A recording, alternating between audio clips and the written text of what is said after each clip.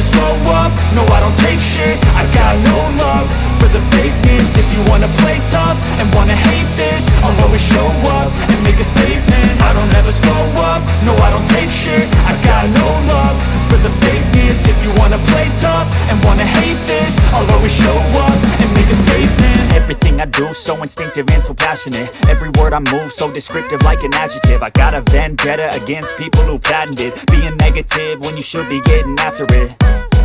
I got facts over tracks, this and that. Spitting slow, spitting fast. I could roast, I could gas. Think I'm okay at last, but I don't know if that can erase all the past. And the pettiness, a reflection of the emptiness. Hilarious, you think you're worth my time, you're delirious. Mysterious, because you hide behind a fake exterior. Inferior, you know I'll always be a bit superior. Get off of me, this ain't no humble brag. I want you to hear words, you can say them back. I want you to feel free from the chains at last, and to believe in what you got, it was built to last, yeah.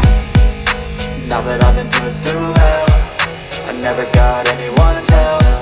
I had to do it all myself. I don't ever slow up, no I don't take shit. I got no love for the fakeness. If you wanna play tough and wanna hate this, I'll always show up.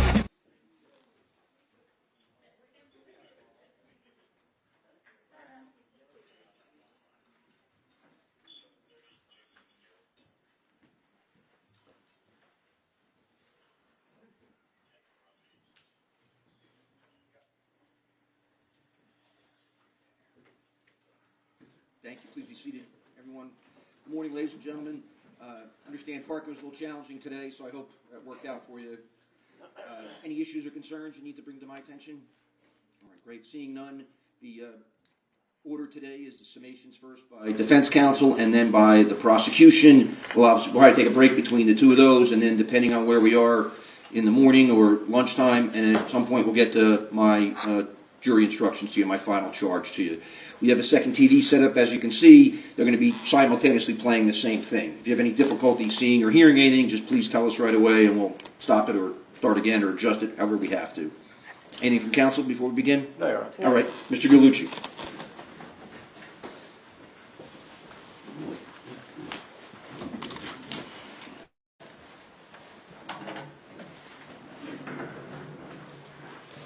On April 2nd, 2021,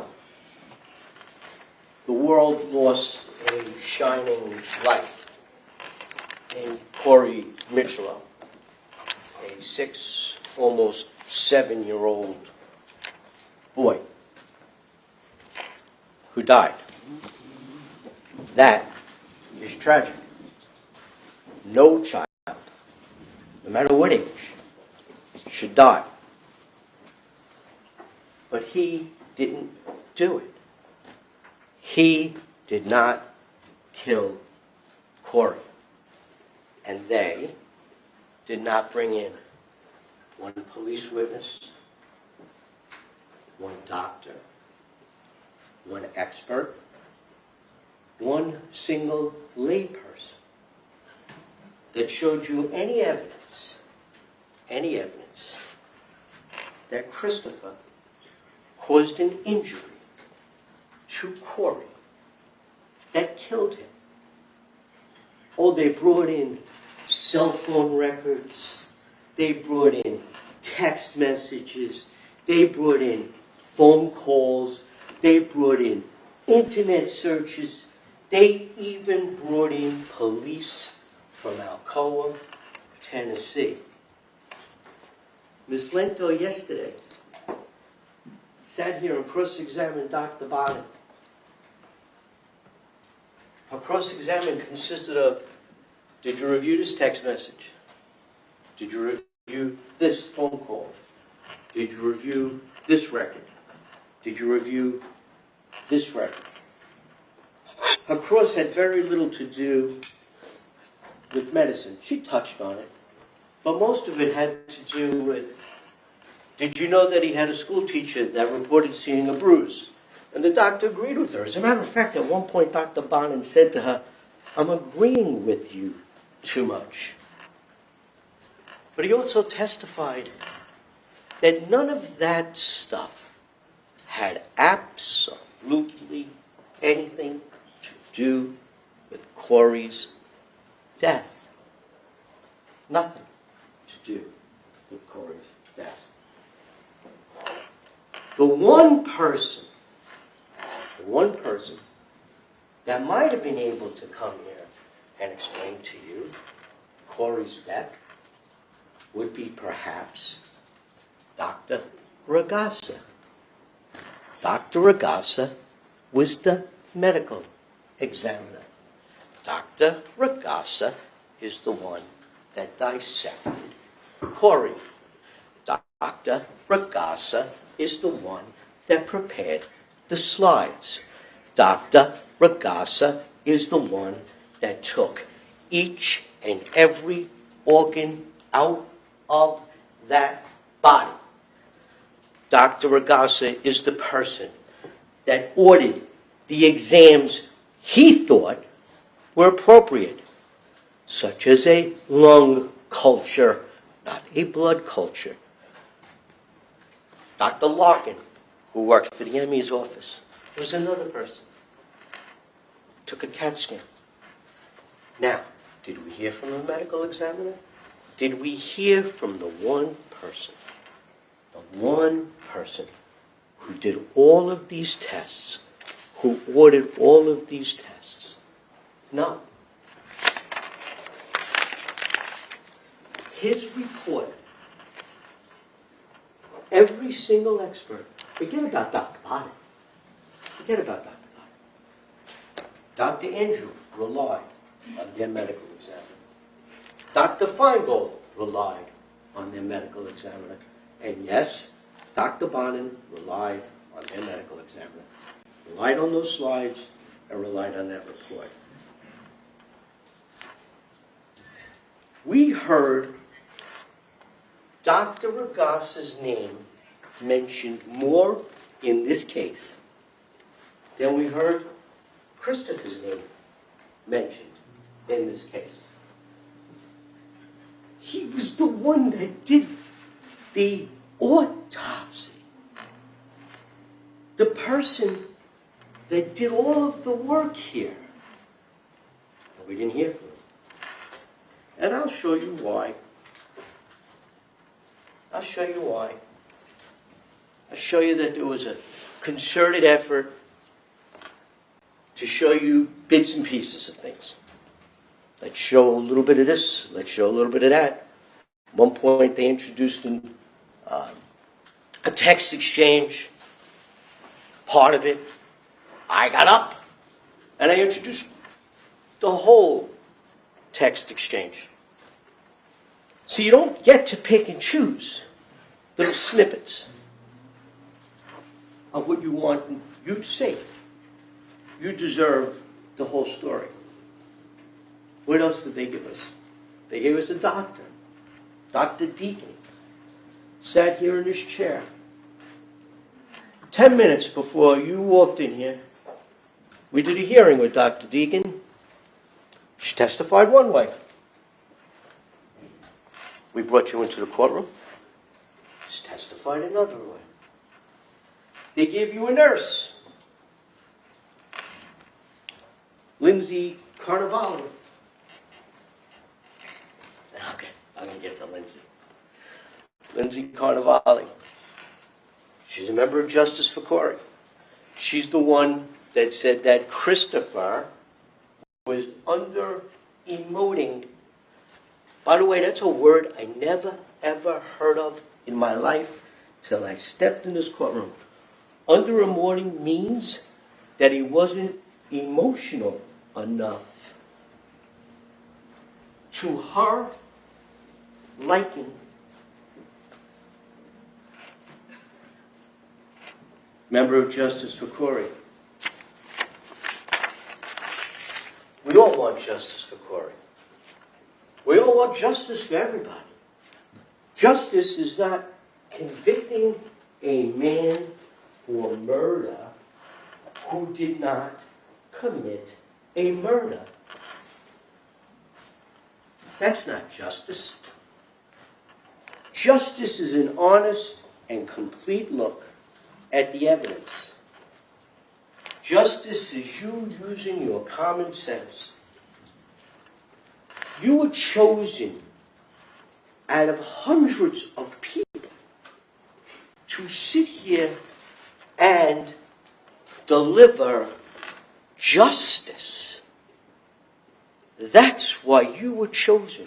One of the only things we agree on is we believe that you were the perfect people because you would listen to the evidence, you would listen to the judge's charge on the evidence, you will go back in that room and you will apply that to the evidence.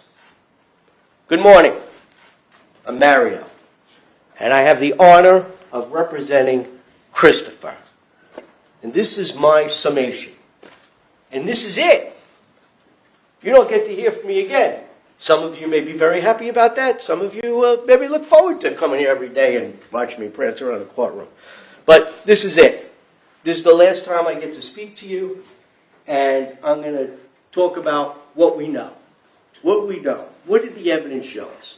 So where should we start? Let's start at the beginning. Beginning of this case, we find out that Dave Gregor, Christopher's father, receives a phone call from somebody. He introduces herself as Rebecca Micholo, and she's looking for some type of support for a child that Dave Gregor had never met. And this was back 2018. Child was 5 years old. We know that Christopher takes a paternity test. And guess what? He's the father of a 5-year-old child that he never met. So, what does Christopher do? Quits his job working for Urban Teachers down in Baltimore, Maryland, moves back to Monroe, New Jersey, and moves back into Mommy and Daddy's house. And what do they do at that point? They have a plan. They meet, as families do. What are we going to do? We now have a 5-year-old child of Christopher's. So they decide as a family how they're going to go forward. They meet young Corey for the first time in August of 2018. At that time, he's 5 years old. 5 years old. They bring him into their home.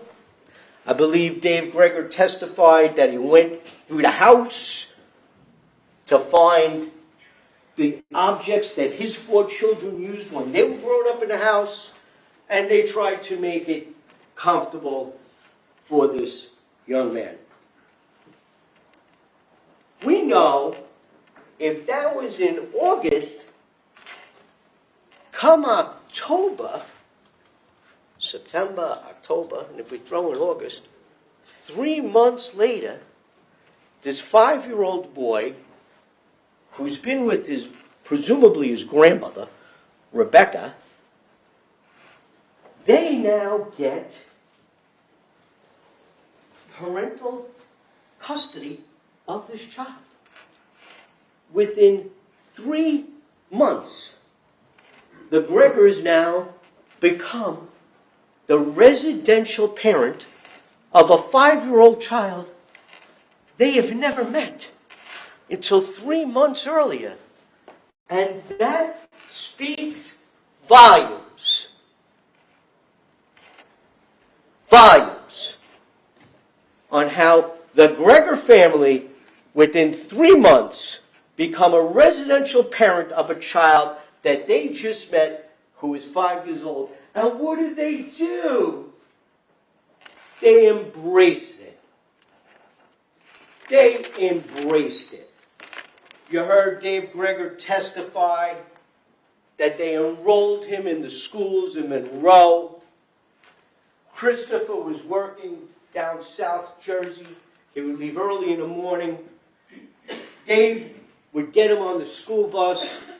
Dave was retired from the state troopers.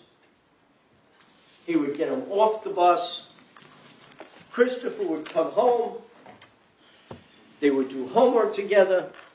Dad would play soccer and basketball, baseball. He told us all those activities they did to bring this young man into their home.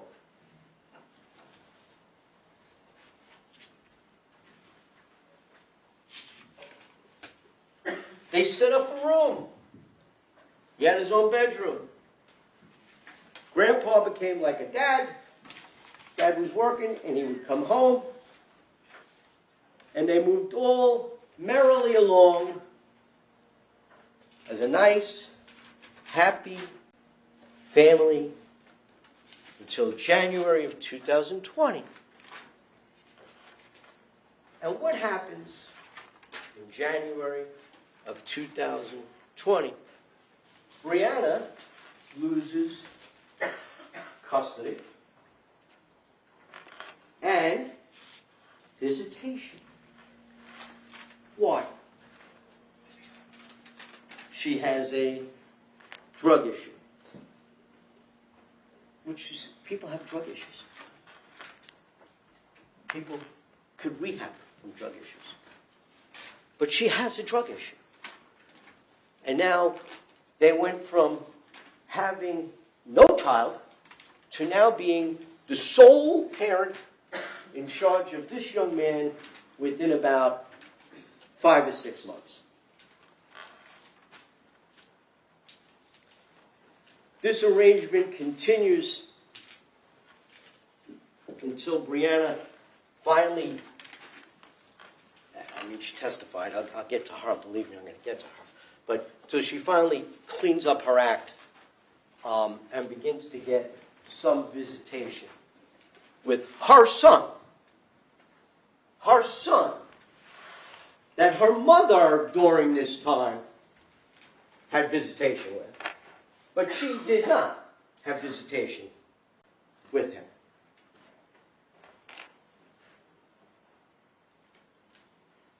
She gets 1 day a week and every other weekend. We know Christopher moves out of the house. He moves to Barnegat in August of 2020, I believe. And at this point, everything is hunky-dory. Everybody is fine. She's got her visitation. As a matter of fact, at some point, there was testimony that the two of them were basically living together. She testified that they were looking at homes together. And then what happens? Something happens. Because that relationship now becomes acrimonious. And as I was sitting there last night and over the weekend thinking about this, I'm like, what happened there? What happened that everybody was on this beautiful path, and then all of a sudden, everything went downhill? And I remembered the conversation that the state put in with Mr. Cicero. The conversation where he called D.C. P&P. And during that conversation, he said some things. And in those things, he said that I'm concerned that the baby's mother, Brianna, is relapsing. I'm concerned that she has entered back into a relationship with her ex-boyfriend. And this is now, when we go forward, is corroborated actually by Brianna and her testimony. That, and I'm going to get to it, but she reaches out to Justin for a bump, if you remember, a bump. Can I get a bump? I'll get to it. But that's where we start seeing now this relationship, maybe this is going to work. Maybe these two kids are going to live together and going to raise this kid, Corey, together, and everything will be fine. Well, that's the furthest thing from the truth. And we know what happens. So now, on March 19th,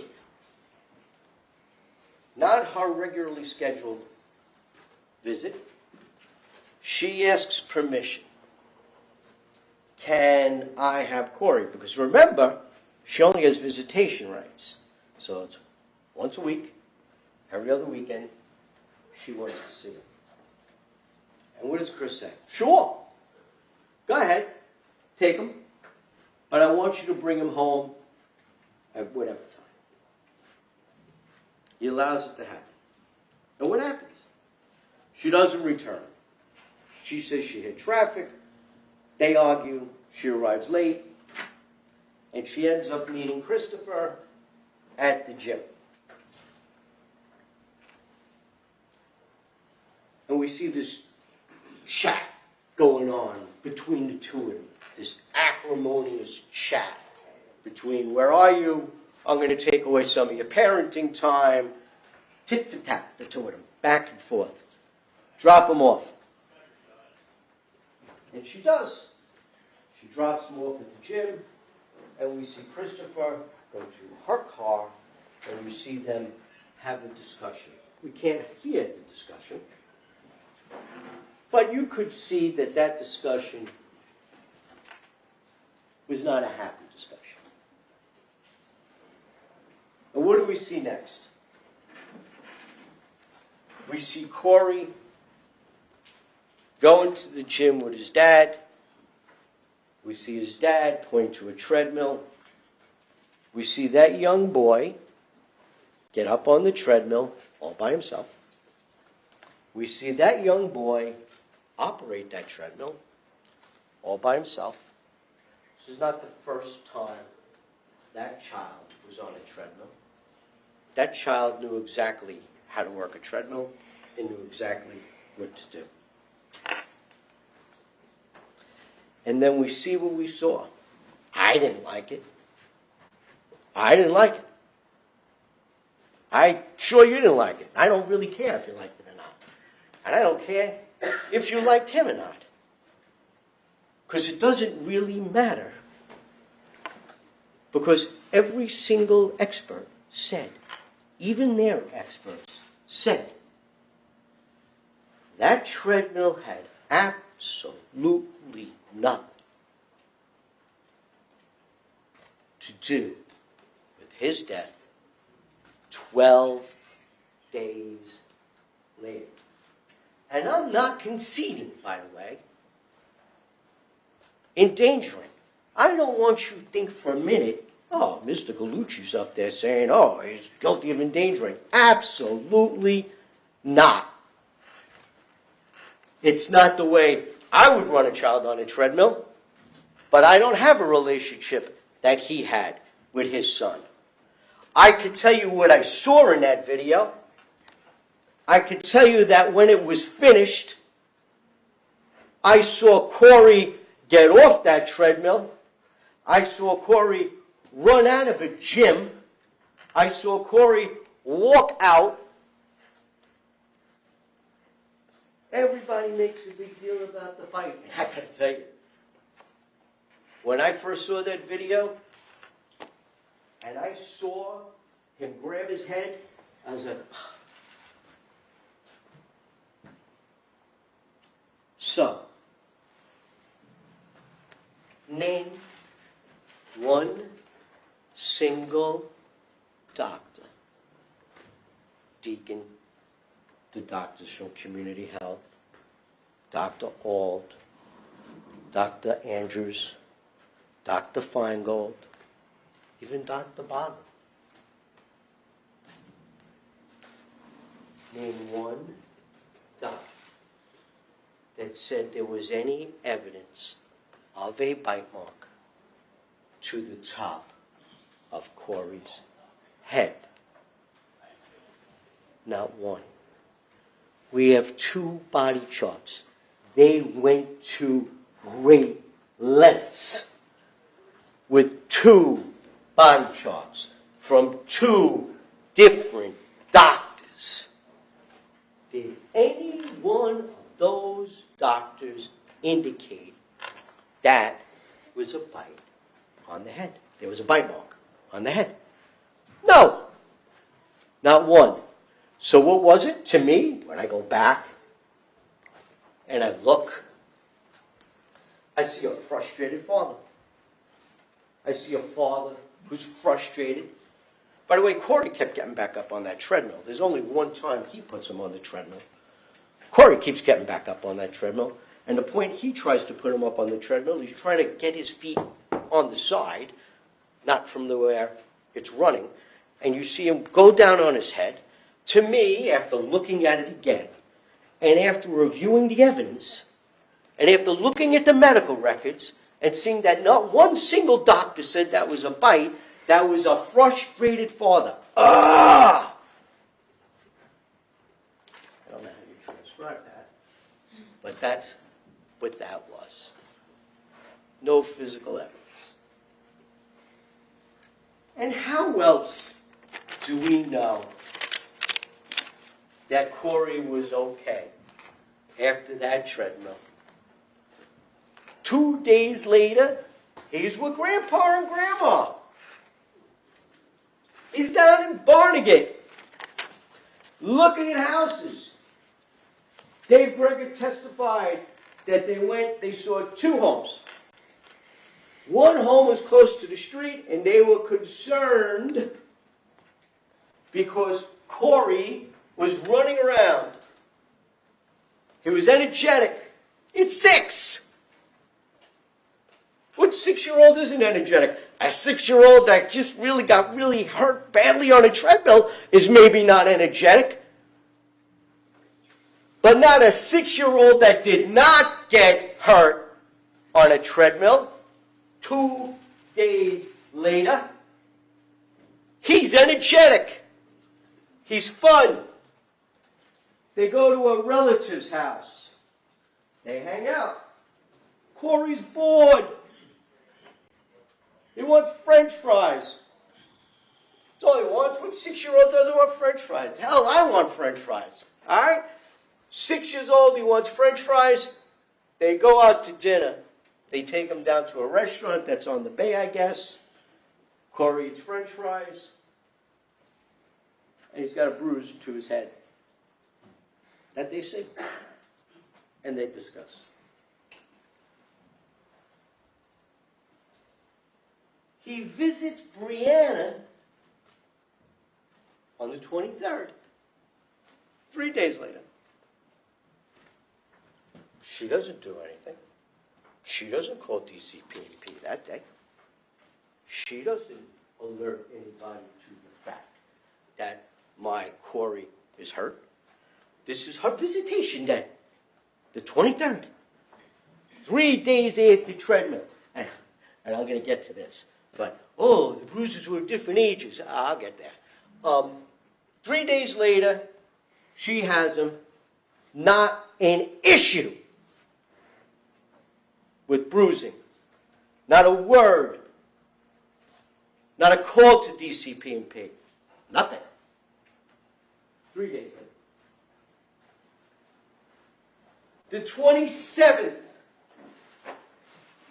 7 days later. This child is trying out for a football team. A football team. 7 days later, the boy that was supposedly abused on a treadmill, who's injured and hurt, is trying out for a football team. 7 days later. The 28th. Now she goes to DCP&P. I see a bruise. I see this. I see evidence of this. They call the police. And the police come. And by the way, I don't have to do a thing. I could have sat in that chair through this whole trial and did absolutely nothing. I told you I would. But I could do absolutely nothing. The burden lies right here with Miss Schron and Miss Lento. I called the police on my case to show you that 2 police officers responded to check out Corey. 2.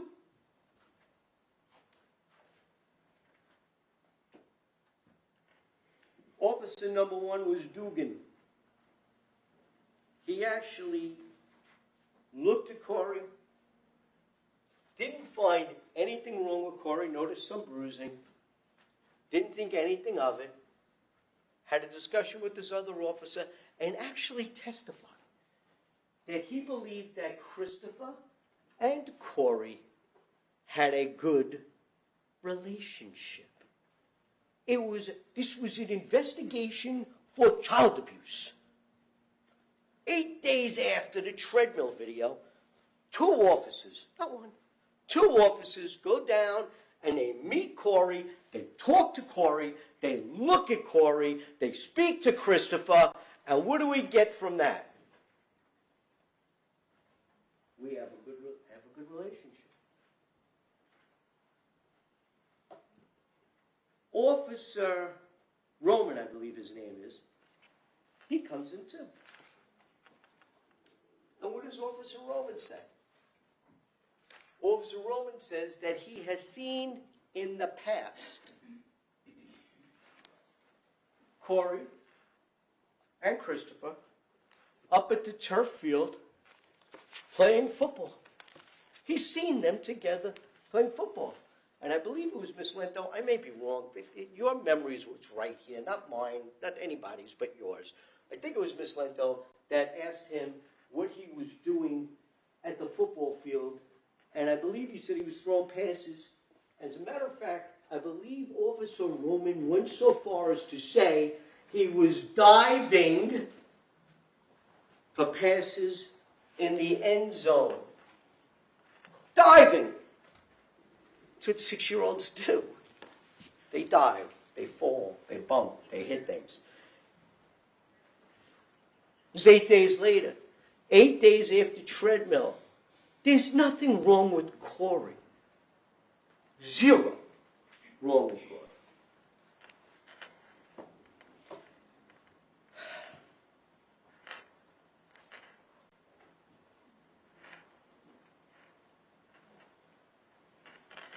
Every single time there's an issue, we roll out Treadmill. Treadmill, ad nauseam. And I'm sure, I can guarantee you, before you leave here today, we're going to see Treadmill. Guarantee it. Guarantee it. Not one single person, not one lay person, not one doctor, not one police officer, not one expert has said anything about that treadmill causing an injury that killed Corey, or better yet, that caused any significant injury whatsoever to Corey.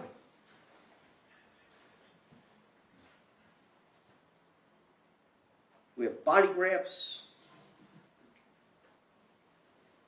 2 doctors, Dr. Deacon, Dr. Ung, do body grafts. And I'm going to get to the information that we're given in a minute.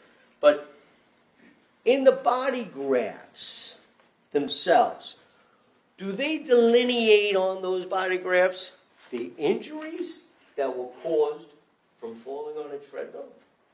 We know they didn't see any bite marks to his head. Do they delineate, oh, this bruise must have happened from a treadmill, this bruise must have happened from a football fall, this bruise must have happened from OE6, although one of them, I think it was Deacon, and I'll get to her, Deacon did testify that, 6-year-olds fall. On April 1st, we're now 11 days after Treadmill. 11 days.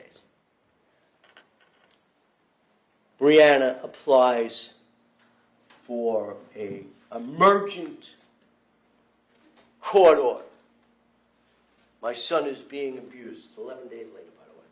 She's had him through those days. But 11 days later, now today, Why? Why? I thought about it. So why 11 days later, out of nowhere, does she just do this? Well, he does have bruises. He does have bruises. And what does that mean? Aha! Maybe I could get custody. Maybe I could have more than just visitation. Maybe the court now will give me my little boy. And I don't have to run from Jamesburg down to Barnegat once a week. Here's my shot to get my boy. And what happened with that court order? It was denied. Denied. Yet again, she got struck down another time. But in the court order it says both parents, mother and father, should schedule a visit with the pediatrician together. And alas, aha, here's my opportunity. So when she gets that, she sees that language, what does she do? She runs him immediately down to a pediatrician.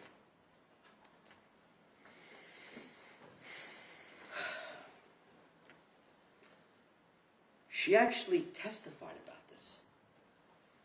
Not in so many words, but she testified that she was trying to get full parental custody back, and that she was working on cleaning herself up. And here's her shot to do it. So she violates the court order, and that's important. Not because she violated a court order. We should always obey a court order. I'm not saying that you should go out and violate court orders, but it's important to this case that she violated a court order. She was assigned a DCP&P worker. I think his name was Mark Walnowski from DCP&P. By the way, I don't think we heard from him either. Yet another person that we hear throughout the whole case. We hear DCP&P, we hear about a worker, but none of them came here to testify, to tell you anything. Bits and pieces. So at IV Pediatrics, what do we get? We get a pediatrician, Dr. Flesher, Dr. Deacon. She's the one that we did a hearing. And at the hearing, she testified about how she was speaking to Corey and how she got information out of him. And then after that, you all came in. It's like a dress rehearsal, I was calling them. You all come in, and she completely changes the testimony as to what she did with Corey. And I got angry with her. And I'm sorry, I yelled at her. I wear that. I yelled at her. I lost my cool. Because she lied. She completely changed testimony from a hearing 10 minutes before you walked in. She used the word, I had to prod it out of him. The treadmill. I needed to press him. Those are the words she used in order to get information out of a 6-year-old child. Corey actually originally told her he hit his head playing football on the turf. We know he was playing football. We have testimony that he was playing football. He was at football tryouts that week, so we know he's playing football. Officer Roman confirmed that he's seen him playing football. She's prodding a 6-year-old based on what? And this is what's important.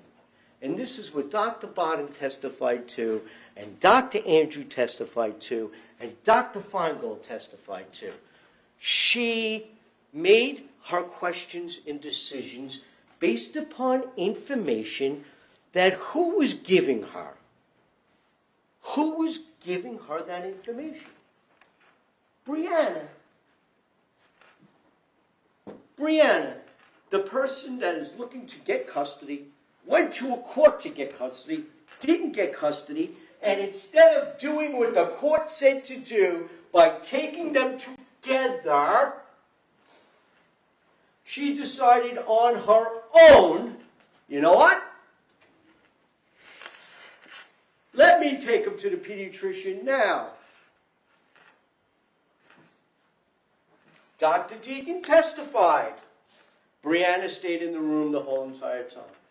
She got the history from Brianna. Do you think that Brianna in her history told her that she was in the process of cleaning up?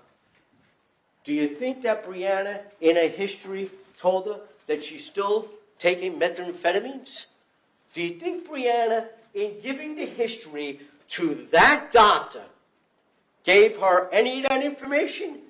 Do you think that Brianna told her that I had Corey on the 23rd, I didn't say anything, I watched him at football tryouts on the 28th, the 27th? Do you think that Brianna gave that to Dr. Deacon? She didn't. How do we know that? It would have been in the record. There'd be a record of what Dr. Deacon was told by Brianna.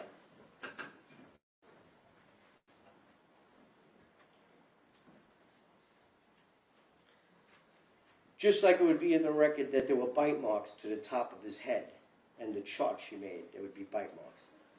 Dr. Deacon confirmed, and this goes back, by the way, now to Treadmill, and child abuse. This goes back to that. She confirmed that he did not appear in any distress and that he had multiple bruises in varying degrees of time. She did not indicate on her chart which bruises were from a treadmill, which bruises were from a football practice, or, as she stated, what bruises are from a 6-year-old child. The 6-year-old children fall, bump into things, and do stupid things. She testified that he had normal bruises. She testified to this. Normal bruises you can explain with falling and playing like children do. She did notice a fresh scratch on his belly button because it was still moist. Well, who had him?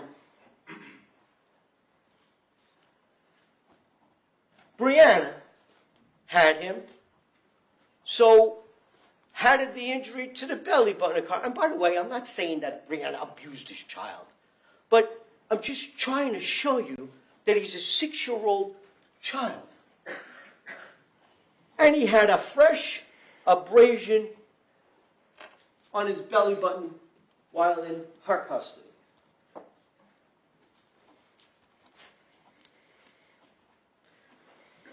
What does she do next? Dr. Deacon tells her, I want him to stay. I want to do further studies just to make sure he's got no underlying injury under his skin. So we'll take him by ambulance or whatever, I guess to Jersey Shore. I forget what hospital. Like I said, it's your memory, that's right, not mine. I believe it was to Jersey Shore. And she said, no, I'll take him myself, which is fine. She wanted to take him. She thought it would be quicker. It's her son. So she takes him to community health. They do an exam there. And what happens at the end of that exam? They want her to take him to Jersey Shore.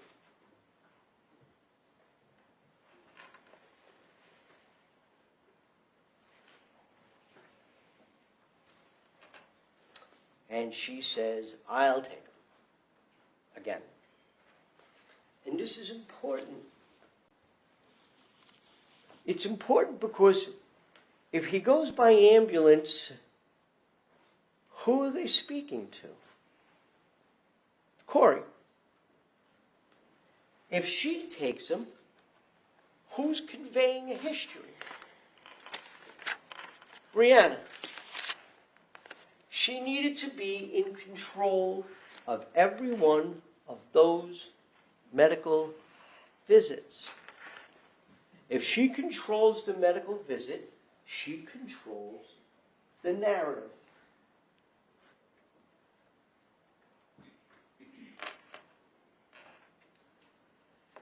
And we get to meet Dr. Ung. I think I'm pronouncing his name right. Remember him? I think Ms. Ferrante did the cross-examination of him. I believe he did the wrong calculation for blood pressure. His blood pressure was actually high. He didn't know that he had done the wrong calculation until Ms. Ferrante, a lawyer, pointed out to a pediatrician, doctor, that he had done the wrong calculation on calculating his blood pressure. But Dr. Ung said something else. He was a very scary little boy. That's what he said. A very scary little boy. What 6-year-old child that has now been to 3 different medical facilities, it's now close to midnight, he's going from hospital to hospital to hospital, he's being pressed, he's being prodded. What 6-year-old kid is not going to be scared?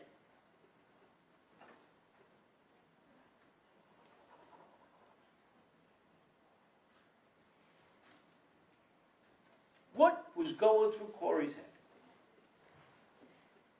What's going through his head? Why is Mommy taking me to all these places? Why are they asking me all these questions? What I can tell you is that that kid was probably exhausted. What happens when you're tired? Your immunity goes down. What happens when your immunity goes down? You get sick. And what do they want you to do in a hospital? They want you to wear a mask. Why do they want you to wear a mask? Because there's infections and diseases and bacteria and stuff in hospitals and medical centers. So this little boy, in a matter of 12 hours, is in 3 different medical facilities, and he's exhausted. His immunity is compromised. Let's get back to child abuse.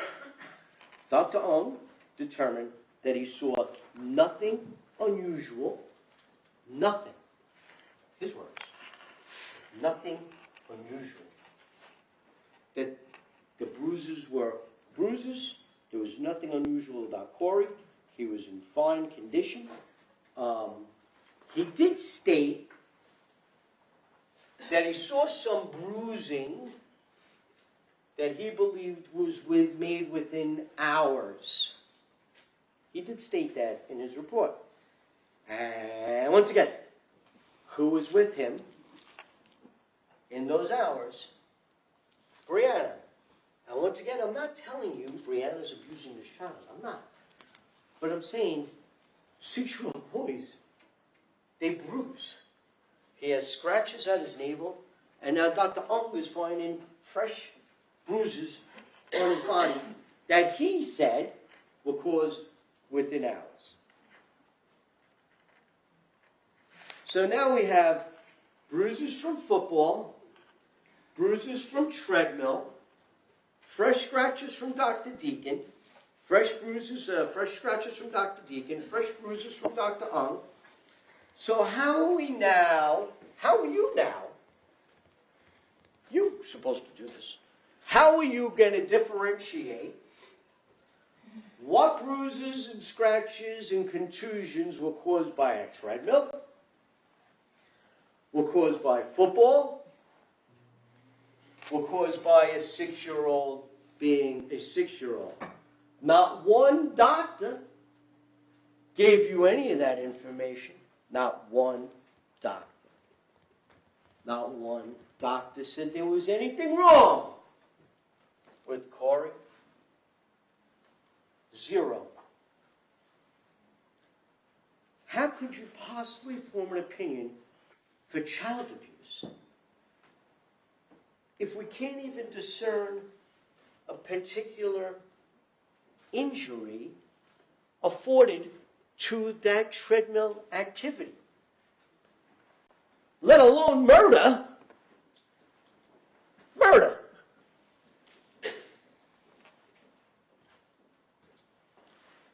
What else did Dr. Ung tell us?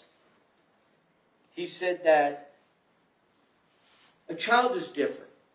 Child systems are different than adult systems. They run at a higher metabolic state, and that they de-escalate very quickly. Dr. Bodden testified yesterday. Dr. Bodden, who has been doing this for maybe 300 years, but Dr. Bodden came here and he testified. He's testified for the government. He's written publications and given lectures on child abuse, forensic pathology. He agrees with Dr. Ung. Children de-escalate very quickly. Very quickly. And Dr. Bodden actually talked about pediatricians. Pediatricians are not forensic pathologists. Pediatricians treat children. Pediatricians don't do things like a forensic pathologist does. They don't do things like Dr. Feingold does. You go to a pediatrician, he looks in your ears, he looks up your nose, he looks down your throat, hits you in the knee a little bit, takes your blood pressure, does your heart rate, takes your pulse. You got any complaints? Feel good, doc? You're good to go. They don't do anything other than that. Dr. Bodden testified to that. A pediatrician is a doctor of treatment. A forensic pathologist is an expert on death. So what does Brianna do next? She takes him home to Jamesburg.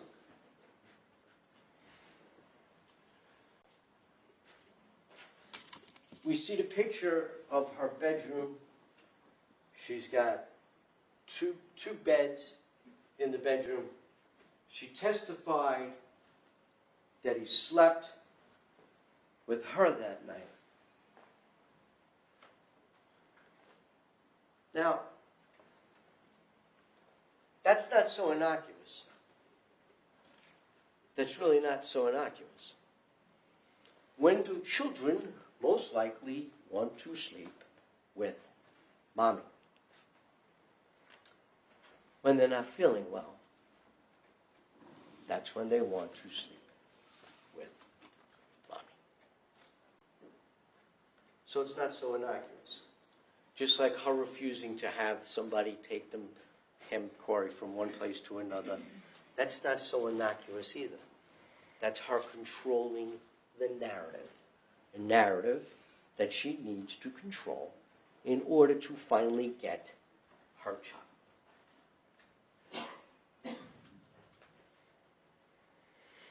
So what does she do the next morning? As a parent who just traipsed your son through the whole night from doctor to doctor to doctor because you believe your child is abused, who went to court to get an emergent order because you think your child is abused, what does she do? She takes him to Christopher. So how concerned was she really? How concerned was she really that he was abusing him? This is all her narrative. I see a light. I could finally, he's 6. I may finally be able to have custody of this little boy. She brings him to Grispa. Oh, it would have been a violation of a court order. She's already violated the court order when she took him to the doctor without him. The court order was you and the baby's father are to take the child to be evaluated by the pediatrician. And even if she's violating a court order, if you're a parent and you think your child is being abused, do you give him to the abuser? No. So how serious was she? This is all just a ruse. There's a way for her to finally get custody of this kid. Excuse me, Corey. And it gets better. It gets better. At 3:30 in the afternoon, she testifies, or she testifies that he calls her at 3:30. Corey is lethargic, Dr. Bonnet, sign of infection. Corey's legs hurt. Corey's been sleeping all day, throwing up. I need his insurance cards. What's the next thing she does?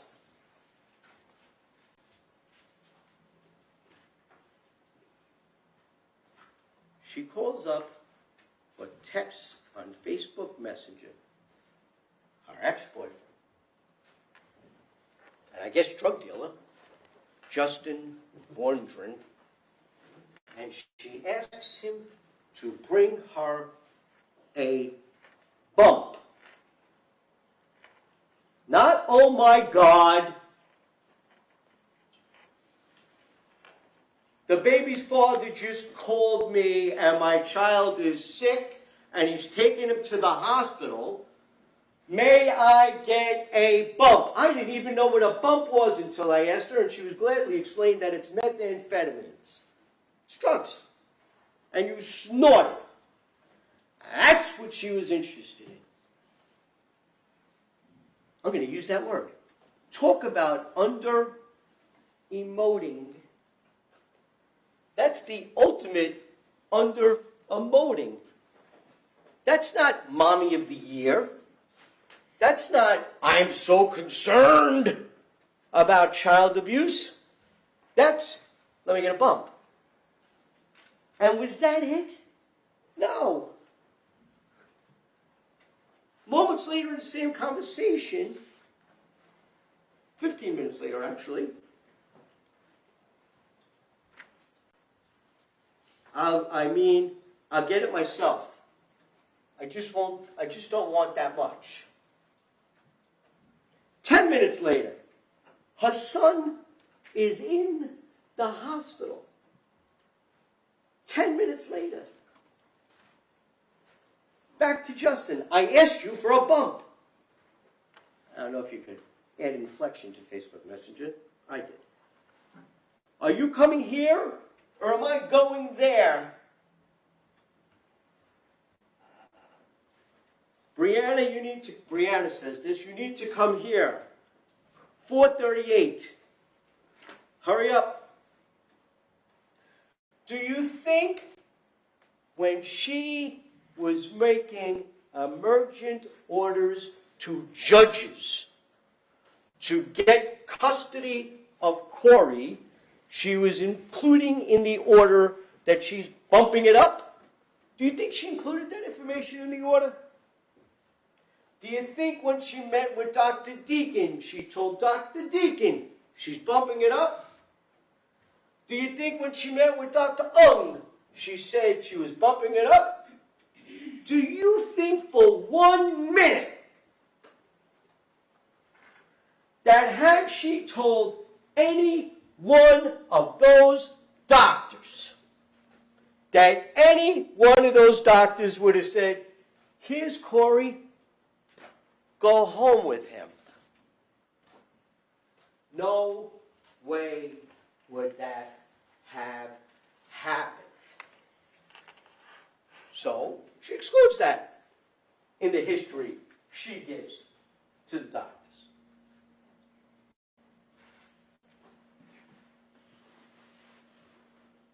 She testified that she started calling hospitals to find out where he is because supposedly he's not answering her. Well, he's in the hospital with his son. We're going to get to this hospital.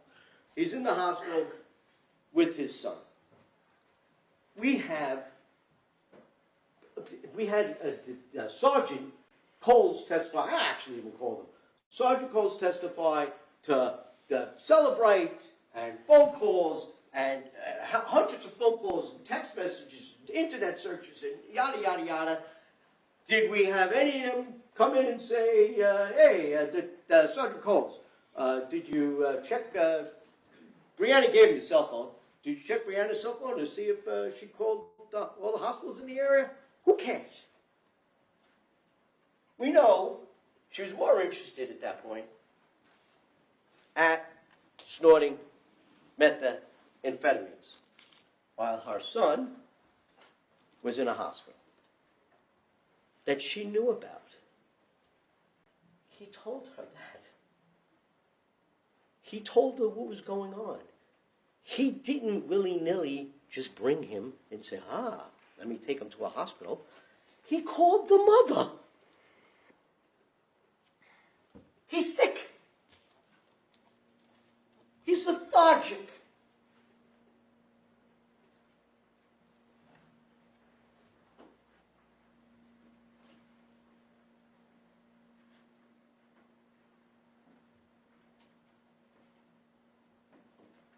She had nothing to do with Corey's death. Nothing at all to do with Corey's death. He had nothing to do with Corey's death. That death was exactly what Dr. Bonin testified to. Corey died from natural causes. But do you think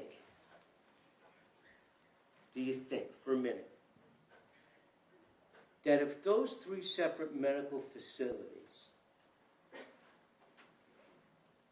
were given accurate histories by Brianna, accurate histories of why she was there, instead of them focusing on, is this child being abused? Are these bruises from abuse? Are these abuses from football? Are these bruises from a 6-year-old running into a wall? Do you think that maybe they would have taken a different approach? Do you think they might have said, let's look at this, look at that? But no. We were getting a history from her. This is the same person that DCP&P relied on. This is the same person that she called, DCP&P called and sent her to doctors. Do you think that she would still have custody? Or visitation, for that matter, if they knew she was bumping it up?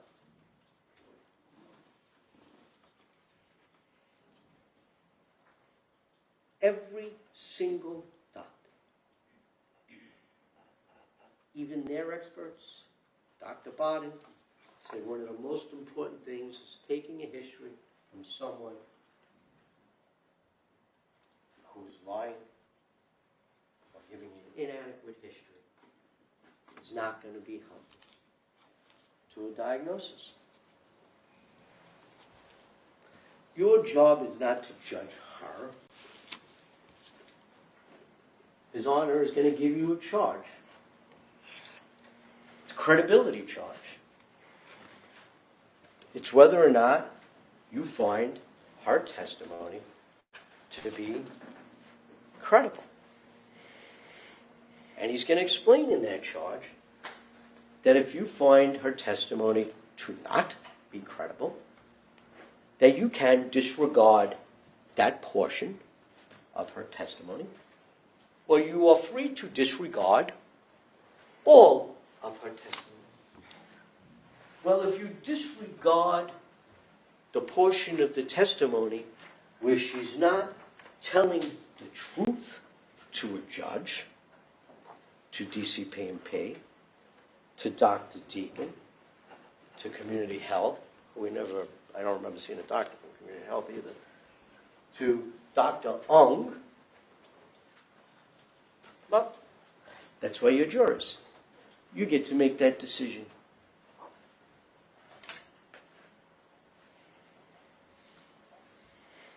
And while I'm here, after Corey passes, she and her family become a one-man wrecking crew. They go crazy. I can't make this up. I was actually reading this last night. She testified that she woke up one morning, and I believe it was her mother, and a friend. I may be mistaken, but it was at least her. That she wakes up one morning and they decide, well, I think it's Saturday morning, instead of maybe going to see Corey at his grave, going to church, working on my sobriety, let me go to the local supermarket, let me buy dead fish, ham hocks, and goose egg stones. And let me go to Dave Gregor's house, because I think that's a great idea. Right? I think it's a great idea. To now run to Dave Gregor's house and throw dead fish, ham hocks, and goose egg stones at his house and on his lawn. Is that normal? Is that something you would expect from somebody who is grieving? And look, everybody grieves differently, and I'm going to get to that. But I don't think that grieving is waking up in the morning and buying dead fish, ham hocks, and goose egg stones and throwing them at somebody else's house. Who does that? Maybe somebody bumping it up thinks it's a good idea. That could possibly be the reason.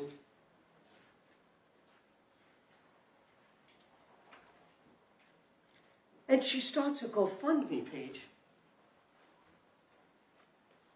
GoFundMe. Justice for Corey. And then an administrator, you know what, I don't think she set up the GoFundMe page. I think an administrator on the page set it up. She was one of the administrators. I believe she testified that she knew it was set up. And she testified that she did profit from the GoFundMe page. She profited from her son's death. And GoFundMe became very expensive because they have fees attached to them. So they decided in their infinite wisdom, we got to increase the profit here because GoFundMe is taking too much money for us, so let's set it up as Cash App. And what did she say she used the money for? She used the money for burial, she used the money for funeral costs, and she used the money for court. I don't know what she had used the money for court for, but she used the money for court.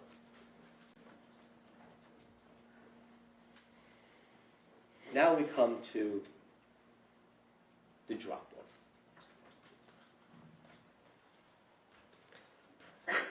So she drops Corey off,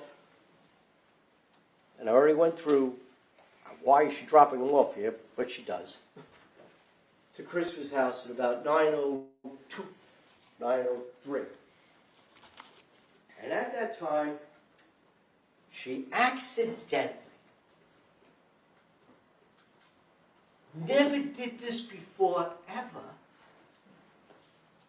but accidentally videotapes a conversation between her and Corey. You play it, please, Ms. Roger? May I, Judge? Certainly, it's in evidence.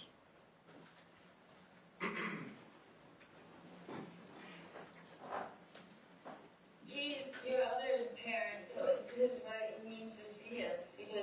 went to the doctor, and I just want to make sure he sees that, okay?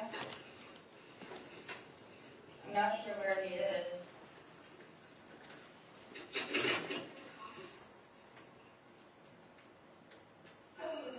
Stop it.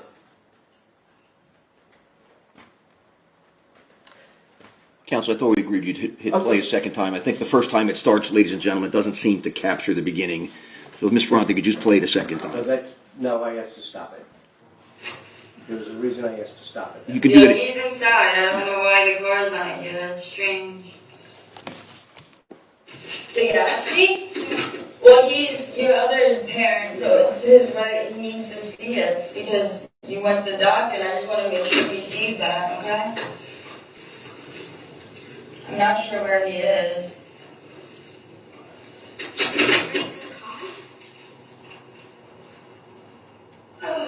Stop it. Dr. Andrew, did you hear Corey moan in that 33-second video? No. Dr. Feingold, did you hear Corey moan in that 33-second video? No.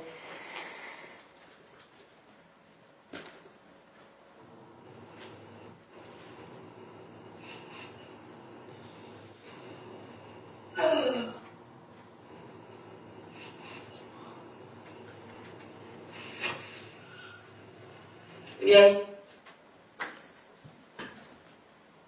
Dr. Andrew, did you hear Corey yawn in that 33-second video?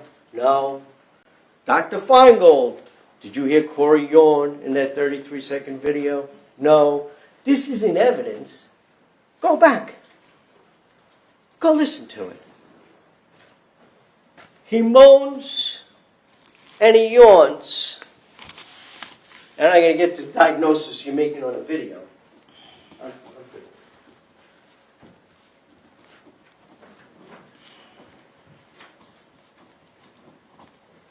So you got to say to yourself, how does she accidentally take a video that she's never taken before, just so happens to take the video the night she's going from hospital to hospital to hospital, violating a court order, telling doctor after doctor after doctor what's going on, going home, trying to get bumps.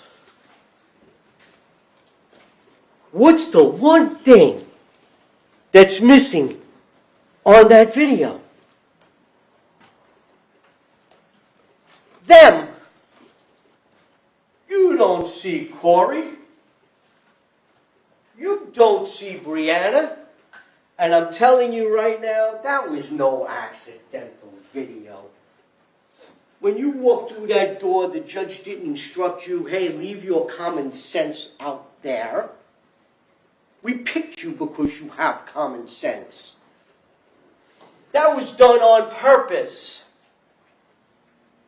On purpose.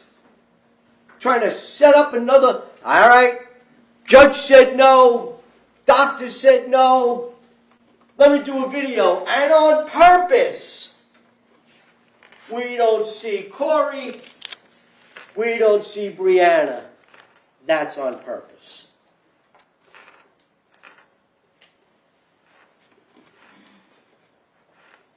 I think it was 8 words.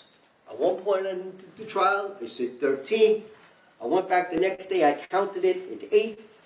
You got a transcript, you counted. Dr. Andrew, a forensic pathologist who works on dead bodies, modified his time frame where the blunt force injury occurred on a 33-second video where the child says 8 words. He doesn't hear him moan, he doesn't hear him yawn, but he's able to move that trauma to a time frame of when? when he's the only person who had control over Corey. Because if he doesn't move that time frame, guess who else is in the middle of it? Brianna. 1 year later, a forensic pathologist, and I'll get to him, but I'm there. Forensic pathologist that they got in New Hampshire. They didn't call their own medical examiner. The person, Dr. Ragassa, who did the autopsy. But they go to New Hampshire. He gives them a report. The report puts it right in the middle of the two of them. Well, we can't have that. Let's give him the video. Let's give him the picture. Do we have the picture, Miss Fonte? On the couch?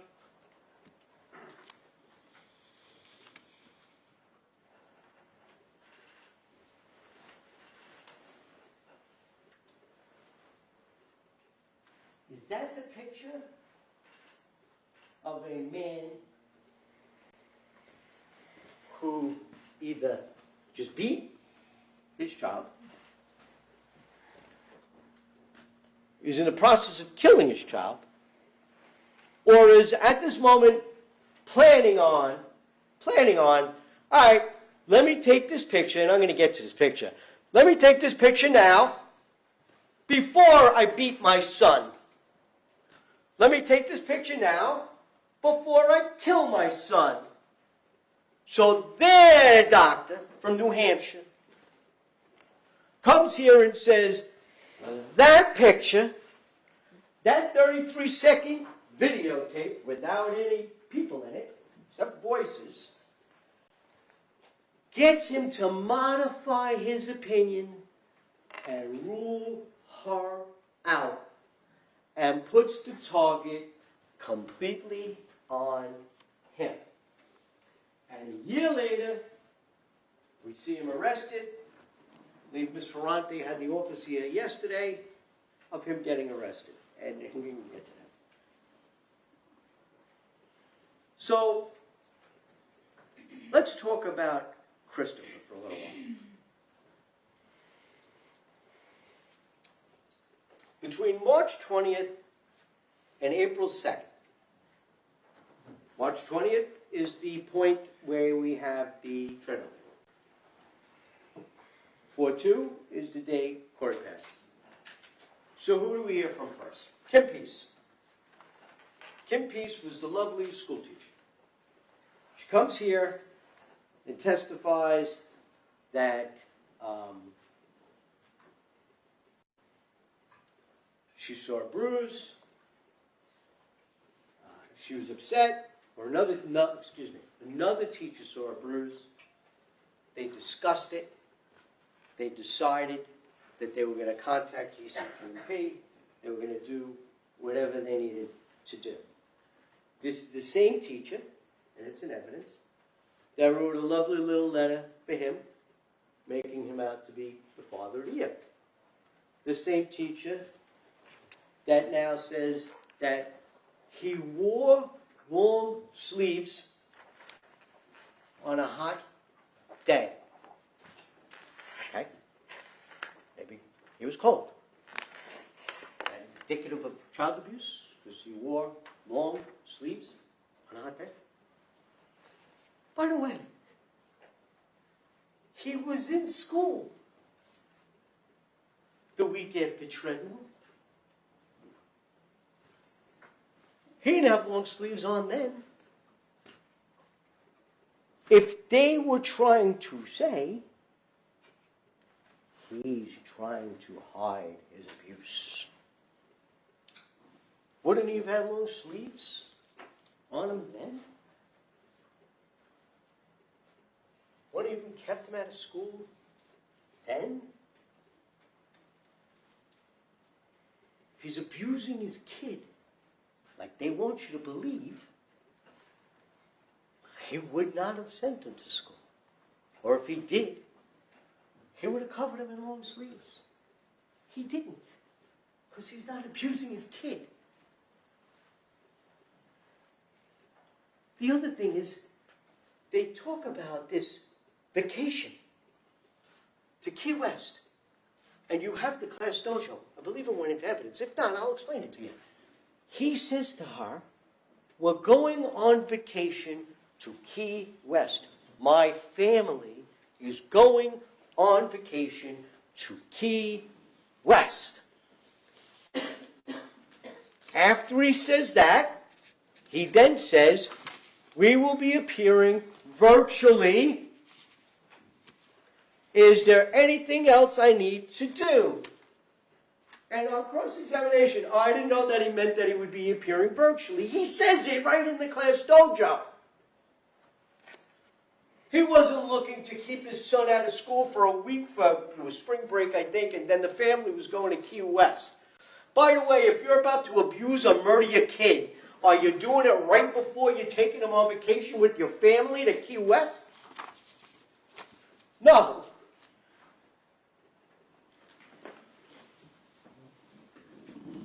They had a system. Thumbs up, thumbs down.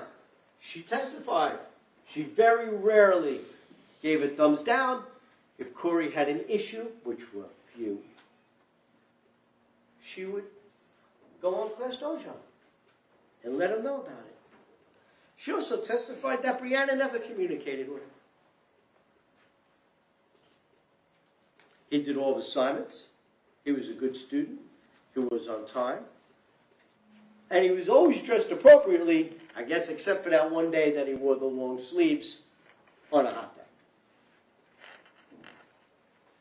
There was a reason he was the residential parent. And you see that through Kim Peace. He's a residential parent because he's taking care of this child. He's got a network. He's got his father, his mother, 3 siblings, one of which lives down here in Barnegat. He has a network and a support system. He's got a master's in education from Johns Hopkins. He's teaching children in the Baltimore inner city. And that's why he's got residential parenting. He appeared virtually every single time he was supposed to. And this is a theme. Every witness comes up here and just changes things. You have a letter that you say is parent of the year. They come in here and now he's not parent of the year. You have all these issues that were non-issues, and now all of a sudden Corey passes and now he's an ogre. They got to make you try to, I mean, I say this and I hate saying it because it's such a color, whatever it is, but you're trying to fit a square peg in a round hole, and it just doesn't work. It just doesn't work. By the way, he showed up to school with the bruise. That's why they sent him to D.C. P&P. If he was hiding it, why would he send him to school with the bruise? He's not hiding anything because he didn't do anything.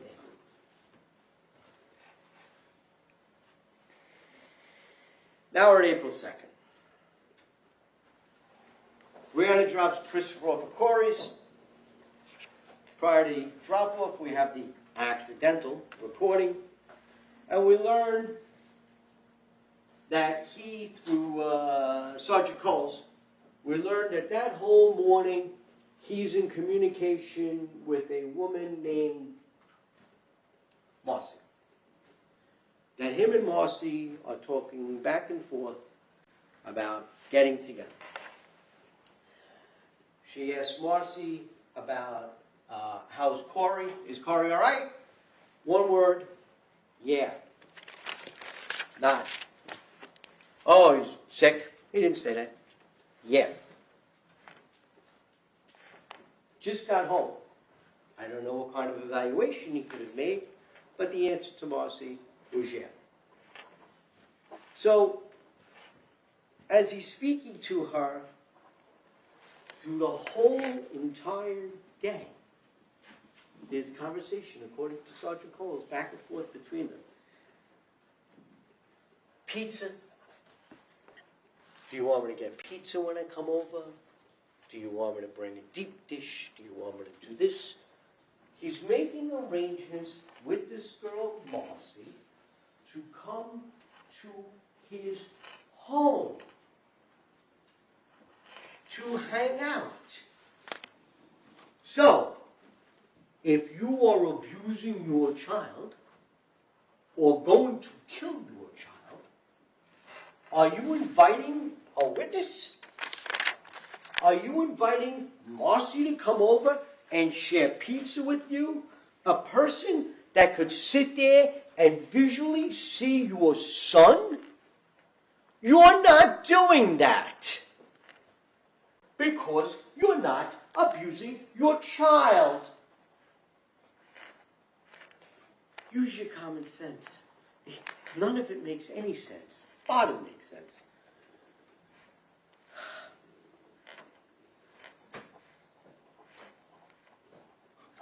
$11:53. He texts Marcy that he's asleep. Corey's asleep. It's 11:53. Takes a picture of him still sleeping on the couch, which I just showed you. That was at 2:02.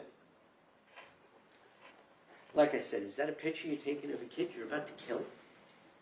Is that what you're going to do? Is that the picture of the kid you're about to abuse? Did it look like he was abused already?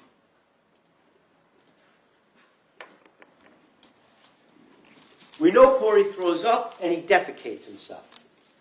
The CSI detective testifies that he smelled the vomit in the house. And they make a big deal about the clothes in the garbage pail. Clothes in the garbage pail. The defecated clothes are in a garbage pail underneath a McDonald's bag. They made a big deal about it. He's a guy, and I hate to be a sexist, but a guy who has a 6-year-old and his kid did poopy in his pants and his underwear and soiled himself is not cleaning that stuff. He's taking it and he's throwing it into the garbage pail. And if he was going to hide it, would he have just put the McDonald's bag on top? Doesn't he think that if he's in trouble, that if he abused his child, that if he killed his child, he would put a McDonald's bag on top of the defecated clothes? No! It's ridiculous. He's ordering McDonald's to feed his child. If you're killing your kid, are you feeding him first?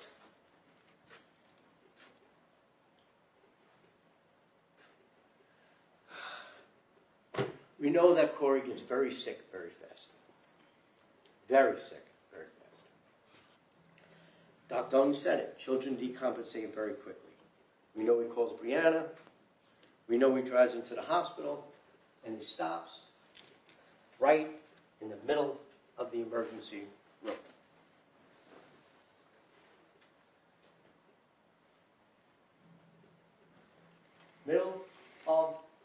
Right in the middle of the parking lot, basically.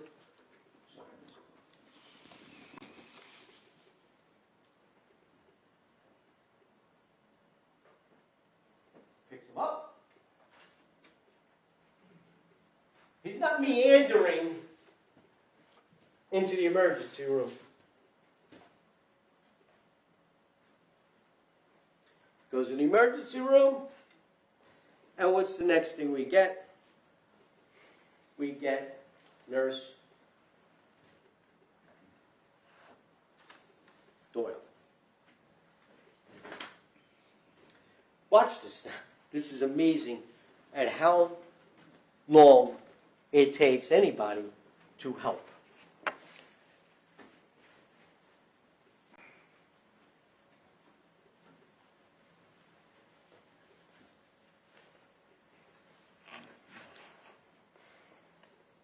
Here it comes.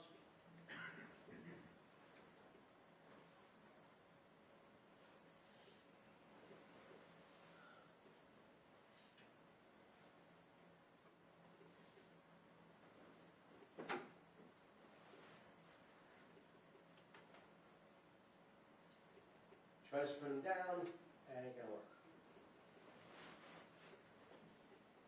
Try to talk to somebody to get some help.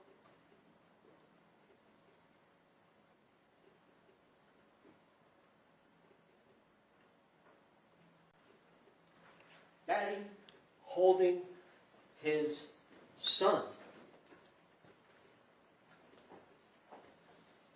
Does that look like under-emoting to you?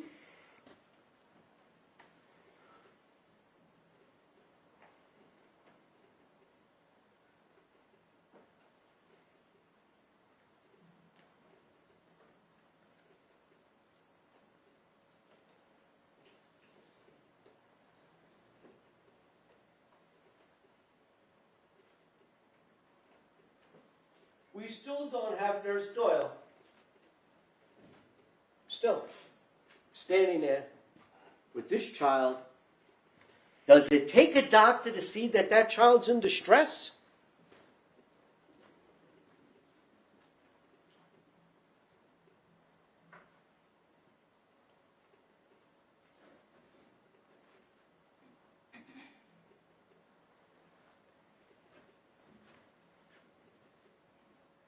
Concerned about making sure that they are identified and they have their stickers on them. Southern Ocean Methodist Memorial Medical Center. Now we see Nurse Doyle. Now, is Nurse Doyle doing anything to see Corey? Watch that video. I couldn't see his face.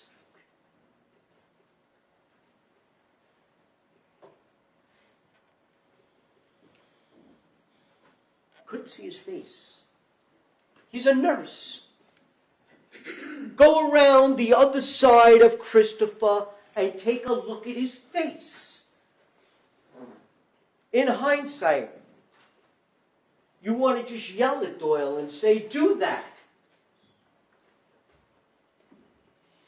Still leaving him in the middle of the ER, that child in obvious distress.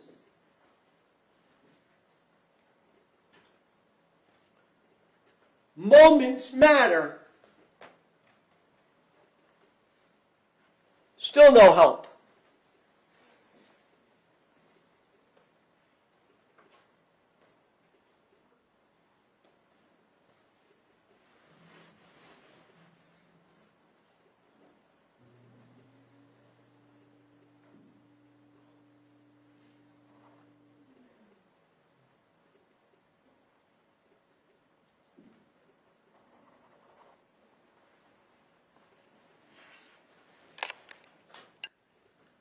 Under-emoting?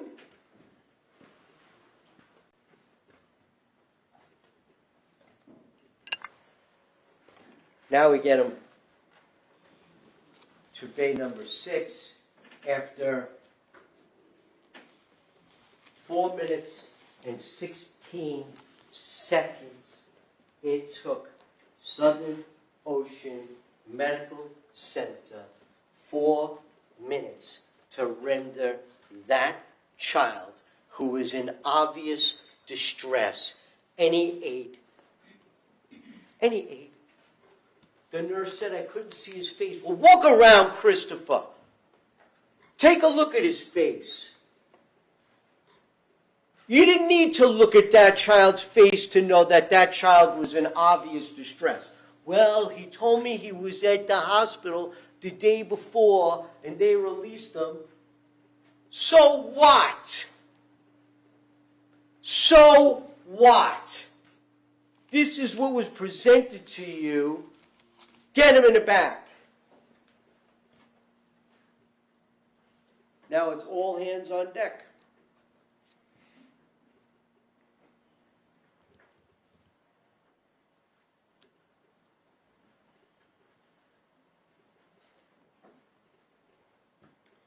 He told us, nurse Doyle, that he was pale.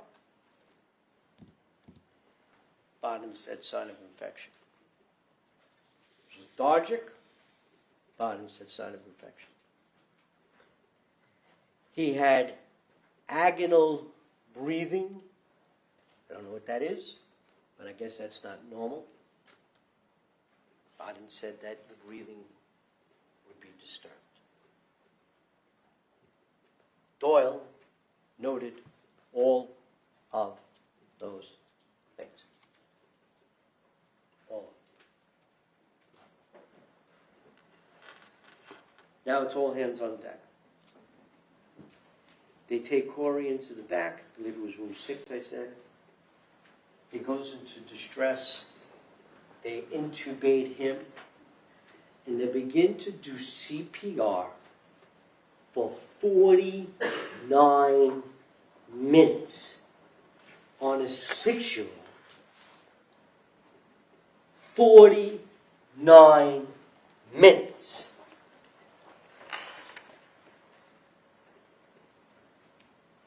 They bring him in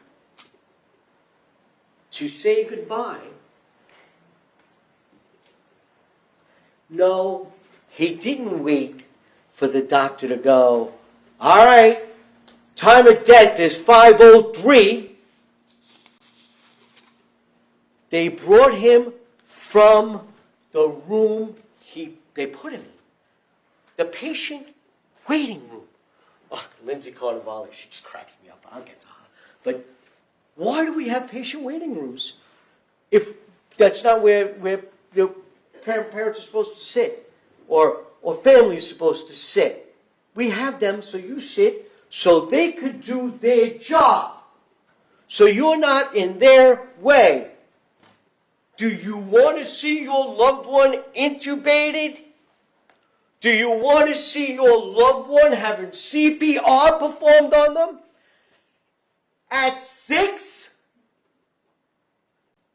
So they took him out of the room and they put him in a family waiting room.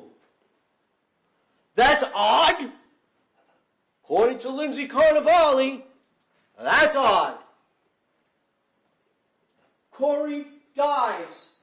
Did anybody officially go, all right, time of death? No. They bring him in to say goodbye.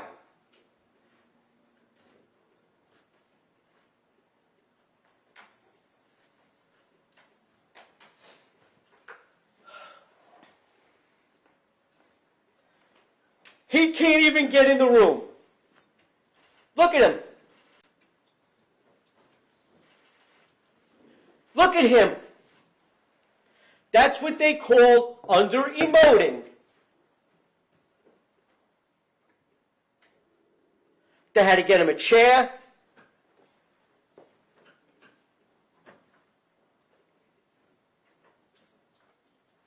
He's inconsolable.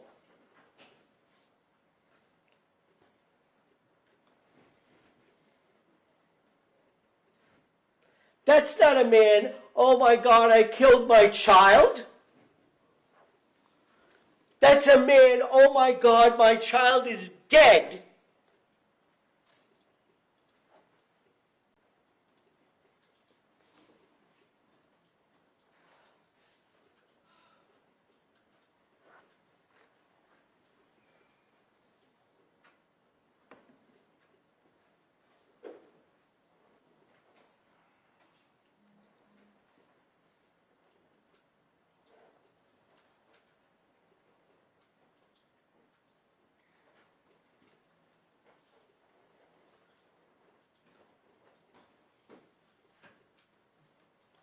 Lindsay Carnevale, he lacked emotion.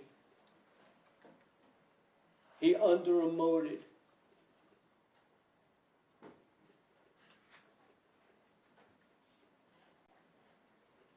He was clinical when he gave a history. Because he was calm. When he gave a history, he was calm.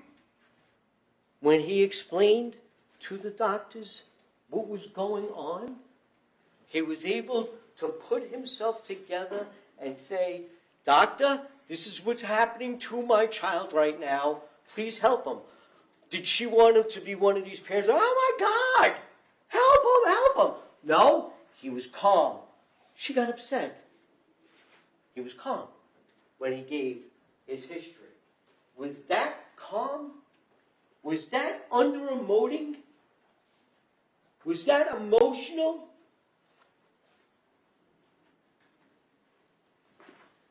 His oxygen level was 85%. Dr. Bottom. It's very low. Should be about 97. Sign of infection. Sign of a breathing issue. Lindsay Carnevale. We might have put the pulse ox on his finger wrong. Are you kidding me? Are you kidding me? Are you kidding me? You're giving him CPR, you intubate him, and you're telling us, the jury, and the people here, well, the oxygen level was low because we put the pulse ox on wrong. Come on.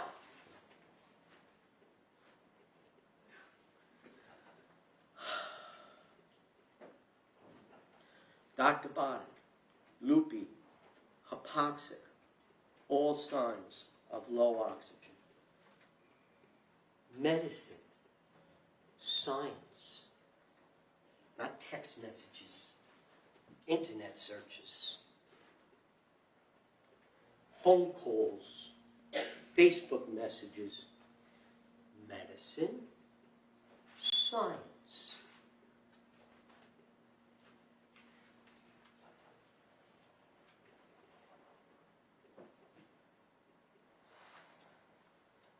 So, blunt force trauma.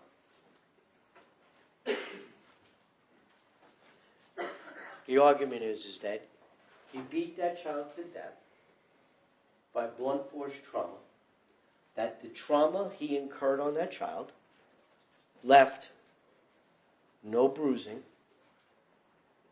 but we could see it underneath in the skin that there was bruising. So we had, I guess, invisible bruising. That's the blunt force trauma. With such force that he lacerated his heart and his liver, although even Dr. Andrew agrees that the liver had nothing to do with the cause of death.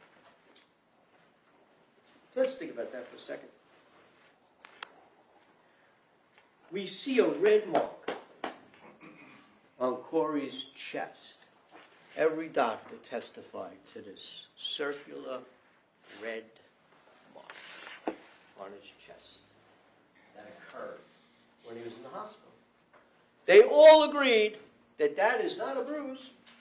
That was from a medical device or a pad. So you're telling me that a pad that they put on this boy when he got into the hospital left a bruise, but the blunt force injury he caused, we can't see.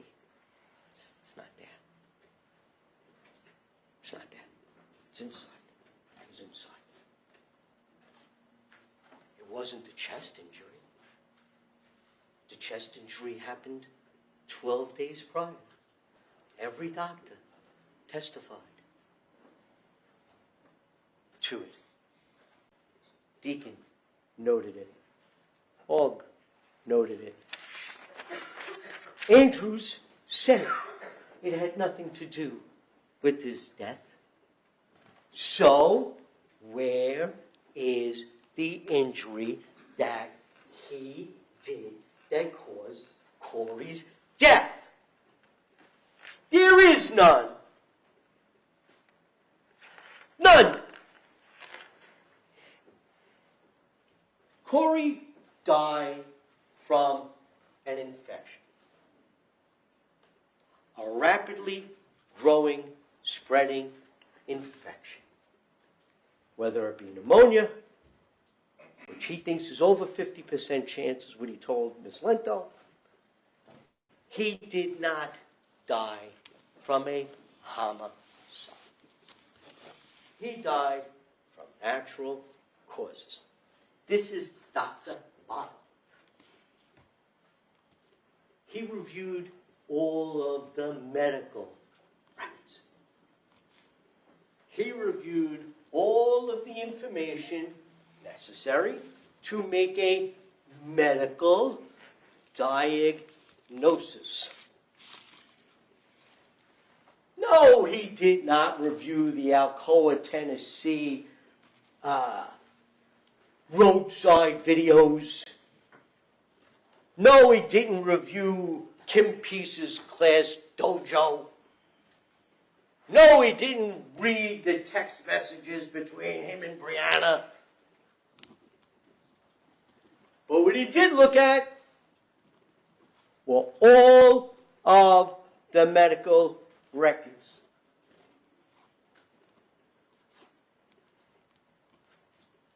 Dr. Bob, a person that the government called to reinvestigate the assassination of John Kennedy. Martin Luther King.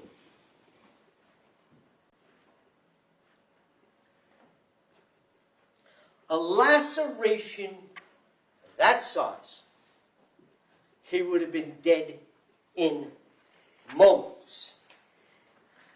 There's no way he could have died in that home, drove him to the hospital, went through whatever they did to him in the hospital, that Southern Northern, whatever they did there. Where did he go? Big deal. We spent days on him leaving. Days on him fleeing. You know why we spend days on him fleeing? Because if you were thinking about him fleeing, you're not thinking about the medical records.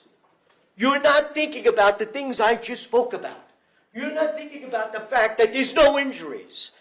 You're not thinking about it. You're like, oh crap, why did he go to Arkansas? Who cares? He did go to Arkansas. He did. He got in his car and he drove straight through. He turned off his phone. He didn't want anybody to find him. He wanted to be alone. He was grieving. And I don't know a single person in this room that can tell somebody how to grieve. His grieving was to run. If he was leaving because he was guilty of committing a crime, when he got stopped in Alcoa, Tennessee, and he gave them his car and telephone, oh, they had warrants. They didn't know that they had the warrants yet. He gave it to them. And they let him go. So now you think to yourself, if I'm guilty of killing my son, or I'm guilty of beating my son, and they've now taken my car, and they've now taken my phone, skedaddle, I'm out of here if I'm guilty, right? So if he's guilty, if the reason he left was because he had the consciousness of guilt, that's when he would leave. That's when I'd go. They take my car. Oh, wow, they're right on me. And by the way, when he comes back, he isn't arrested for the endangering for 4 months. He could have been in Montenegro by that point. He stayed. When they wanted him, he was hiking in West Virginia. They called his father and they said, we want him to surrender at 9 o'clock in the morning. Dad, I can't. He's in wherever he was, West Virginia, hiking. Well, if he's not here at 9 o'clock in the morning, that's an issue. Dad called Hertz, tells them, well, wherever he called the car rental place. Stay open late. I got to get my son here. He drove throughout the night, not knowing what he was going to be charged with. Consciousness of guilt? Consciousness of guilt? Is that a guy that's guilty? That's a guy that says, here I am. And then they only charged him with endangering the welfare of a child. They don't even charge him with the murder yet. So for almost a year, with the endangering hanging over his head, then you saw, please.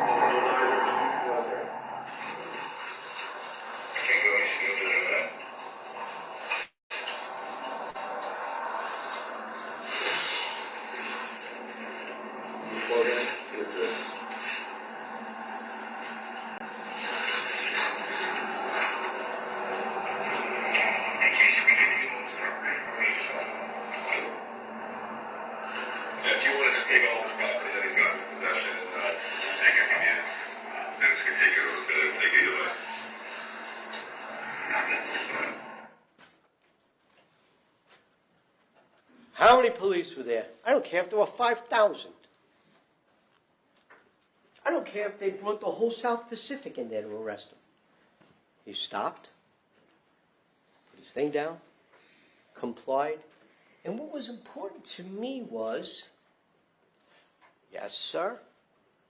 No, sir. Okay, sir. They wanted him back. He came back. They wanted to arrest him almost, it might have been a year later. They arrest him again for the murder. Fleeing? Fleeing?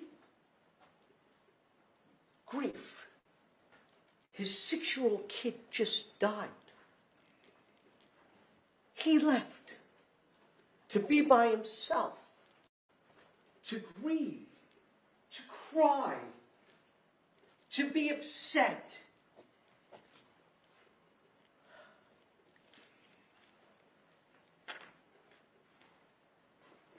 Mr. Bellucci, we're almost 2 hours. The jury probably needs a Really? break. Yes, we're No. 5 minutes short of 2 hours, yeah. So I don't really have, well, you want a couple minutes to go over everything, ladies and gentlemen, take a short break, and then maybe we'll take a late lunch after Mr. Gallucci finishes. I mean, I just know you've been sitting in those chairs for almost 2 hours. That's a long time. So, again, don't discuss anything about the case. Wait for everything, both sides of my instructions, but take a little break in the jury room and we'll bring you back. I'm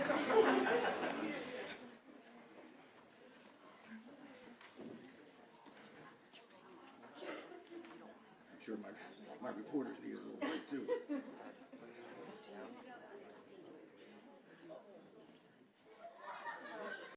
Blood loose in my legs again.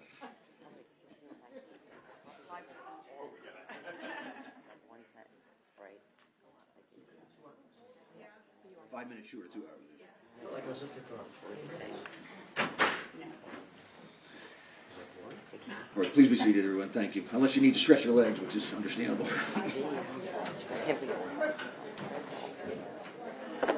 So I'm not going to hold you to an exact time limit, Mr. Gallucci, but how much longer do you think you have?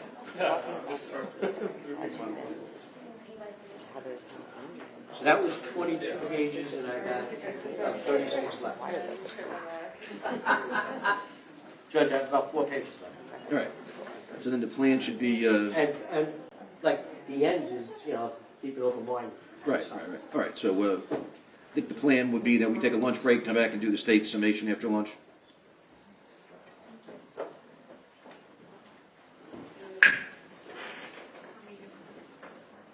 Well, right now I'm on the record. I don't know if counsel has anything outside the presence of the jury. I want to address some people in the audience, though.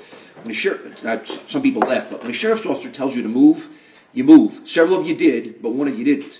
And it was a distraction during Mr. Gallucci's testimony, and the only reason I'm calm right now is because it was like an hour and a half ago. But I almost stopped him because I saw Officer Kennedy telling someone to slide down and someone arguing like they were entitled to a particular piece of bench. And it's inappropriate to do that. I wouldn't let it happen during the state summation. I wouldn't let it happen during the defense summation. When I was a defense attorney or when I was an attorney, I tell you what, a judge would have the sheriff's officer drag you out of the courtroom for doing that. Sheriff's officers have control of the courtroom. You follow their directions. It's a criminal offense to refuse to comply with the direction of a law enforcement officer. And when the officer tells you to move down, you don't stand there and argue with them about it. So fortunately, the jury didn't seem distracted by it. They seemed to be paying attention to what was going on. But it's uncalled for. And all those people that did listen, and most of you did, I thank you for that. But the officers here, they run this here at the courtroom. And when they tell you to do something, you need to follow it. We'll take a few minutes. I need a break. I'm sure the court clerk and the court reporters need a break. The sheriff's department will determine whether they close the courtroom or not.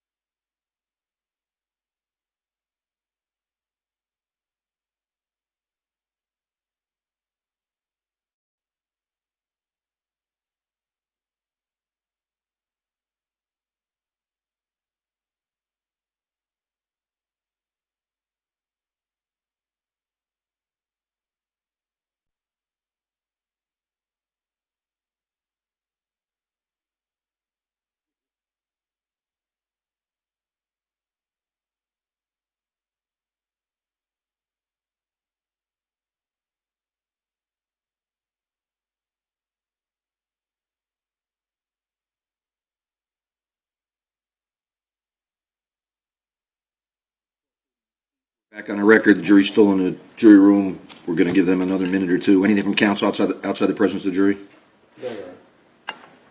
No, thank you, Your Honor. Thank you.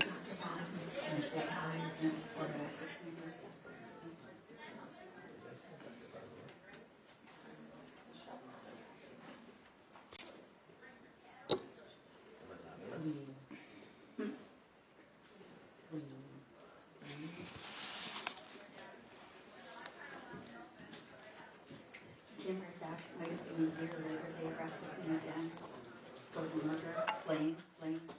His 6-year-old kid just died. He loved to be by himself, to grieve, to cry, to be upset.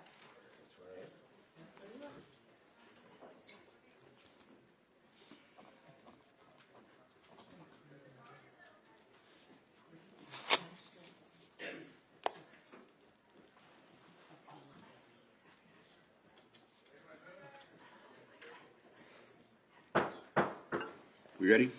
All right. 12:39, jury's out.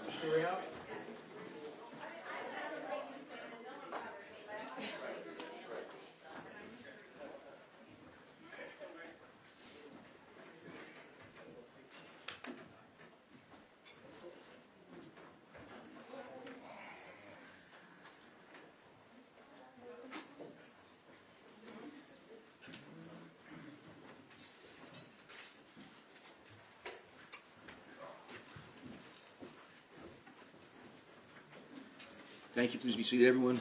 Mr. Gooch. So I once saw a play, and in the play they had to stop it, and all the characters just backed off the stage, and when they walked back in, they started the exact word that they had finished with, and they just picked right up. Unfortunately, I'm not an actor, so I can't do that, but I'm back. So, where was I? I was talking about him fleeing. Well, their word, fleeing. My word is left. Fleeing and leaving are two different things. Fleeing is meaning I took flight. I went somewhere to avoid something. Leaving is I left because I needed to go. And that's what he did. He left. And I just discussed with you that had he wanted to go, he had every single opportunity to go. And he didn't, because he's got nothing to hide. He didn't do anything wrong. And how do we know that?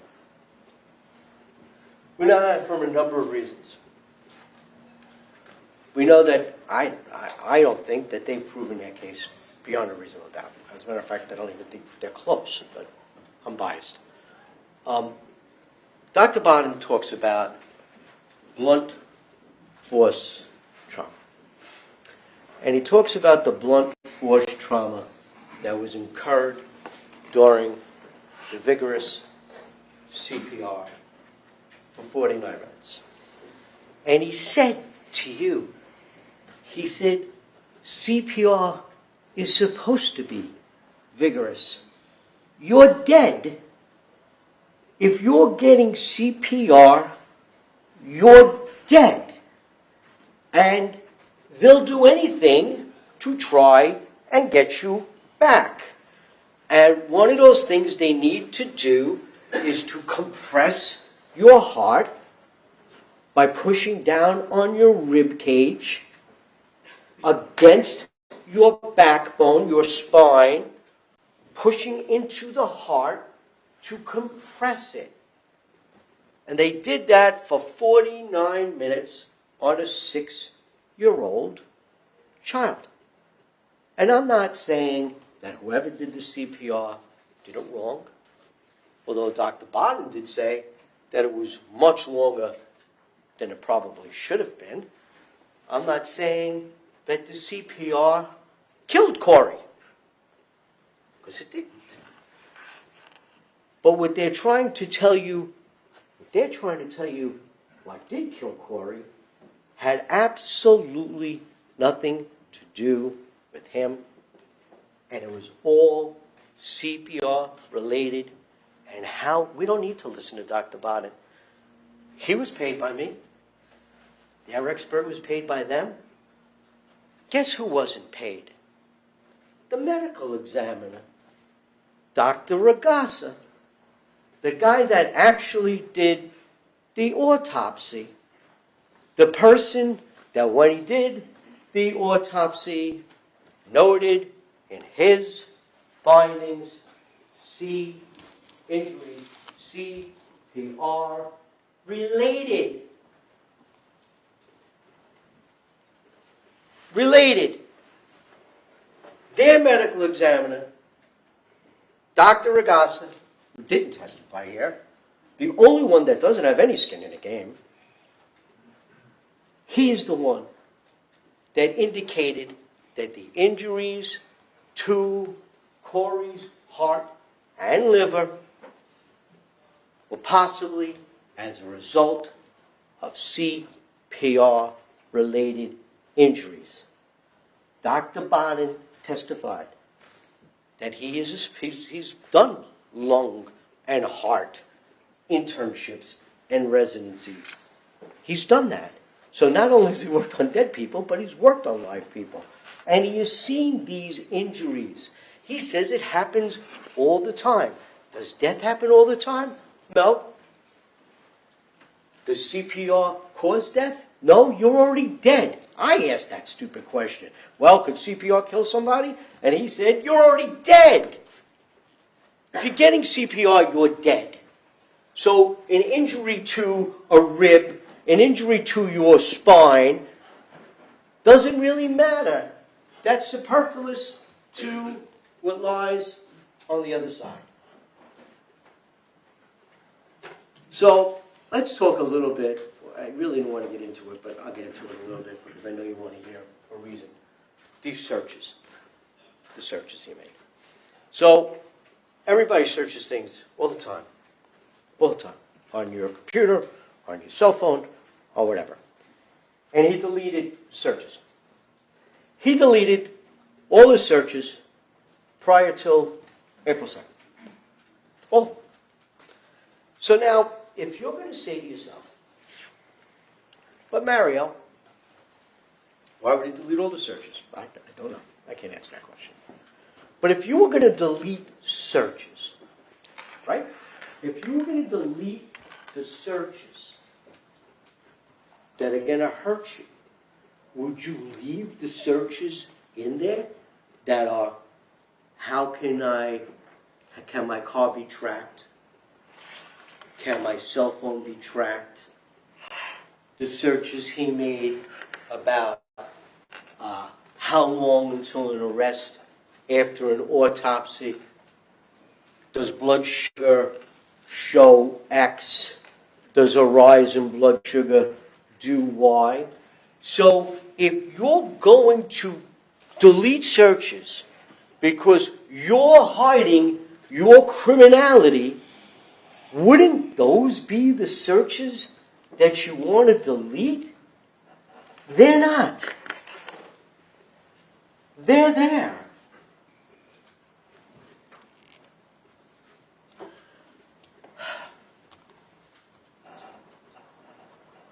This is an absolute tragedy. There is no words for the death of a 6-year-old child. When we met you, when we picked you, we told you the type of case it was. We told you what you were going to see here. We explained to you what this was going to be, and you promised all of us that you would take the emotion, set it aside. That's going to be hard. He's 6 years old. It's going to be hard. But you have to. And you were chosen because we all believed you would be able to do exactly that. Now, if you do that, and you just look at the facts, the science, not the superfluous stuff, searches the fleeing, the superfluous stuff.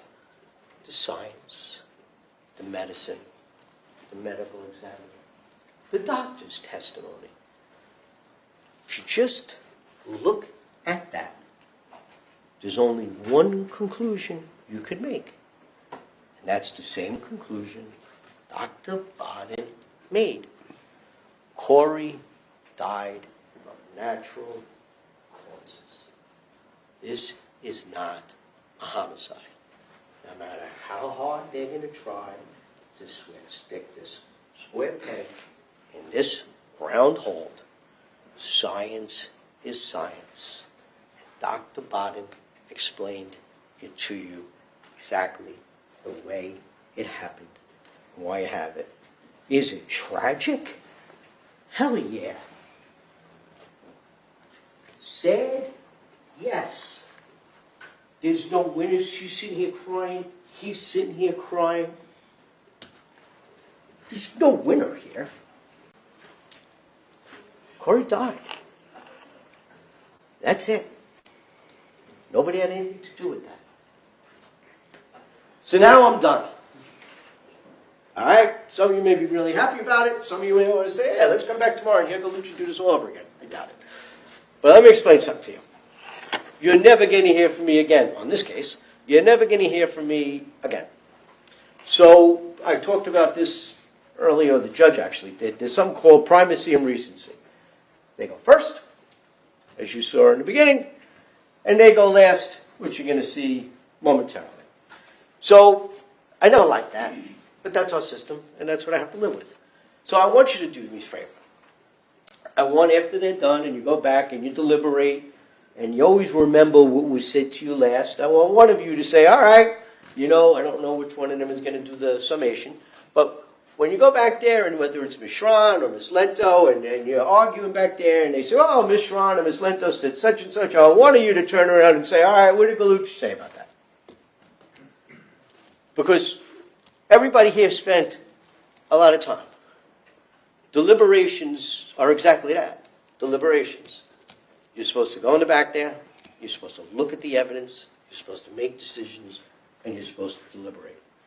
And that's all I ask. Although I'm telling you right now that when you're finished, when you're done, there's only one verdict that I believe you can come up with. And that's that Christopher Gregor did not kill or abuse Corey. Thank you.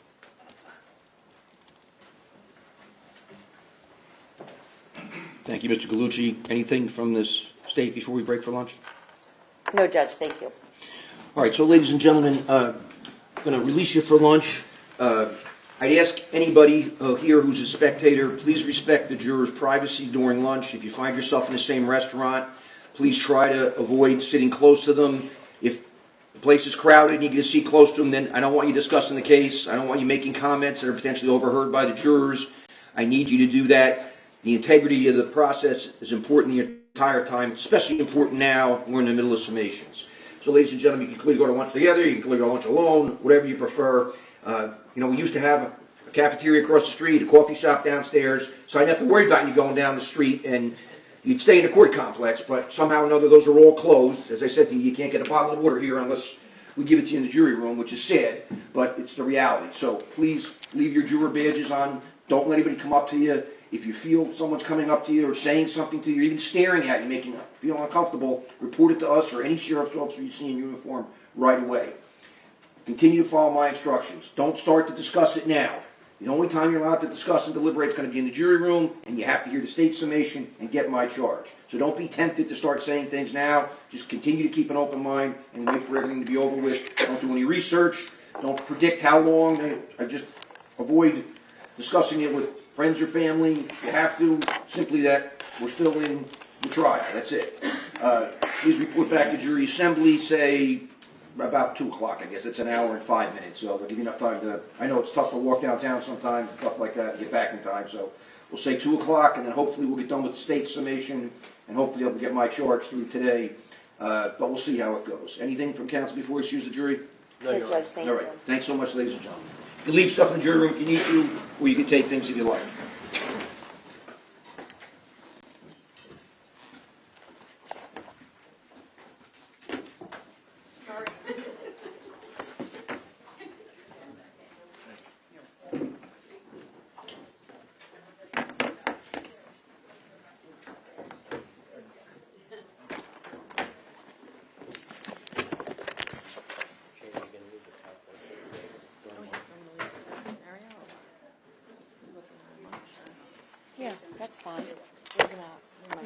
another slide to it.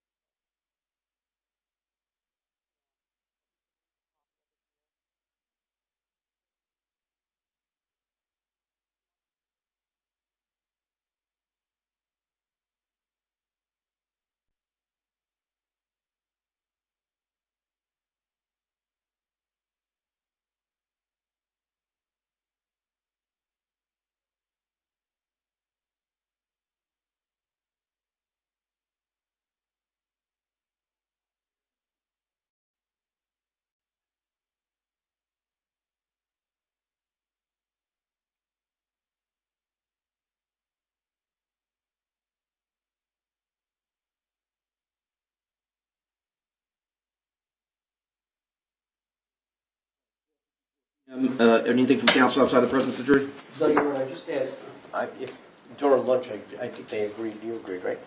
Just to look through that PowerPoint, so this way we could dip this, Sure. let just go right into summation. I can look at it. Ryan, would you like one? Would you like a copy, Judge? Sure. If you have an extra, that's fine. Yes, we do. for Thank that. you. May I approach? Yes, please. Thank you. Sorry. All right. Thank you, everyone. See you after lunch. Thank you. Please exit.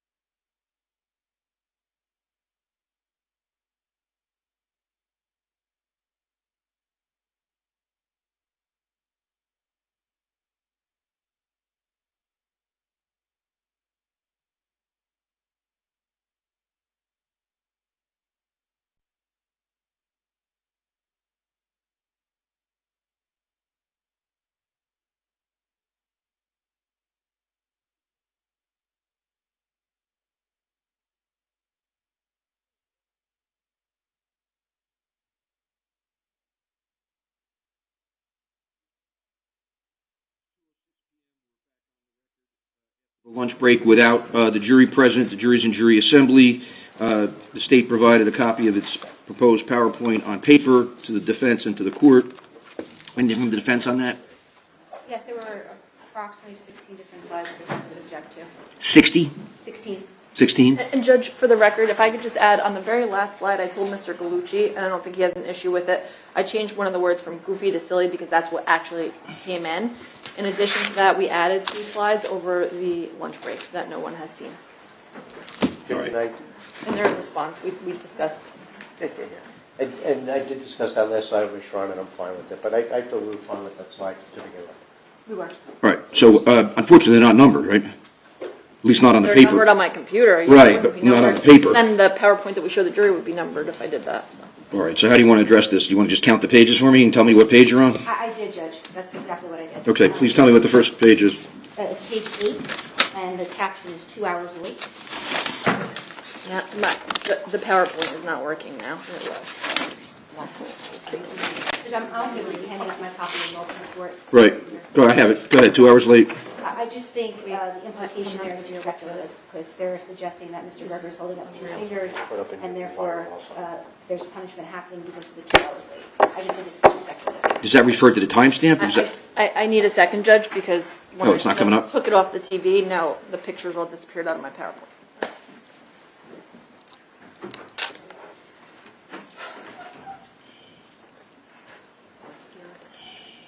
Hold on.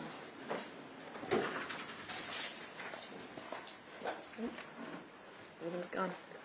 Your photos, you mean, are out of your copy of the PowerPoint they're gone? Yep. Oh, jeez. It was all queued up and ready to go. Well, you didn't have to take it off the TV.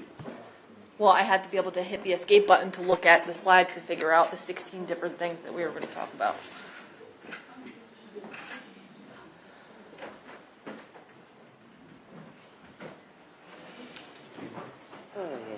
All my pictures are gone. See? John, what's the temperature saying?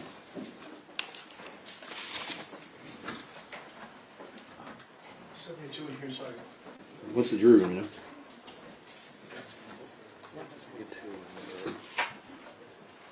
Yeah, I don't think that's what the issue is. The PowerPoint is messed up now.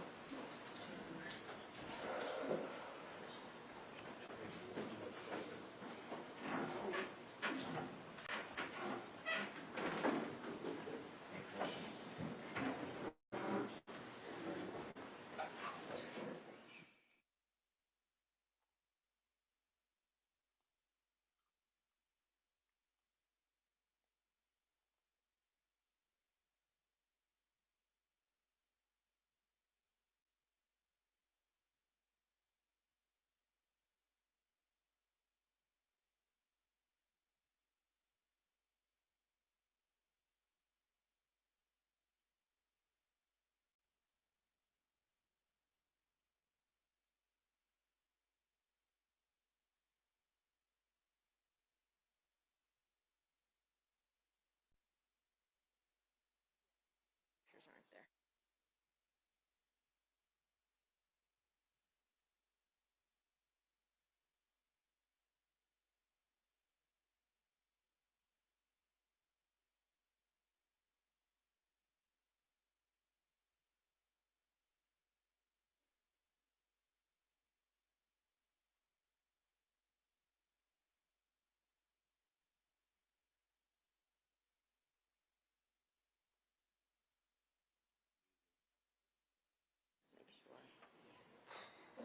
Okay. You're a star, Dan. Thank you, Your Honor. I apologize for that. All right. Slide 8. What's the 2 hours late refer to? What does it refer to? It's an inference the state's drawing based on the evidence and the facts. Brianna, slide. Right. Okay. So no, it's just not the timestamp. No, it's not the timestamp. Right. It's a number 2, 2 hours late. He's been running for 3 minutes at that Why time. don't you put a question mark after it? That's fine, Judge. Clarify, Judge, not to interrupt. Clearly, when they added the additional slide, my numbering is now off. Right. Yeah. I know. That's all right. We'll work with it. All right. What's the next slide? Next slide, I have marked as original page 10, and there's a mention of sweating as the caption. I just don't know what that's based on. I'm going to object to The defendant's wiping his brow, Judge, so we can infer sweating. I didn't see that in the picture. That's an appropriate argument. I mean, you're both arguing what you think the evidence shows. It's an appropriate argument. Thank you. Next one. Next one, original page 18.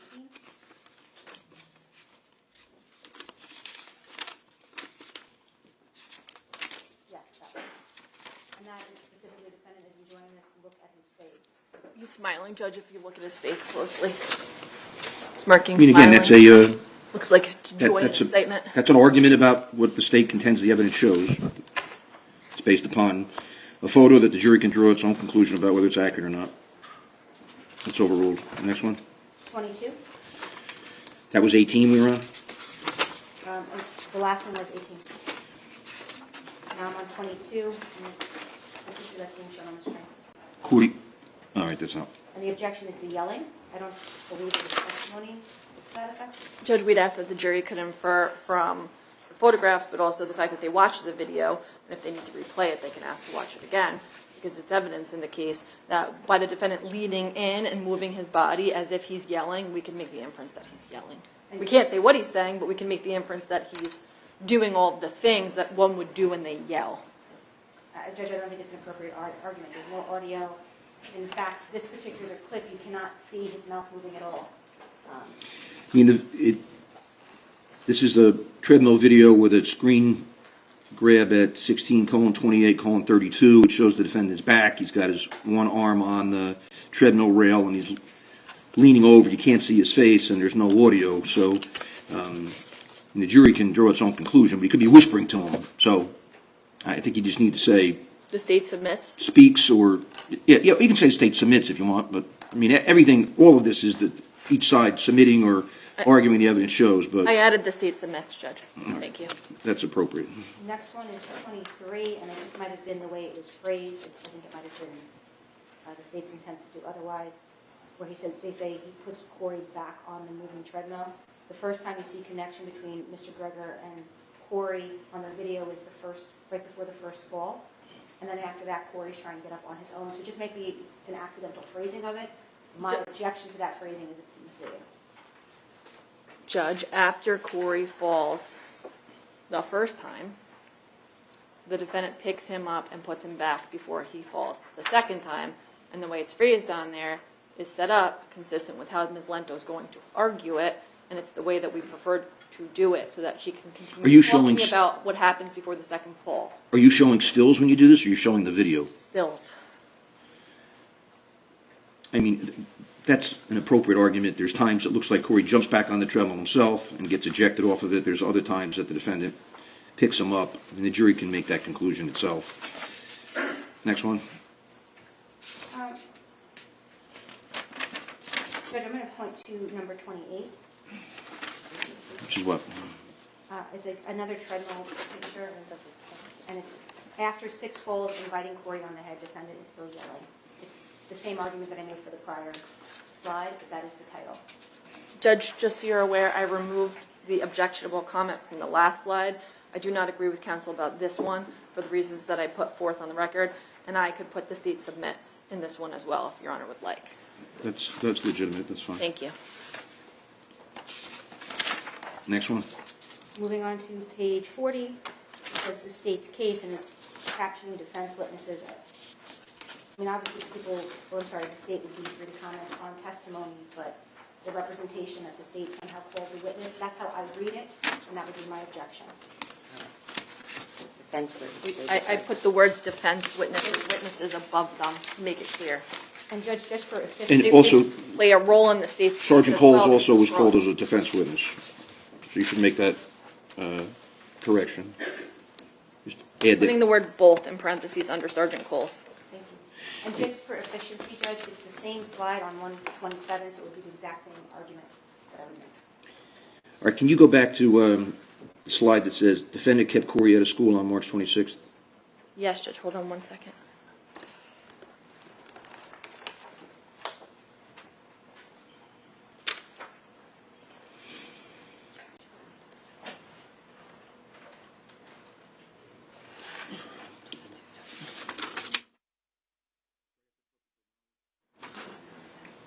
Yes, Your Honor. We know defendant has already abused Corey on March 20th. that runs the risk you're implying knowledge outside the evidence. Prosecutor can't imply you have some other knowledge. Change that. Yeah, I was going to say the evidence shows, or the state submits, the evidence shows defendant already abused Corey on March 20th. Or some words to that effect. That's fine. I say the evidence shows. Just avoid using we know. Yeah. All right, any other ones from the defense? There's one 53, Judge, where it's. What is it? 53, it was the original 53, Dr. Deacon corroborated, how it starts. Right, there's actually most of those are all like that. Dr. Deacon corroborated, Dr. Uncorroborated. So you're making an argument that their testimony corroborated it. Is that right, Ms. Fromm? Yes, Your Honor, that's correct. I mean, the entire slide, read in context, show that the state's making an argument that the testimony of those witnesses corroborates the state's allegations. Yes, Judge, it doesn't say Dr. Deacon said that Corey was murdered. Obviously, she didn't see Corey after. You probably. Testimony. I think you should just add. The evidence shows Dr. Deacon's testimony. It's always safe to say the evidence shows. I changed it to Dr. Deacon's testimony corroborated evidence that Corey was murdered. Ms. Ferranti, anything else? That would be acceptable. Okay.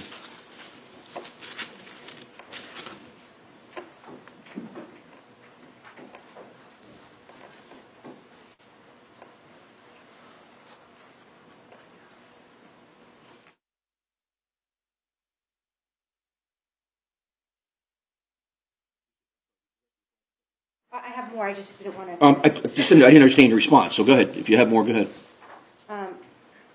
Page 66, specifically, second to last line, the only person that has abused Corey is defendant.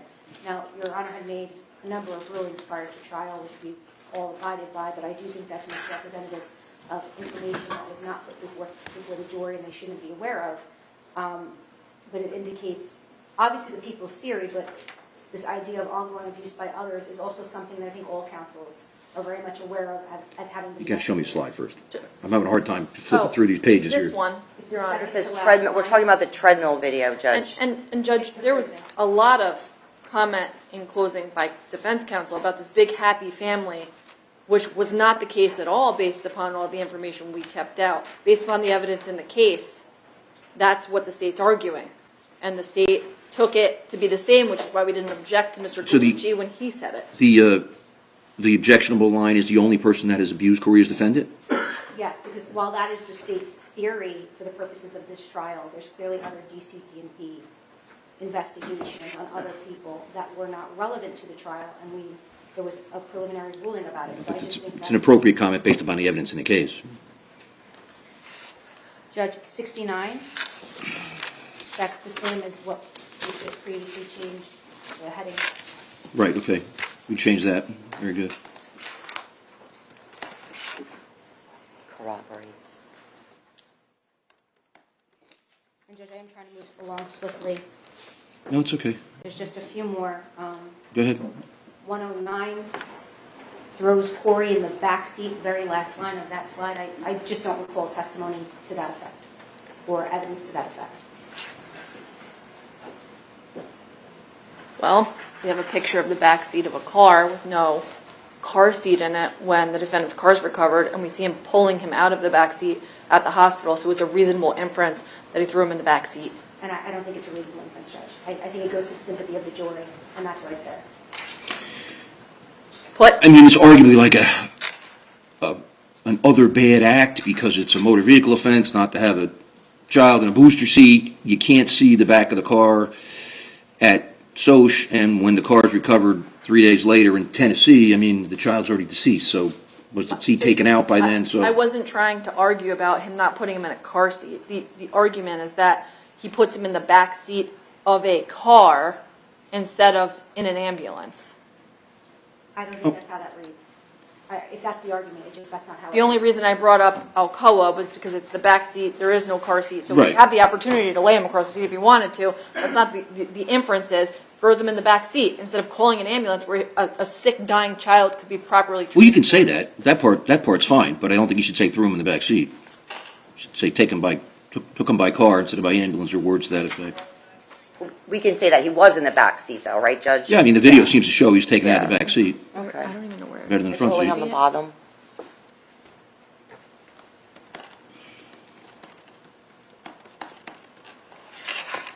Just have one moment.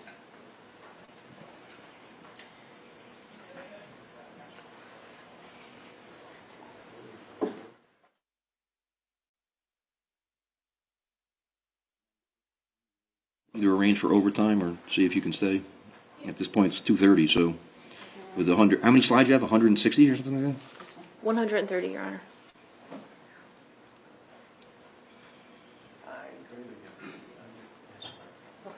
Judge, final objection would be to 117, and it is the third line down, the one that is indented. She never had a chance to say goodbye.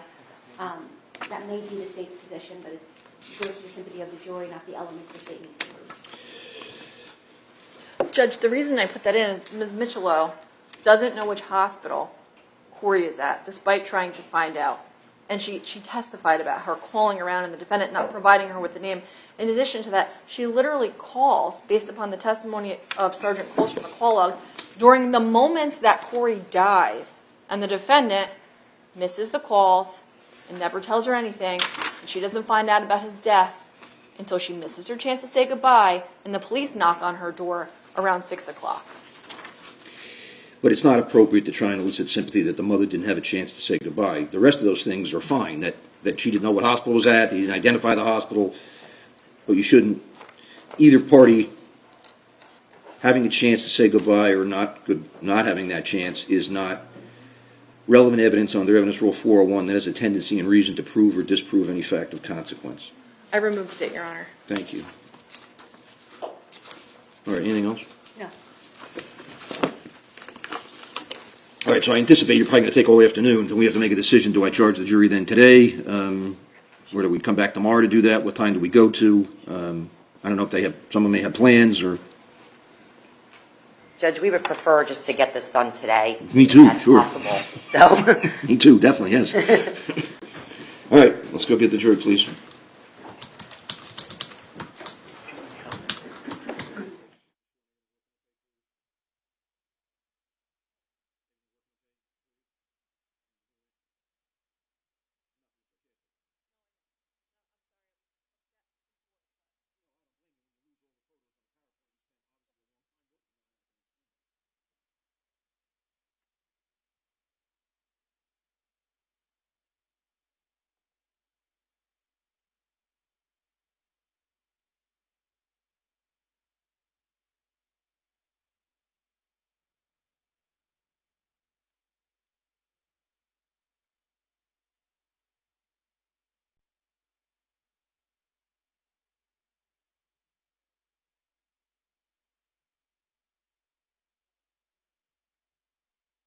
Yeah, question mark about right?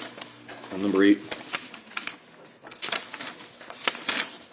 2 hours late, question mark? we added the question mark, Your Honor. Thank you.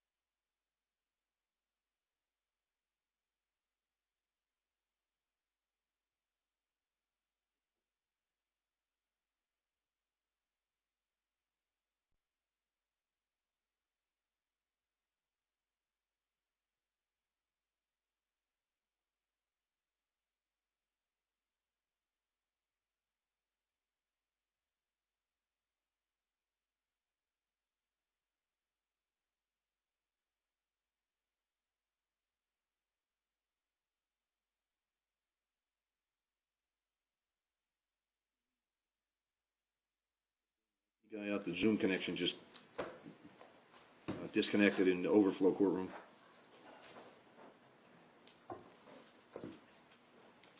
Or actually here, apparently. The judge might know. You gotta stay there, but it's real. Oh, all right, yeah. Thank you. Smarter than I am.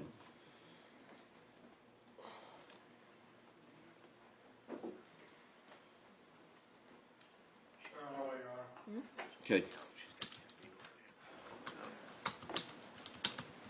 One step.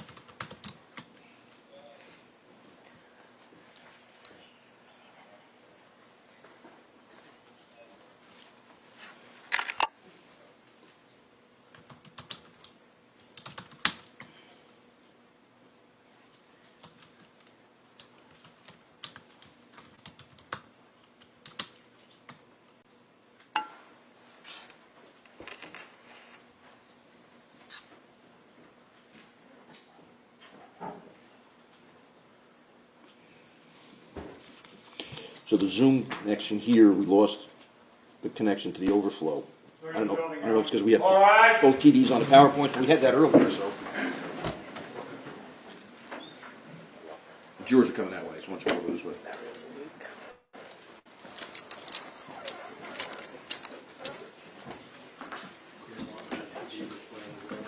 No, we wanted to play the PowerPoints, but it's simulcasting to courtroom 14.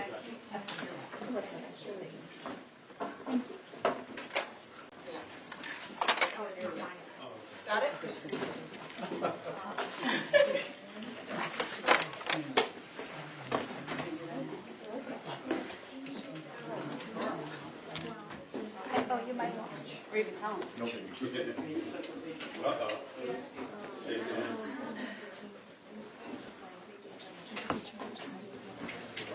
Like a seance going on in here? Keep the room cooler. Is anybody, give you guys a couple? Nobody's in? All right, give me All right, thank you. You can be seated, everyone. The jury's in the jury room. All right. First, as to the Zoom connection, I'm advised it's back connected now, and the PowerPoints are on both TVs. Secondly, the PowerPoint references aggravated manslaughter and manslaughter. We've never told the jury about that previously. I'm obviously going to say in my final charge. You want me to say something now, just briefly, that in my final charge, I'm also going to instruct you on aggravated manslaughter and reckless manslaughter. So if Ms. Schroen mentions it, that's why. Do you mention it? We do. There's It's a couple the slides that slide. just say what the elements are. Then please. All right. And then Ms. Grimaldi, my law clerk, indicated to me that on the way over, some of the jurors are saying it's a long day. They're kind of tired. You know, again, I don't think it's comfortable in the courtroom or in the jury room. But I'd ask if you're going to be long, maybe at some point find a logical time to break, and maybe we don't charge them today if the state goes to about 4:30 or 4 o'clock or something like that. Just something to throw out there, but I don't want to. Judge, I defer to you. Ms. Linto can have as much time as she needs. And My only point is, if you go till after 4, am I really going to have them stay another hour? At that point, it's not intended to be a marathon for them. So if some of them are saying they're tired, I can ask them at that point if you like. But I just want you to just pass along the information I have, so I can certainly say to them, "How do you feel?" And Well, Judge, why don't we see how long it goes for and then see how they feel about it, and then we can make that decision. well, if you do a minute a slide, it's going to be over 2 hours. So that's why. I don't think the slides are going to be a minute each, though. Okay. You know, some of them are pretty quick, so. All right. But All right. Anything else before we bring the jury out? hang on. They're going to knock. Okay. Good.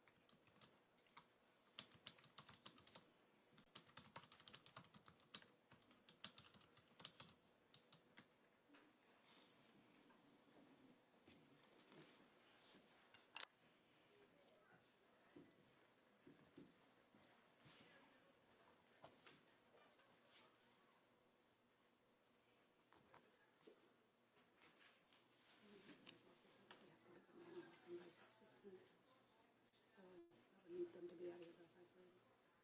Yeah, I mean, at the absolute latest.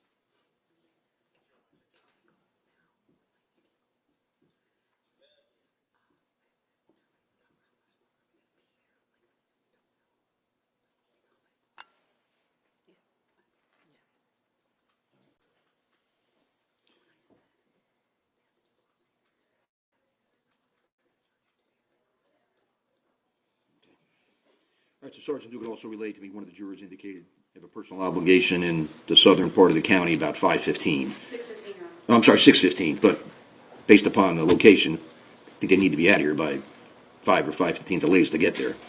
So, can be guided by that as well. But we'll see how long the state goes. That's fine, Tom.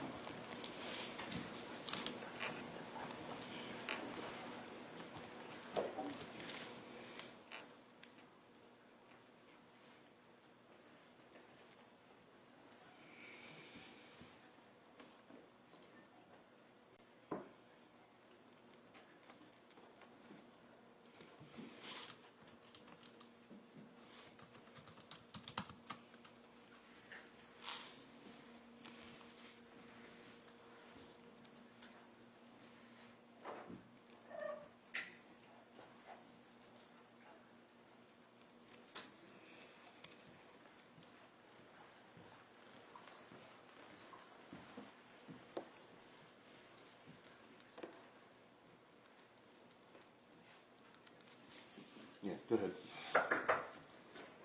Good? Oh, there's even a line. I forget that there's only one bathroom in here. All right, very well.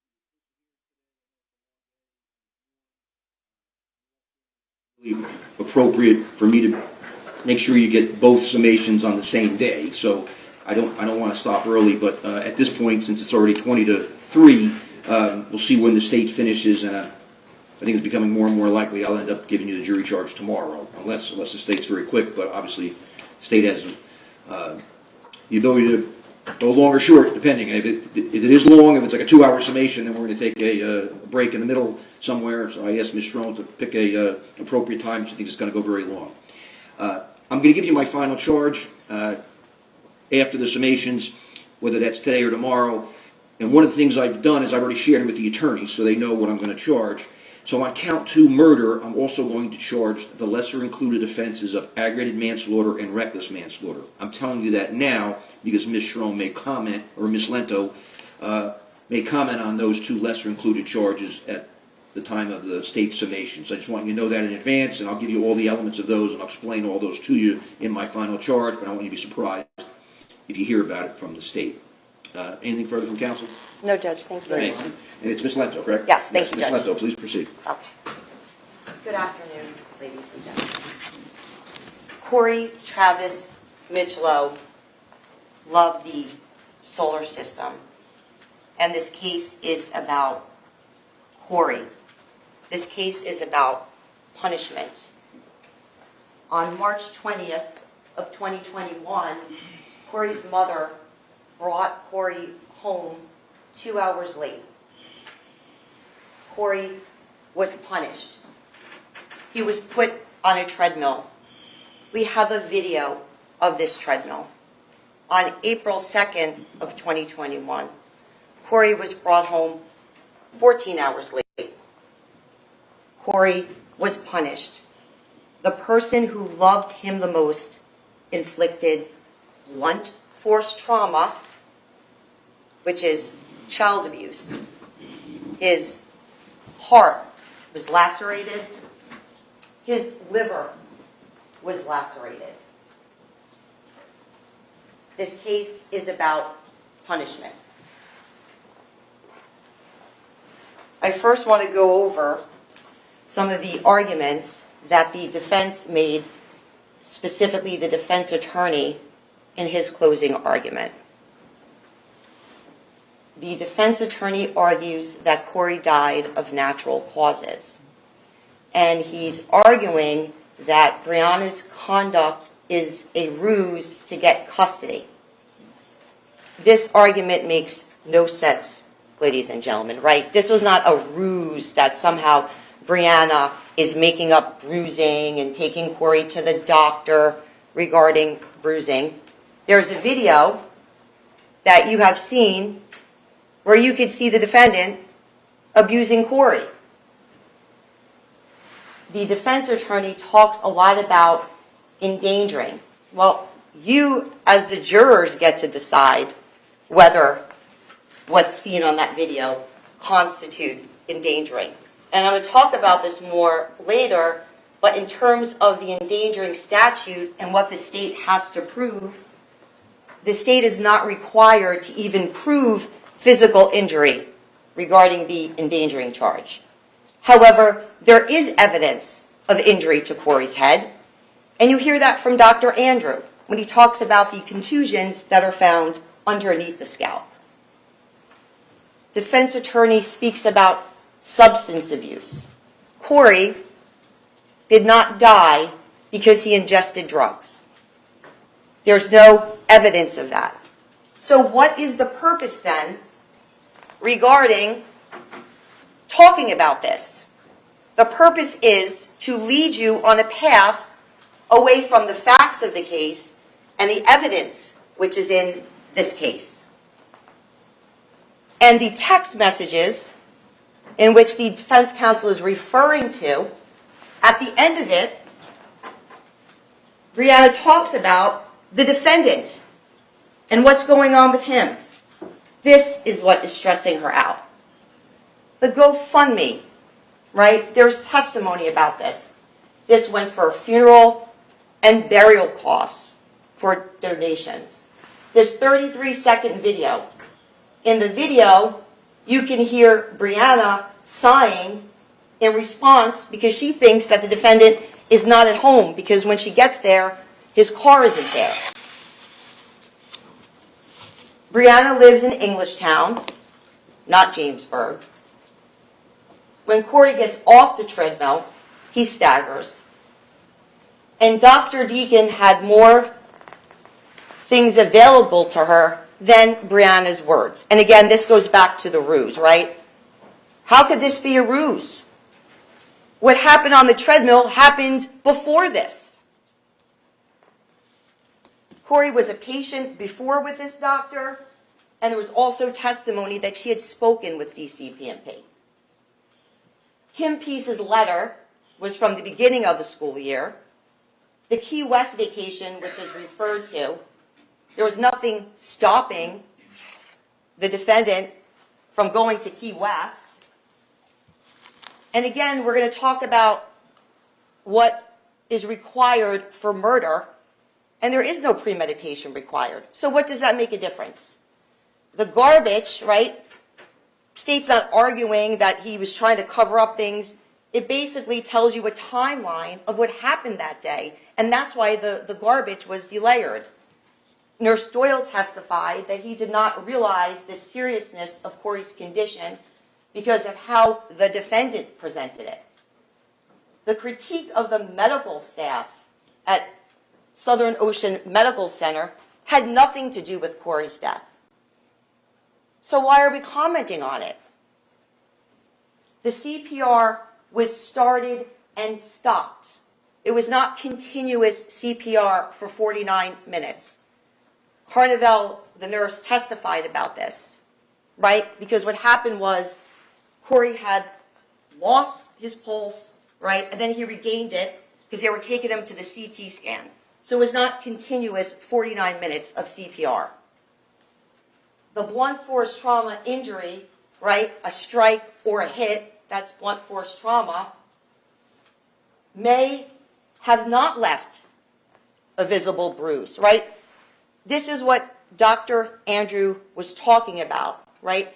It may not have left a visible bruise, or the bruise may have not come out, or it may have been bruises that were underneath the surface, right? So those are all of the different things as to why what would be there and what wouldn't.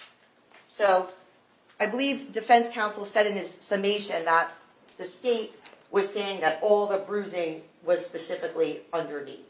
And that was a testimony about that. Sergeant Studdy attended the autopsy and spoke about it.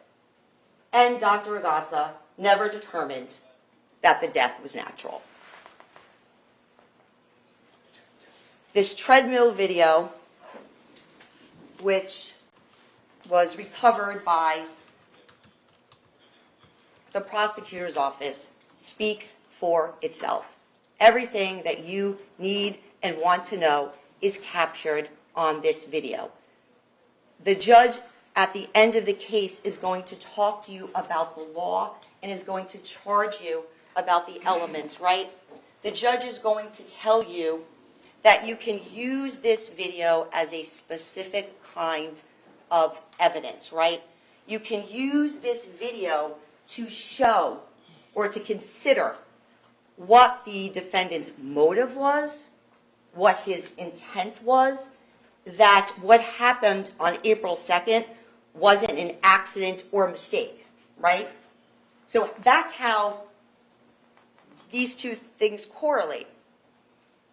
The state is not saying that Corey died as a result of the treadmill. What we're saying is what happened in the treadmill shows the defendant's motive and his intent to what he did on April 2nd. And the judge is going to instruct you as to that type of evidence. The treadmill, right? March 20th, 2021. We know that on that particular day that the defendant is angry. He is angry at Brianna and he is angry at the situation. How do we know this? Because he says so. We have the text messages. We know that his purpose and his intent that day was to punish Corey.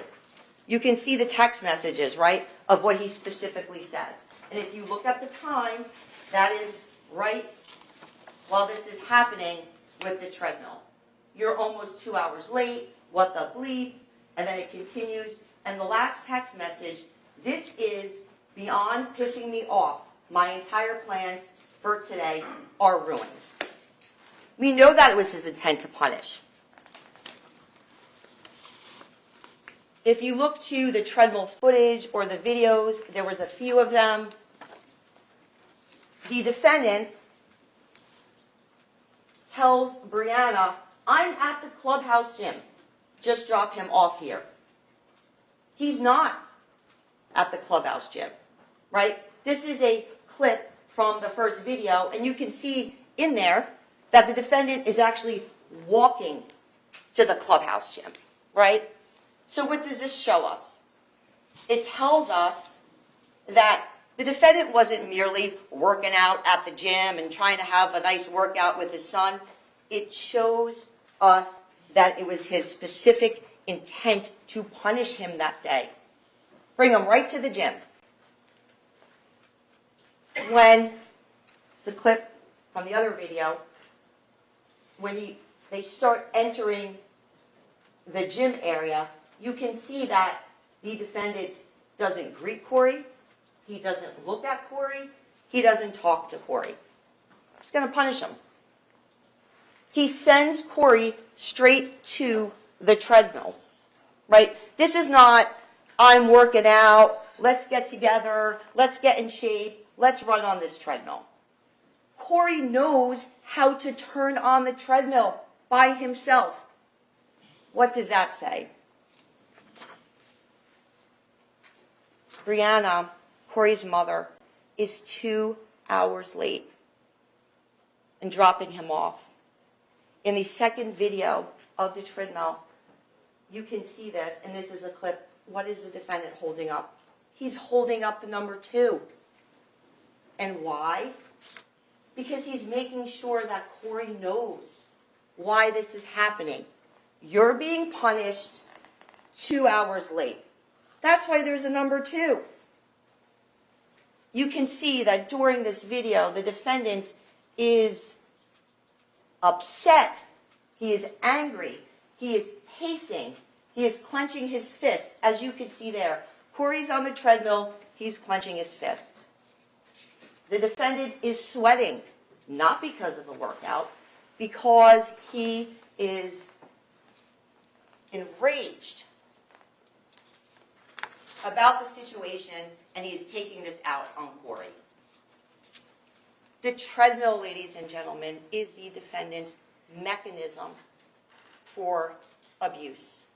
And you can see this. He invades Corey's space, and he goes right up to him to intimidate him. Corey knows how to operate the treadmill. He does not need someone to operate it. Corey runs on this treadmill for 10 minutes before the defendant then increases the speed, and then he also increases the incline as well. You can see here in this video, or a clip of the video I should say, that the incline is increased on the treadmill, not just the speed. If you look at one picture, you can see the front is down, and the second picture, it's raised. Corey falls 6 times on that treadmill. Right before his first fall, the defendant knows it's coming. He actually stands behind the treadmill, his hands on his hips, waiting for Corey to fall. And why? Because he's increased the speed in the incline. Corey falls off the treadmill the first time. Corey is airborne. The defendant lets Corey fall. The defendant actually makes room for him to fall. The defendant doesn't stop. He doesn't check on Corey. He doesn't do any of these things. And you can see when this is stopped of the impact of what is happening to Corey right there. The defendant forces Corey back on a moving treadmill. And the defendant then picks up Corey by the front of his shirt and Corey's feet are now dangling. And you can see that right there. And again, as this continues, he's picking him up by the top of his shoulders and shirt. And you can see Corey's legs that he does not want to get back on that treadmill. He treats him like a rag doll, right? He's picking him up, his legs are swinging. And if you look at the defendant's face in this clip, he's like smiling and smirking because he's abusing him. This is what the defendant does while he's trying to put Corey on a moving treadmill. You can see where his mouth is. The defendant bites Corey's head. You can see here that the defendant's mouth is wide open. And then you could actually see how he continues to push down with a bite on Corey's head. And Corey's legs now are starting to get pushed down as compared to the first picture because they can't keep up. What kind of father would do this to their son? We know, and the injury here, because of this bite, is talked about. Dr. Andrew talks about the fact that there are contusions on the top of Corey's head, but underneath the scalp. After getting Corey back on the moving treadmill, the state submits that the defendant then continues to yell at him. Corey falls off the treadmill a second time. Corey looks up at the defendant after he falls the second time, and the defendant does not stop. Corey falls off the treadmill a third time now. You can see here that Corey is completely flat. He's on his face on the treadmill while the defendant stands by with his hand on his hip. Corey looks up at the defendant, and the defendant still, at this point, does not stop the treadmill. Corey falls off the treadmill for the fourth time. Corey is looking up at the defendant, his father, and his father stares back at him. Still not done yet. Corey falls off the treadmill fifth time. His father has no regard for him whatsoever. Corey falls off the treadmill sixth time. Corey tries to balance on the side of the treadmill while it's moving. And you can actually see in this picture that Corey is more afraid of his father than getting back onto that machine.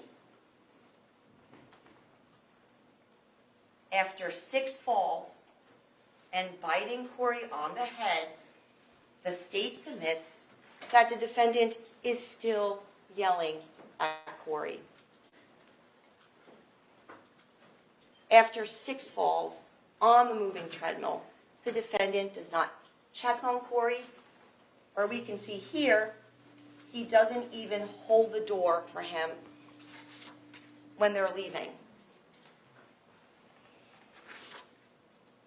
Before this, you can see in the video that when Corey gets off of the treadmill, he wobbles. The defendant continues to mistreat Corey even when leaving the clubhouse. Corey is 6 years old, and you can see where the arrow is, right? He's at the door at this point. What does the defendant do? He turns his back and just continues to walk in the street. Corey just fell 6 times. He's going into a street. He's 6 years old. Is he holding his hand? No. Is he checking on him? No. Is he doing anything to make sure that that little boy is okay? Absolutely not. On March 21st, the next day, defendant's parents see the bruise on Corey's forehead, and this is from the Treadmill. Corey tells David Gregor that he fell on the treadmill during a family discussion. On March 22nd, one of Corey's teachers noticed that the bruising was there and sent Corey to the school nurse. His teacher was actually off that day, Kim Peace. She then returns to school on the 23rd. Kim Peace, the teacher who was with Corey every single day of his life while he's in school, observes this injury. And she describes it as, I saw kind of like a burn, not a burn, but it looked like kind of a rug burn on his forehead. Yeah, because he fell off a treadmill. Kim Peace speaks to Corey about this and the injury, and she describes that Corey was quiet and gives one-word responses.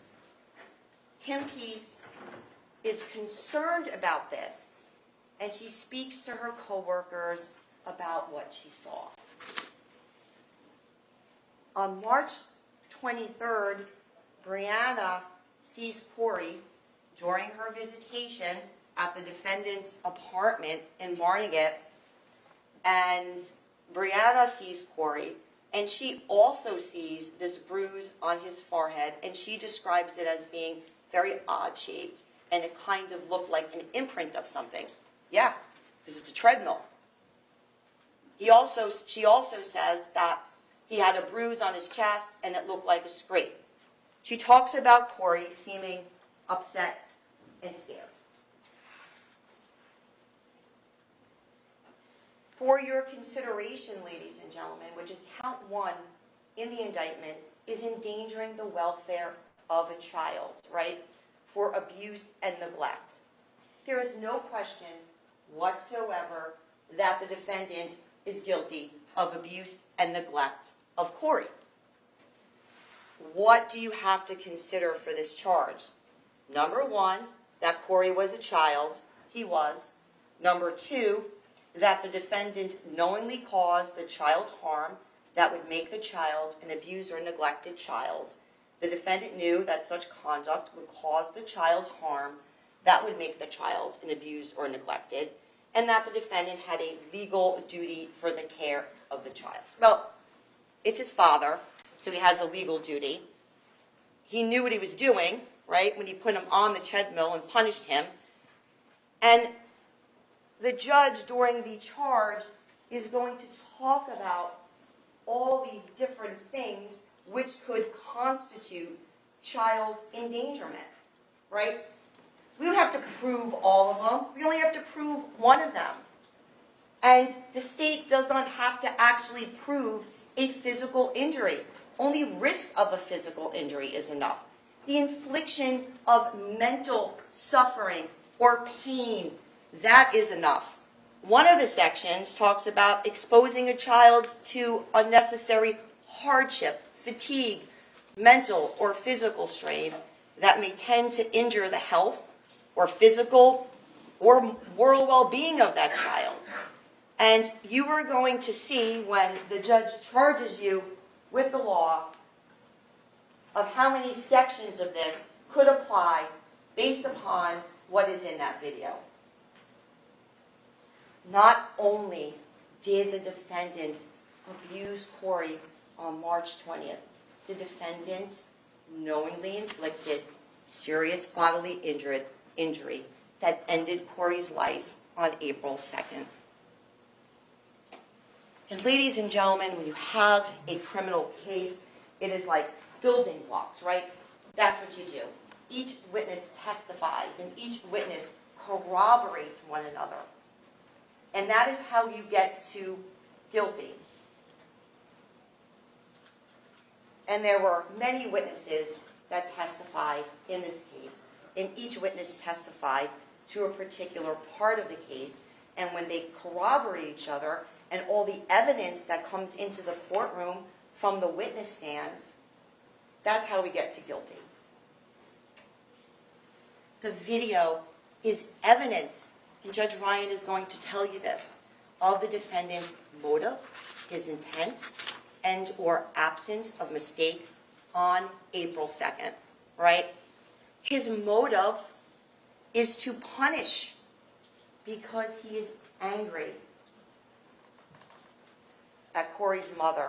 His intent is to commit child abuse, to knowingly and purposely inflict serious bodily injury, right, which is the blunt force trauma injuries, which results in Corey's death.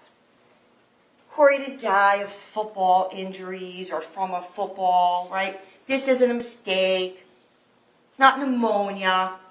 The defendant lacerated Corey's heart, lacerated his liver, and Corey's lungs were bruised. This is why Corey died. Purpose and knowledge, right?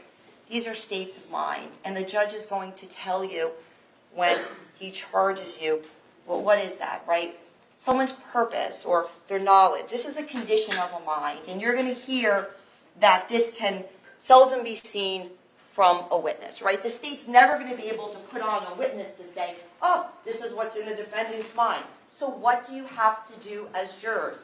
You have to make inferences, right, from the conduct. What did the defendant do? What were his words? How did he act? You have to look at the surrounding circumstances.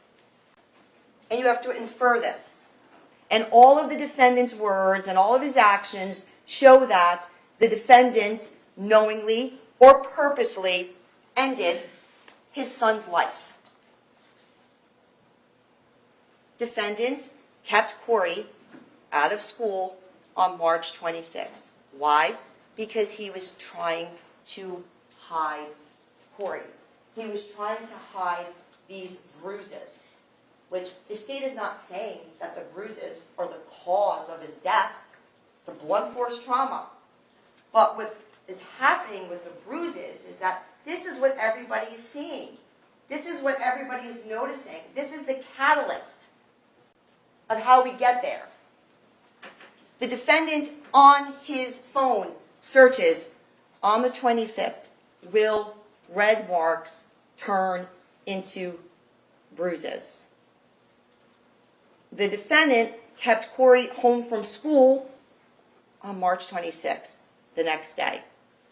The defendant did not verify Corey's absence that day. And that is the day that Brianna contacts DCP&P, not the 28th, on the 26th. And this is important because this is when this all starts unraveling for the defendant. And why? Because Corey comes into school and he has a bruise. And now the teachers know. So what does he do? Takes him out of school. Football did not abuse Corey. Okay? Corey goes to football tryouts on Saturday, March 27th. Brianna is present. Corey is not injured, right? This is 6-year-old flag football. And after this, Brianna then takes Corey for a visitation at her house until Sunday, March 28th. Ladies and gentlemen, and anybody in this world knows that kids get bruises, right? They could be playing and they get a bruise, right? Children get bruises. This is not the state's argument. Again, bruises are the catalyst. But what they do tell you is what Corey is not telling you. They're telling you what Corey is too afraid to say.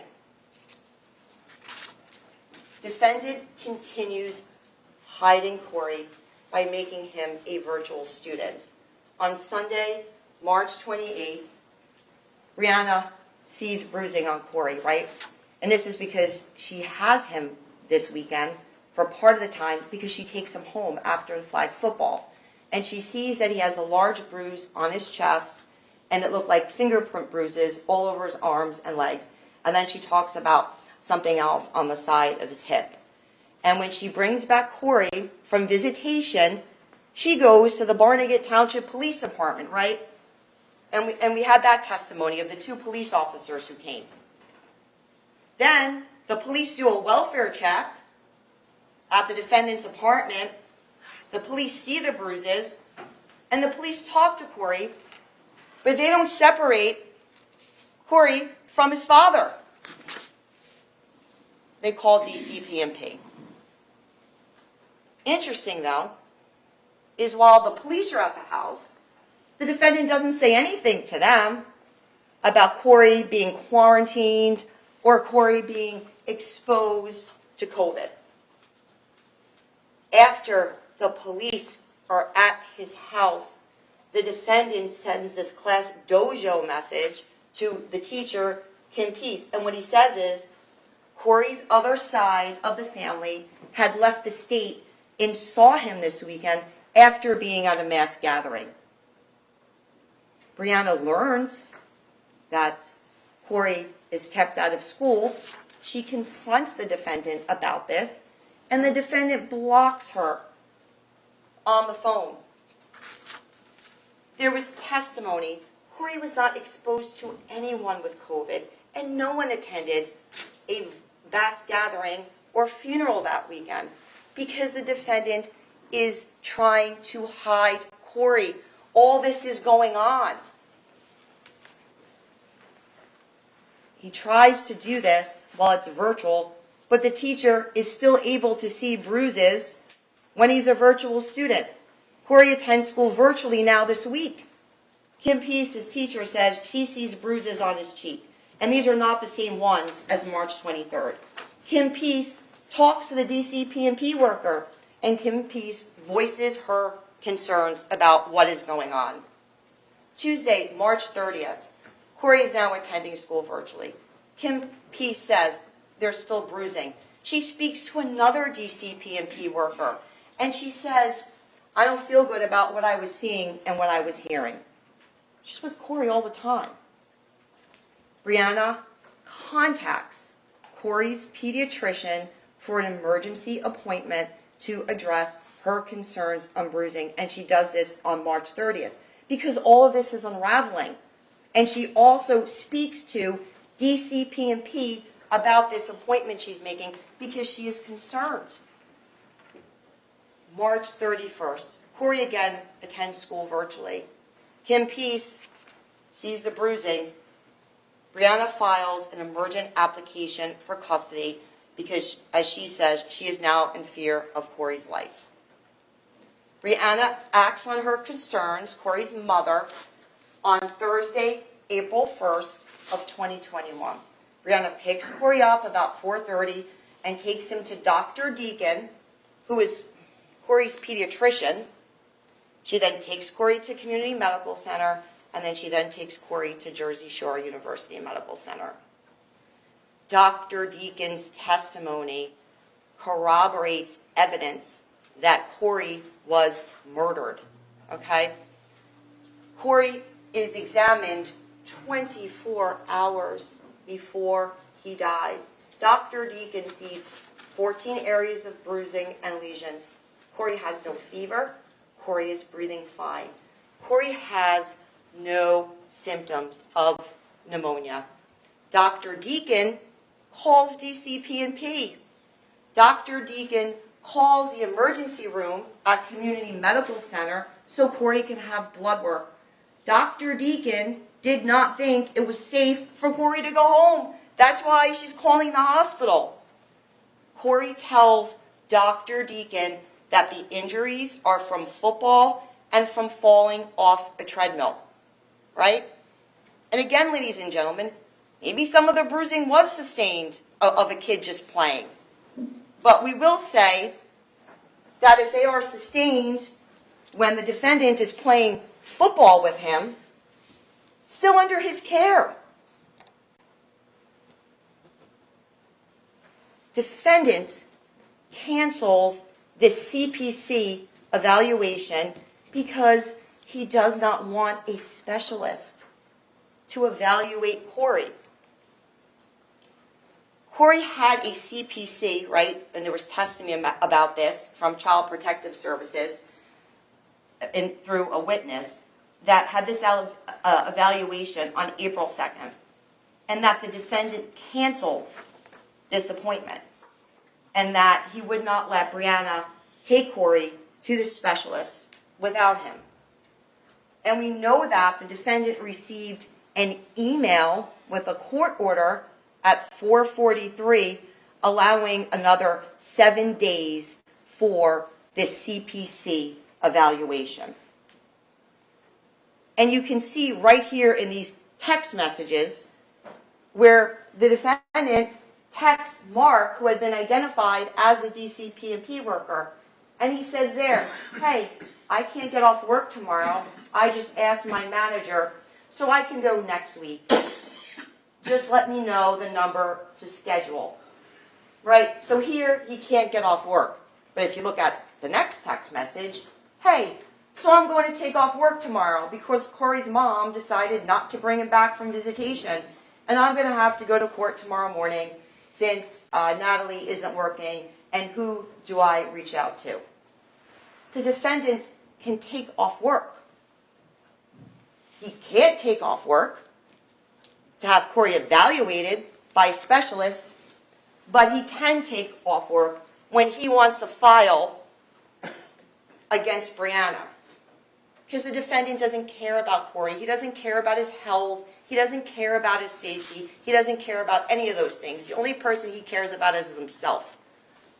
On 4/1, this court order comes out, and Brianna actually receives the family court order between the time when she was at the pediatrician until she's on her way to community medical center. And there was testimony about this, about what this court order said. And in this court order, it says the court reviewed the letter of investigatory findings, right? And Brianna's request for custody was denied. But it did say that there had to be a CPC evaluation agreed upon by both parties, right? Because at this time, they're both custodial parents of Corey, and there also had to be a pediatrician appointment within 7 days. But Brianna had already taken Corey to the pediatrician, and she had already spoken to DCP&P about this. But what's really interesting about this is that the court did not have the video. The court only reviewed a letter. And Brianna did not receive custody. Corey is taken to community medical center. This is on the advice of Dr. Deacon. Brianna brings Corey to the hospital. Brianna's visitation is almost over when she receives this court order where she's not going to be granted sole custody. Corey is examined. He is absolutely fine. Corey does not have pneumonia. Brianna is given the option to drive Corey and to sign this release.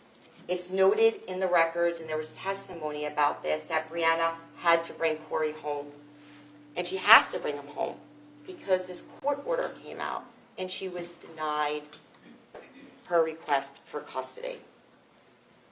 Defendant does not want a doctor to examine Corey on April 1st because he does not want Corey talking to doctors without him because he is afraid that Corey is going to tell. And this is what this is all about. The defendant on April 1st, you can see this, exerts pressure on Brianna to leave the hospital, and that is because he does not want Corey to be evaluated. He calls the hospital, he calls police departments, he goes to the Barnegat Police Department. The following morning, he accuses Brianna of kidnapping. The defendant pretends he is clueless as to Corey's mother's whereabouts, but meanwhile, he talks to her. There is a text from the defendant to Brianna at 7:26 on 4/1 while Brianna is at the hospital, right? And before Brianna's visitation time hasn't even ended, right, because she has till 7:30, this is at 7:26. Where are you? It'll be past 7:30 and I will take over and be with my son. I have no idea where you are. She tells him, I'm driving to Jersey Shore Medical Center. I'm doing what a caseworker for DCP&P told me to do. the defendant and Brianna speak that night on the telephone, right? The defendant calls Brianna at 7:27, and we know all this, right, through Sergeant Coles, because we have all this information from these phones, and we have the call logs. Defendant calls Brianna at 7:27. There's a 37-second conversation. In the meantime, around 8 o'clock, Brianna now is at Jersey Shore University Medical Center. The defendant called Brianna at 8:42, and there was a 1 minute and 12-second conversation. Brianna talked about this in her testimony. She testified about this conversation. She says that the defendant argued with her about being at the hospital and that he wanted her to leave the hospital with Corey. Then after that, what happens is her phone dies for a short period. They were in contact the entire night except for this short time when her phone dies. In response to this, and this says everything, what does the defendant do? He searches Neptune police number at 8:43. He searches the Jersey Shore hospital. He calls Jersey Shore at 8:43, has a 38-second conversation. He calls the hospital at 8:44, has a 5-minute and 36-minute conversation. Calls the Neptune police, right? Because that's where the hospital is located, so he's calling the police over there too. 10-minute and 14-second conversation. He calls Jersey Shore, talks to the hospital for 12 minutes. Then he texts this girl Marcy, who we met on the internet, who we actually never met in person at this point, and says, at police station now, and we have that text message. Why? Because he goes to the Barnegat Police Department. He calls the Barnegat Police Department. He texts Laura, who we heard testimony is now his girlfriend, and she says to Laura, this other girl, 2 hours late, and she's not responding. Oh, really? Because there's text messages, and you just talked on the phone. Defendant calls Neptune, 7-minute and 12-second conversation. The defendant speaks to the DCPMP worker, 1 minute and 18 seconds. He texts another girl named Amy, 10-minute at 10:17. The defendant calls the Stafford Police Department at 10:51, and there's a 6-minute and 8-second conversation. Why is the defendant doing this? Because he is afraid that Corey is going to tell. He is afraid of what the doctors are going to see. The defendant knows where Corey is and why. Brianna tells him. The defendant tells others. There's a text message that defendant texts Marcy at 7:48, and where he says to her, she has him at the hospital getting blood work, not going to be back for a while. The defendant speaks to Mark from DCPMP numerous times, 4:26, 5:26, 7:24, and 10:06 p.m. The defendant spoke to the correct hospital where Corey and Brianna are, and the defendant spoke to the police department where the hospital is located, because he knows exactly where she is. Defendant deflects, and he gaslights Brianna. This is what he does. And he tries to discredit her, manipulating people and the situation, because he does not want anyone to see the real Christopher Gregor. The only person that has abused Corey is his father. And we know this because it's captured on a Treadmill video. Defendant is not worried about Corey being with Brianna. All right? The defendant doesn't care about Corey's health. He doesn't care about his safety. The defendant cares about preventing Corey from disclosing. That night, when the defendant realized that he could not stop Brianna from leaving the hospital, he could not stop him from being evaluated, what does he do? He doesn't wait up for Corey to come home. Doesn't care. I mean, your son is being evaluated at the hospital, right? If you really cared, you would have stayed up to see what's happening. But he doesn't do that. He goes to sleep. He then starts the next day filing his emergency application. Why? Because he's got to get in front of this. Because he doesn't know what Corey said. The defendant does not care about Corey. He cares about controlling the narrative. At 11:43, the defendant says, "Why are you ignoring me?" to Brianna.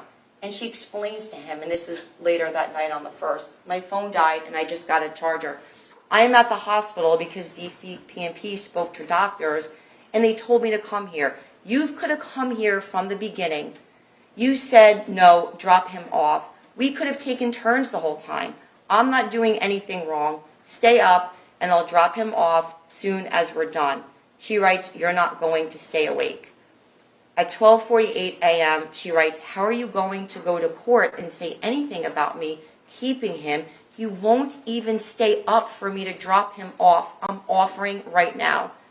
The defendant just doesn't respond. The next message is not until 6 a.m. the next day. Brianna had to take Corey back because she has to comply with the court order. The state submits that Dr. Ong corroborates evidence that Corey was murdered. Dr. Ong is a pediatric emergency room doctor at Jersey Shore. He sees Corey less than 24 hours before Corey dies. Corey is admitted to the emergency room, not the hospital, just the emergency room at 9 p.m. Corey was afraid to answer Dr. Ong's questions. He is described as scared. He does a head-to-toe examination. His chest exam is normal. He is not in respiratory distress. He is not wheezing. There's no murmurs. There's no hypoxia. There is absolutely nothing wrong with Corey. His lungs were clear. The doctor maps all of these bruises, and he describes bruises and abrasions and bleeding under the skin. Corey is examined 3 times before he leaves Jersey Shore. There is a skeletal survey that is done, and the doctor explained this. There's 19 radiographs, right? What are these? These are x-rays. Corey gets a chest x-ray done that night, and the doctor tells you that there's no infiltration noted in his lungs, right? So Dr. Ong is not just taking Corey's word for it or his mother's word for it. He orders these tests. He also speaks to DCPMP, and Corey is released home with his mother a little after 1 a.m. on 4/2. The discharge instructions from Dr. Ong, and he testified about this, is that Corey was supposed to follow up with a child abuse specialist who was not at the hospital that night. And why? Because it was Easter weekend and he wasn't available. His oxygen and blood pressure were normal. He was negative for SARS. He was negative for COVID. You know, the reason he was kept out of school for virtual. He was negative for flu A, B, and RSV. Dr. Ong did not see the bruise chart, right, which was done by the pediatrician. This is his own assessment as to what he saw, and there's no sign of infection, because what Dr. Ong does is he also orders his own blood work or lab work, and Corey's white blood cell count is not elevated whatsoever, and there's absolutely no sign of infection. The evidence shows that there was nothing wrong with Corey when he was returned to the defendant at 9 a.m. on April 2nd, 8 hours before he died. Corey was released after 1 a.m. from the hospital. Brianna drove from Neptune to Englishtown after the defendant did not respond to her that night. Brianna and Corey slept together in the basement. Brianna was with Corey. There was no evidence that Corey had a fever, was sick, or injured other than the bruising. What do we know? We know that morning that he ate breakfast. We know that Corey played on Brianna's phone during the car ride. We know that Corey was talking without coughing or straining, right? This accidental recording, right, that happened is right then, in the morning when Brianna is dropping off Corey. And the defense attorney in his argument is making this argument that there's a noise heard. What you hear is Brianna sighing because she thinks that the defendant isn't home because she doesn't see his car. We know that Corey was able to walk and also climb the stairs to get into that apartment. There was nothing wrong with Corey. The defendant inflicted serious bodily injury resulting in his death, and it was blunt force trauma. This is the defendant's final act of child abuse on April 2nd between 9 a.m. and 1:03 p.m. The defendant was the only person who was with his son when these injuries were inflicted. Corey did not die of an infection. He died as a result of this trauma. His heart was lacerated, his liver was lacerated, his liver was bruised, and also his lung was bruised as well. When Corey was brought to the hospital, right, his body is already shutting down due to the blunt force trauma. This is what results in cardiac arrest, seizure, then death. Corey died of blunt impact injury of the chest with laceration of the heart, contusion of the left lung, a laceration and contusion of the liver. And this was a traumatic cause. And that was the testimony of the forensic pathologist, right? Dr. Andrews' testimony proves that the defendant murdered his son, Corey. The cause of the death, as per the pathologist, was a lethal train of events, and without which death would not have occurred. Meaning, like, there's no natural cause for this death. He didn't inflict it upon himself. It's blunt force trauma. It's a strike, a hit. That's what blunt force trauma is. He also talks about the pattern, distribution, and varying ages of bruises indicative of child mistreatment. And Corey had contusions over a wide area of his body of varying ages, from under his chin, his head, his trunk, his extremities. And this is where we get back to this bruising again. It's not that a kid has a bruise, so all of a sudden, it's child abuse. That's not what anyone is saying. It is the pattern of bruising. It is the amount of bruising. It is where the bruises are located. And this is what Dr. Andrew is talking about. He observes deep contusions that did not correlate with contusions on the skin, right? So that would be contusions underneath your skin. And he was able to see this in the slides and with the autopsy photos. The bruise near Corey's shoulder blade is not typical from a child running and playing. The bruise on Corey's chest was in a very odd place, unless there was a good explanation for it, right? The doctor talks about Corey's cause and manner of death. Dr. Ragasa performed the autopsy on April 3rd of 2021.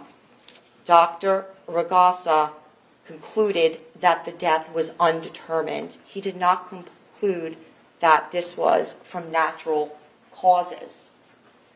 The state sought the opinion of Dr. Andrew in February of 2022.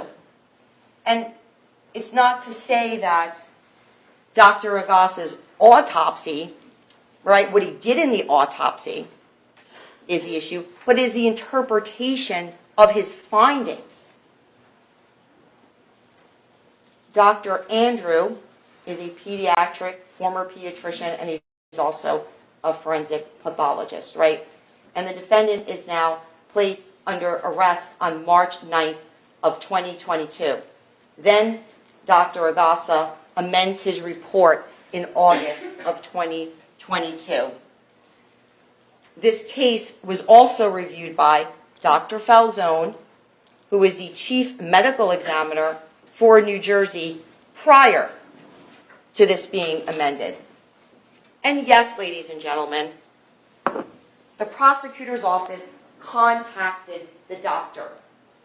There is a 6-year-old who has passed away, and Dr. Ragasa, in the report which was testified to, talks about a laceration to this child's heart. And yes, we wanted to see what happened to the 6-year-old. Dr. Andrew talks about Corey's lungs. There is a large left lung contusion, and this is not pneumonia. So there was some testimony about this the other day that there was noted in the autopsy report that there was just congestion in the lungs. Dr. Andrews tells you that this is a lung contusion. It's a lung bruise. He also talks about post-mortem CT scans and how they are not reliable. Here, this was read by a clinical radiologist at the hospital, and he tells you that it takes special training to interpret the results of post-mortem CTs because they don't look the same in dead people as they do in living people. It's not that radiologists can interpret CT scans, it's that it's a post-mortem scan. Dr. Andrew talks about Corey's heart and the injury. He tells us that he had a visible contusion on the outside of the heart. The internal examination of Corey's heart shows a laceration or tear in the tissue near the apex of the heart on the inside wall of the heart, right? So what does that mean? This injury was located in the inside of Corey's heart, right? It has to get cut open the heart to even find this injury. It's inside. And he talks about this being a tear of partial thickness, right? So what did he say during his testimony? This tear or this laceration, it didn't pierce all the way through the heart. That's why he's saying that Corey did not die immediately, right? Because it's not a hole. And he also tells us that the laceration and tear, it's not a matter of size, it's a matter of where that is located and what it's doing, right? There's one on the left ventricle and lower left chamber of the heart, all right? And Corey's heart could compensate for several hours because it didn't pierce all the way through. And he also told us that Corey did not bleed out from these injuries. And this wasn't an instant death. And he tells us that this is trauma, and what happens is your heart tries to compensate, and then ultimately your heart decompensates, and then what happens is you go into cardiac arrest. And that's why Corey went into cardiac arrest. He also talks about stress cardiomyopathy in Corey's heart. And ladies and gentlemen, what he's saying is that there's this marker that Corey is suffering ongoing stress. Look what's happened to him. Dr. Andrew also talks about Corey's liver. And there's 2 injuries which are located on the liver, right? There's a laceration or tear in the liver tissue on the right edge, the right lateral aspect of the liver, right? And he talks about the photos clearly show that there's also a contusion that goes fairly deeply into the liver tissue itself. And under the microscope, this was not a super fresh injury. So this is not an injury that could be attributed to CPR. Why? It's not a fresh injury. And he describes this as being an ugly injury, but this was not life-threatening. This is not what killed Corey. And he talks about there was a contusion or bleeding underneath the capsule of the liver on the front edge of the liver. So what he's talking about are 2 separate injuries, okay? But Corey's liver is lacerated on his lateral side, the lateral side of the liver. This is not caused by CPR. It's the lateral side of his liver. That's where the laceration is. Dr. Andrew also talks about Corey's scalp. And he says that when looked at the skin underneath the skin, there was a contusion on the top of his head and a couple of contusions on the backside of the scalp that you couldn't see on the surface. And this is what I was referring to before regarding the bite on Corey's head. The injuries in Corey's condition provide the timeline from when the defendant inflicted blunt force trauma injury on his son. Dr. Andrew is able to determine that these blunt force trauma injuries were inflicted on Corey between 9 a.m. and 1. And what he does is he reviewed slides, which are tissue samples, right, which they take from the autopsy, and he observes an inflammatory response with the inflammatory cells which are located in Corey's heart and liver. And this inflammatory process involves the appearance of certain repair cells to the area of injury, which results in a predictable time frame. So this is this inflammatory process, and it's a well-established. So the laceration to Corey's heart and liver occurred roughly at the same time. And that's what he says. The injuries that Dr. Andrew notes are more indicative that Corey is struck or hit multiple times than that these injuries were somehow caused by CPR.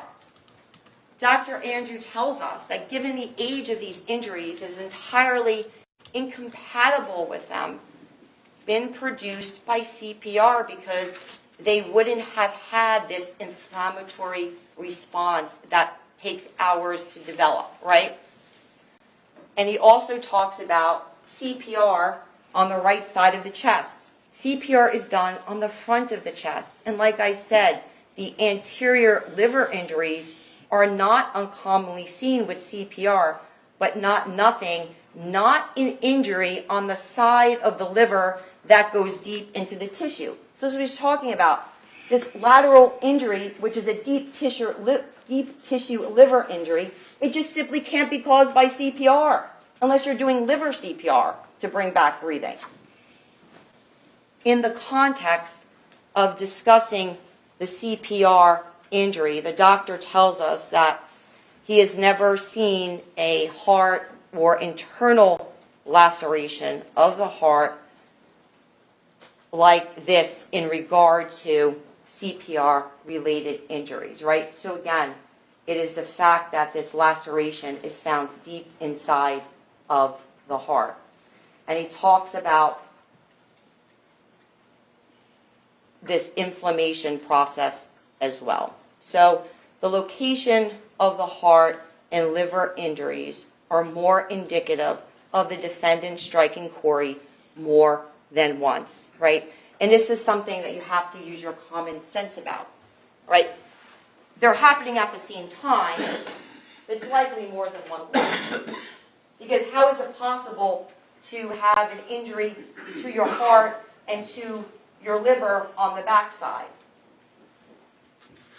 Certainly not possible to occur with CPR that happens in the middle of your chest. Corey did not have an infection, and we know this from Dr. Feingold.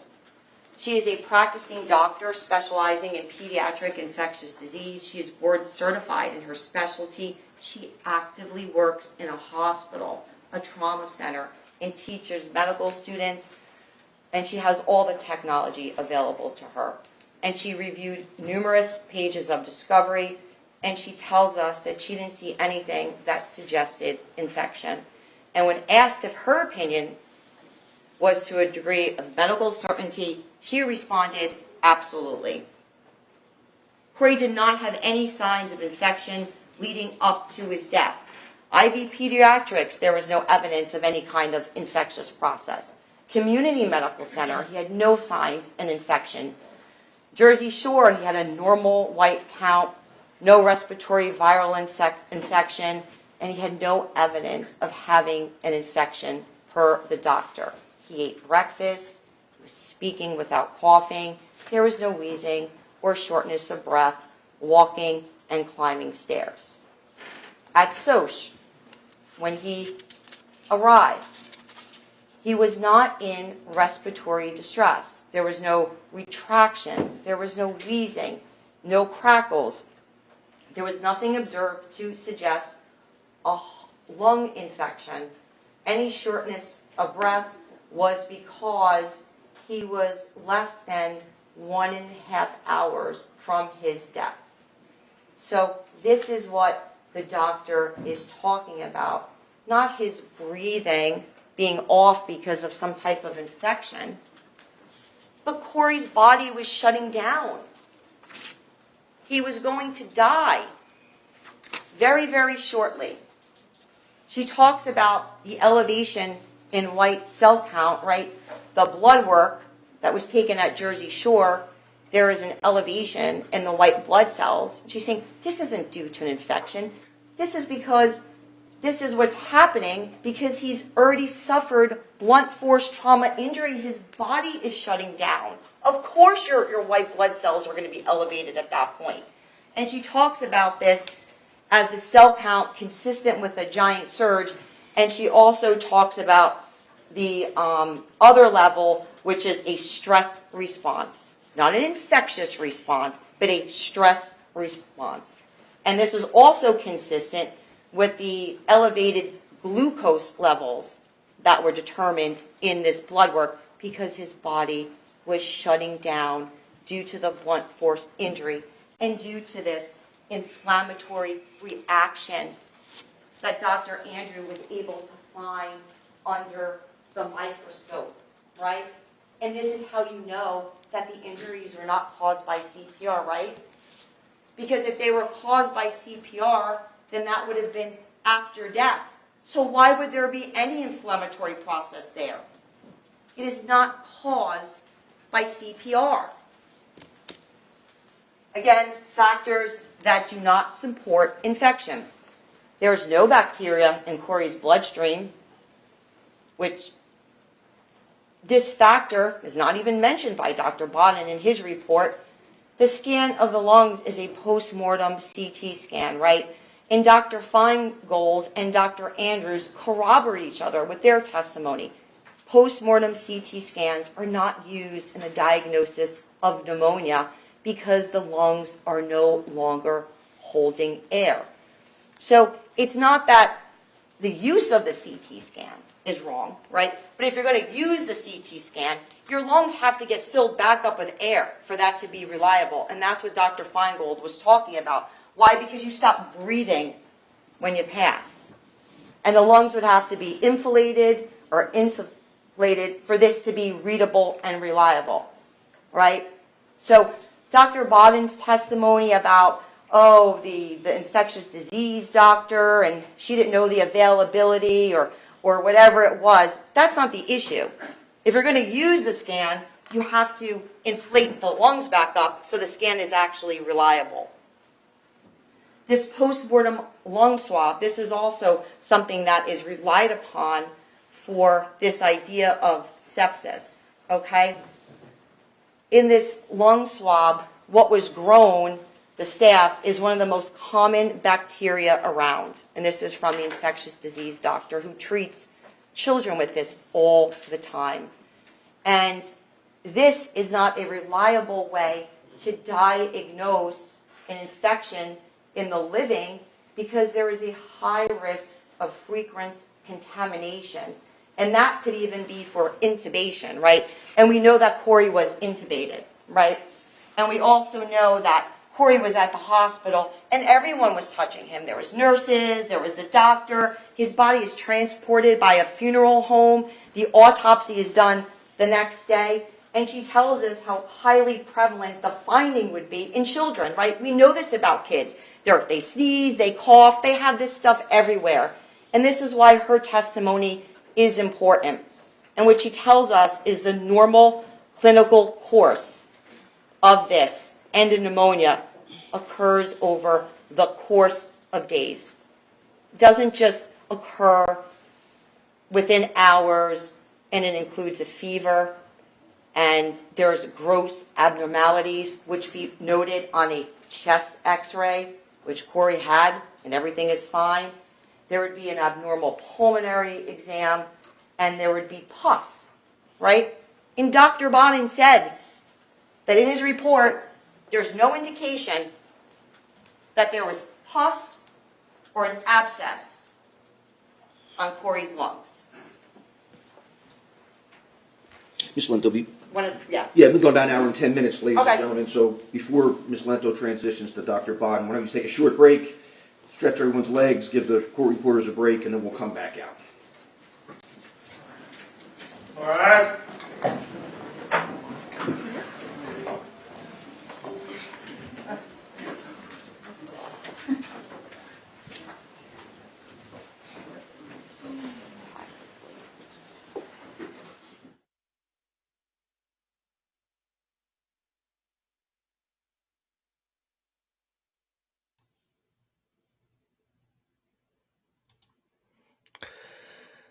All right. So it looks like we're on a little bit of a break.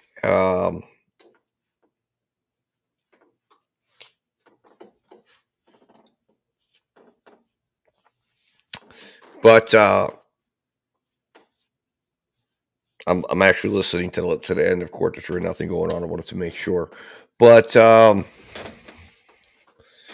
you know, I'm seeing the chat here, and one of the things you got to take into account here is, you know, Dr. Bodden's testimony should not be dismissed. I've seen a lot of that. I've followed, of course, Law and Crimes chat, some of the court TV comments in my own coverage of this case, and you know, Dr. Bodden's testimony cannot be taken lightly. Number one, the injuries, and my wife is a ER nurse, so I've talked to her about the case. I was trying to encourage her to come on and do a show with me, but she's a little camera shy right now. But she told me, yes, I had her watch some of the testimony with me and watch some of Dr. Bodden's testimony. And yes, the injuries that occurred to this young man are absolutely potentially consistent with CPR. So it's important to understand why this is important, because again, when we're looking at this, it's like we're looking at this in a, you know, well, is it likely? Does it make sense? We're viewing it through the bias of the treadmill video. But the issue at hand is when it comes to the cause of death, which is what has to be determined in this case. If you have a conflict of experts, that in and of itself is reasonable doubt. Now, I found it interesting that Mr. Gallucci, I thought he did a really good closing argument. He told a really compelling story. But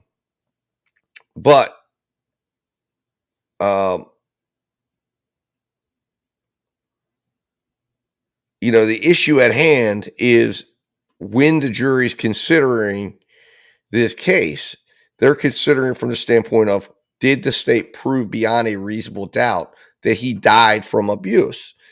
And the issue with that is if again, this is a part that the state can't get away from. They didn't call their own medical examiner. And that in and of itself, well, Deborah, they didn't call the hospital. Well, they could, yes, potentially. You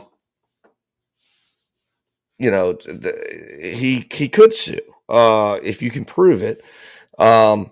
And again, you know, that's one of the factors that you have in a situation like this, when you have doctors and medical examiners and people that are experts and people from the hospital, from the various different visits. But it's not necessarily, you know, to sue the hospital, you have to prove some sort of negligence. So it's a risk when you go to the hospital that you could get hospital-acquired pneumonia. That is a risk. That is something that we all take when we go to the hospital. Remember, the mom signed him out AMA, okay? And this is something you have to remember when you're looking at this. And again, for me, it's like I watched the defense's closing, and I'm like, what a compelling story. There is reasonable doubt, at least to the child endangerment's decided. He's getting convicted, and if that was the only charge before the jury, he's convicted in 10. It's a matter of how long does it take him to vote, fill out the jury form, and come out. There is zero to me. Gallucci very lightly touched upon that, and it was almost comical when he was trying to say, well, when I look at that video, I don't necessarily see a dad. I see a dad that's frustrated. Yeah. I mean, I've been frustrated with my kids. I'm not putting them on a treadmill like that. I'm not biting them on the head. I mean, look, he did something with his mouth. He puts the kid on there 6 times. He watches his kid fall 2 times. The kid's, absolutely smacks his chest. Well, the issue though, Sherry, is the treadmill video was 12 days before.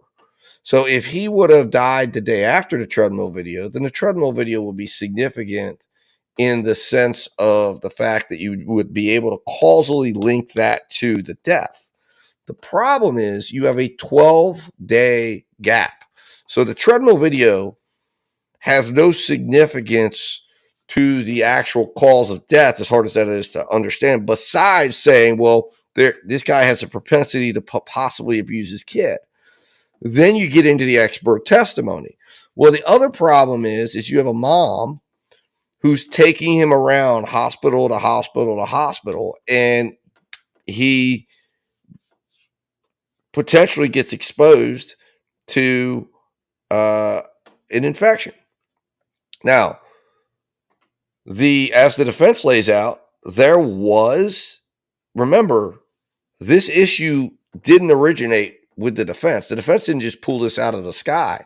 Dr. Ragassi said there was signs in the culture, which is what Bodden was looking at. There was evidence that there was an infection in Corey and in his lungs after the fact, which is what the basis of the idea was, that he had pneumonia that turned to sepsis, which ended up weakening him and killing him. And for me, in that 33-second video, the first time I ever heard it, and even when he played it today, it sounds to me like that's not Bree, that's Corey, who kind of makes a weakened sigh and then almost a cough, or a yawn, or whatever you want to call it. But that's what I kind of question that myself. I don't know what the jury's going to say they heard in that instance, but that 33-second video to me does not conclusively say he was ill or he wasn't ill. But what I think is significant to me, what I always said is now what I think to me, the strongest evidence that if I'm that prosecutor, and this is what, as me sitting here says, that I think happens, right? I think it's maybe incorrect to say that this is about him coming late. I think the stronger argument is the poopy pants in the trash can. This guy doesn't seem like a guy who's going to be patient when his kid's throwing up and his kid's pooping in his pants. What I think happened is this: he comes home, he is sick, he throws up, he poops his pants, and the dad gets mad and hits him, mad over that. Now, that's what I think. If I'm the state, I'm saying he hits him over frustration over that. Now, the kid might have already been sick. He may have had some sort of infection or something, but he hits him. And then what does the medical examiner say? I would embrace Bod and say, he said he couldn't live, right, more than a little while after that. And he hits him in the chest a couple of times because he's mad, because he's like, you pooped your pants. And then he's Googling after he leaves the hospital. The father, in my opinion, I think the Google searches are also damning as hell to me, because he's searching, how long does it take for a red mark to turn into a bruise? How long does it take for you to get arrested once an autopsy says it's unaliving? So to me, that's where if I'm the state, that's what I would be arguing, is saying, listen, that's significant, is the dad doesn't get mad and just beat on the kid for no reason. He gets mad because this is a hot-headed dude who I'm sure doesn't want to clean up poop. So to me, I think that would resonate with the jury. Now, here's the thing. If I'm the state in this case, I don't think the argument, the strong argument, isn't on murder here. And I know everybody wants to say it's abuse. It's abuse. This is, if I'm the state, I'm making a argument that this is manslaughter, and I think that's going to be a more easy to believe situation. Now, you might even you charge murder, but you make the case that if he loses his temper with his kid because the kid got pooped his pants and threw up all over the house, and again, an abuser is going to be that way, and he just manhandles him. He's not intending to kill him. I think that's where the state could lose the jury here. That's why the defense had the edge here to say, or has the edge here to come in and say, does it make sense? I don't think the guy was necessarily intending to kill the kid, or that this was some idea that he was going to kill him, because I think he liked the idea of having the kid around because he wants to control the woman, right? But I believe this is a guy who loses his temper, kids pooped his pants, he's sick, and he manhandles them. And when he does, he causes damage to the heart. Now, I think you could also, the state can, in that way, the state can actually have kind of it both ways and say, we don't know how much it was, what injuries came when, but we know there was damage to his liver, or I think, his liver. We know there was damage, some of that damage could have been from CPR, because this guy hits his kid, blunt force trauma to the chest. And it just makes sense to me that would happen as part of, like, are you kidding me, dude? You pooped your pants? Come on. And he pushes him or hits him or makes some sort of contact.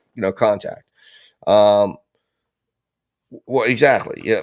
Sherry knows I could see that exactly right, because that had to do with the bathroom. But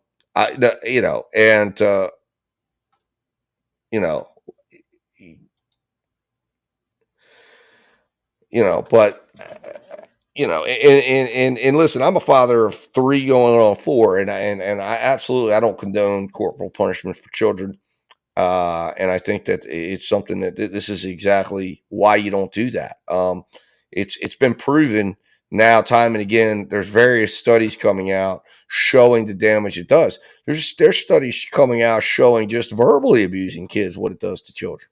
So there's other ways you can do it. There's other ways you can, again, I always say, you got to think to yourself, like, what works?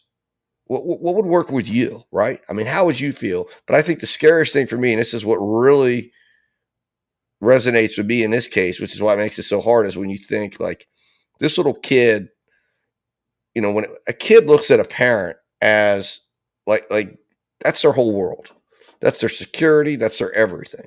So when you have a monster parent like this guy, and he's doing this to this kid, and this kid's living in fear, that's absolutely a tragedy. But like I said, I don't think murder requires intent.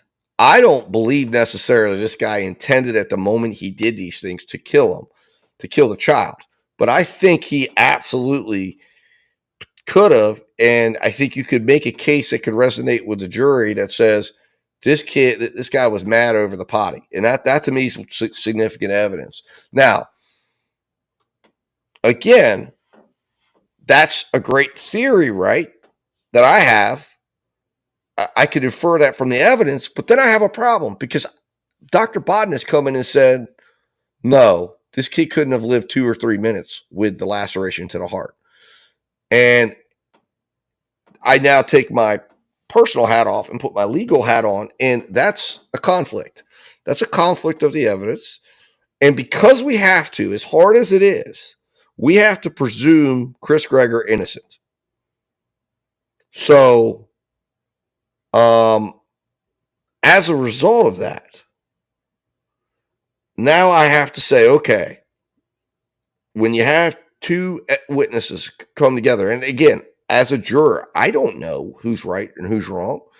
But if I've got the state who hasn't even called their medical examiner, why didn't they call the medical examiner? That is allowed to be considered as a question, and that is reasonable doubt. Why? The medical examiner said inconclusive. He couldn't conclude if it was homicide. The medical examiner put in there that there was pneumonia was present and that it died of sepsis. Okay. The medical examiner said that. Dr. Biden has come in, who's a world-renowned Kennedy assassination, Malcolm X, this guy, O.J. Simpson, you name it. This guy's well respected, and he says it's not blunt force trauma, that was from CPR. Remember, Biden developed CPR and helped get it certified. So when that conflict exists, that's reasonable doubt, which means the jury has to find him not guilty if there's doubt, if there's a conflict of evidence.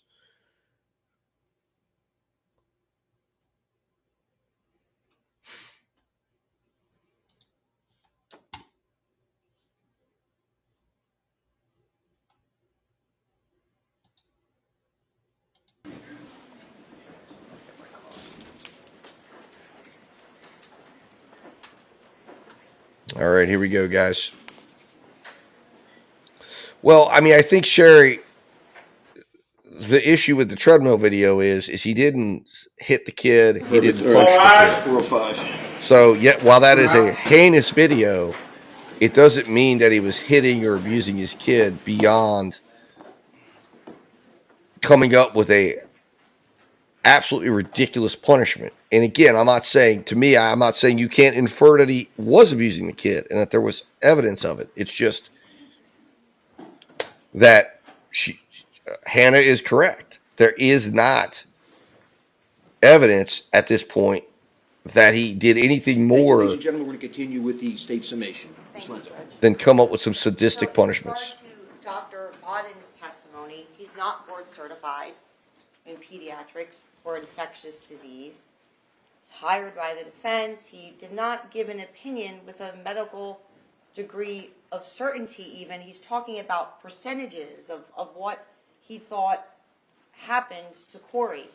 And he even gives this kind of strange theory about SIDS, a SIDS theory in an almost 7-year-old child.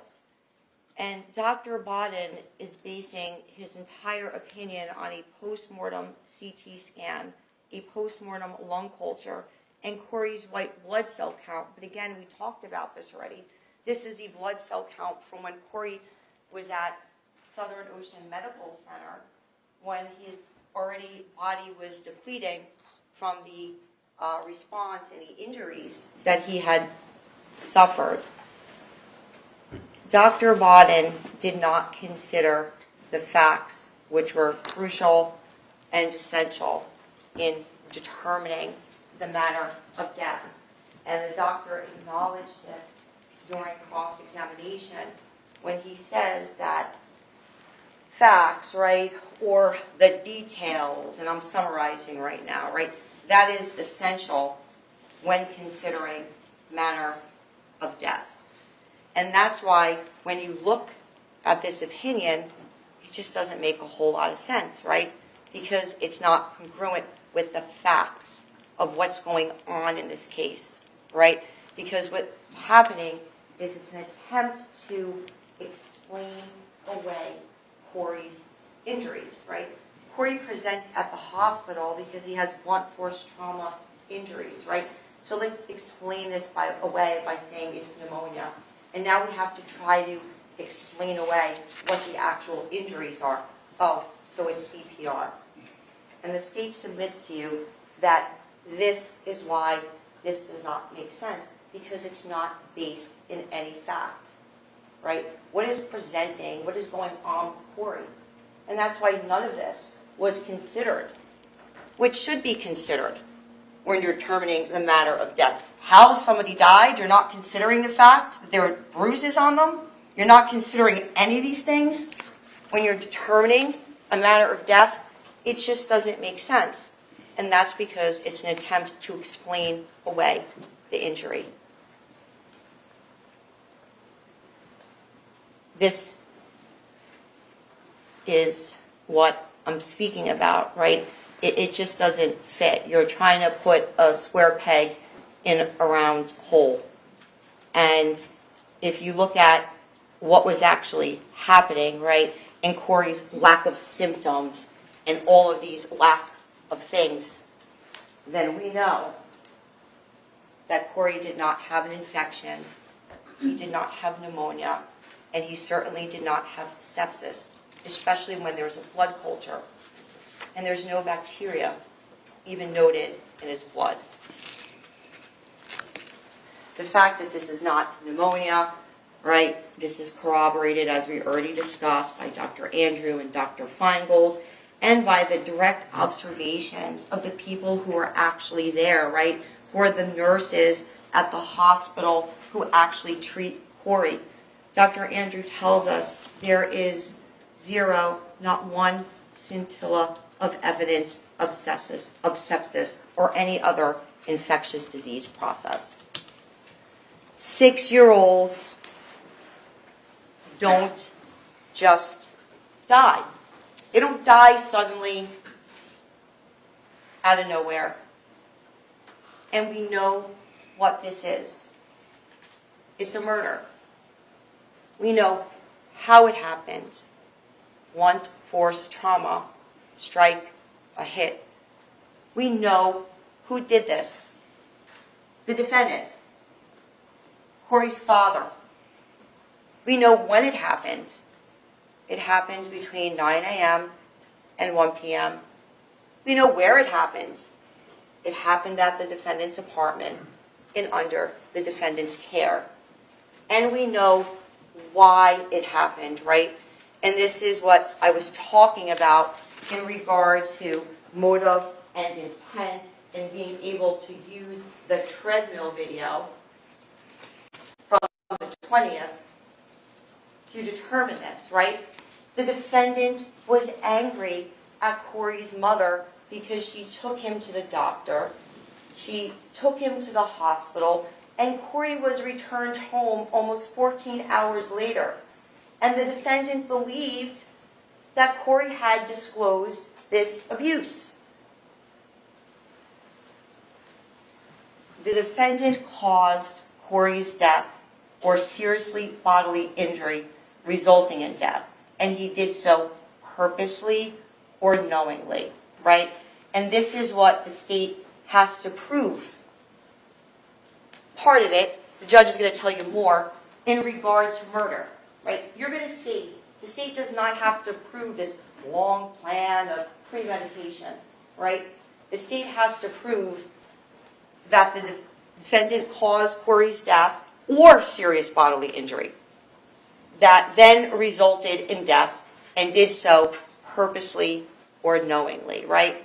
And what is purposely? A person acts purposely when it is the person's conscious object to cause death or serious bodily injury resulting in death. And what is knowingly? A person acts knowingly when the person is aware that it is practically certain that this conduct will cause death or serious bodily injury resulting in death. It is the state's argument that the defendant knowingly inflicted serious bodily injury which resulted in Corey's death. Child abuse. We know that this was the conscious objective of the defendant because look at the injuries, right? Look at the type of injuries.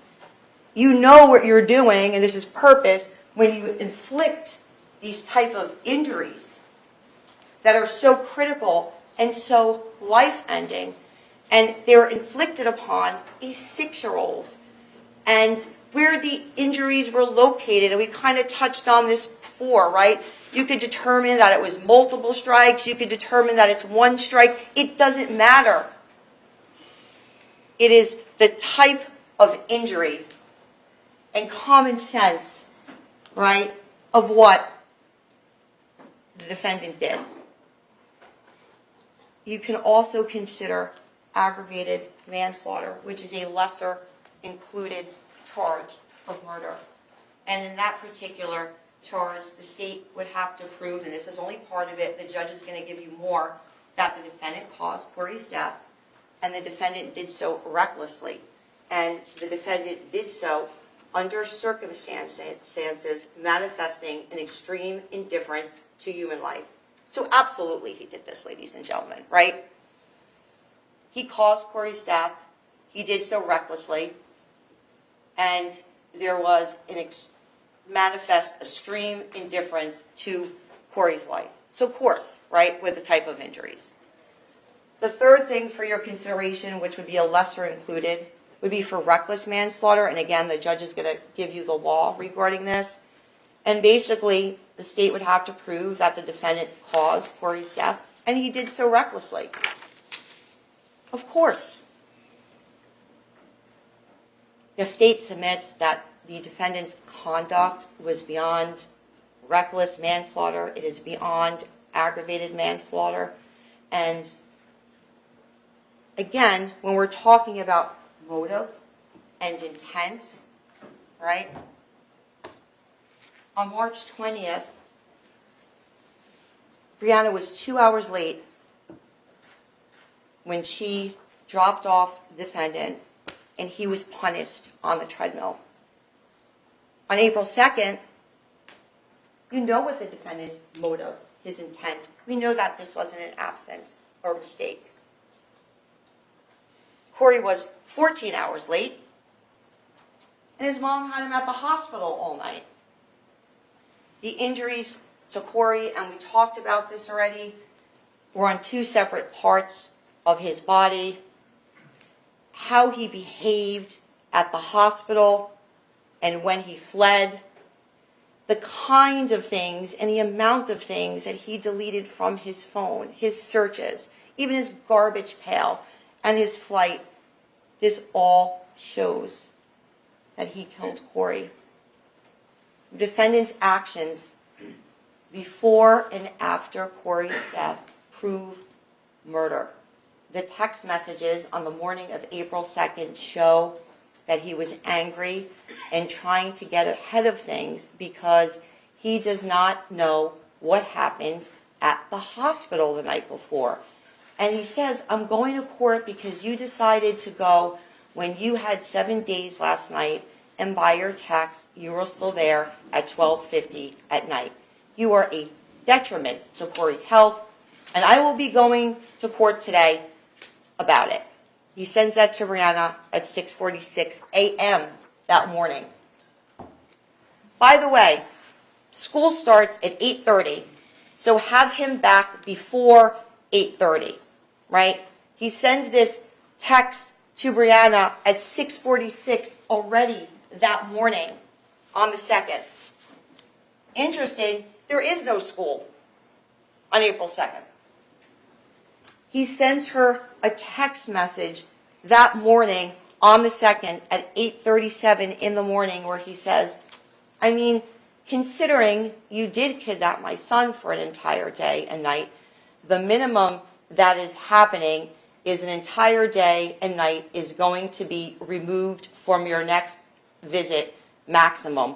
Hopefully, the courts will agree with my application this morning and you will lose all rights. Well, I don't see anything in the court orders that we talked about that the defendant gets to be the dictator of custody times and all of these things. But the point of this is that at 8:37 in the morning, he is already fired up about this.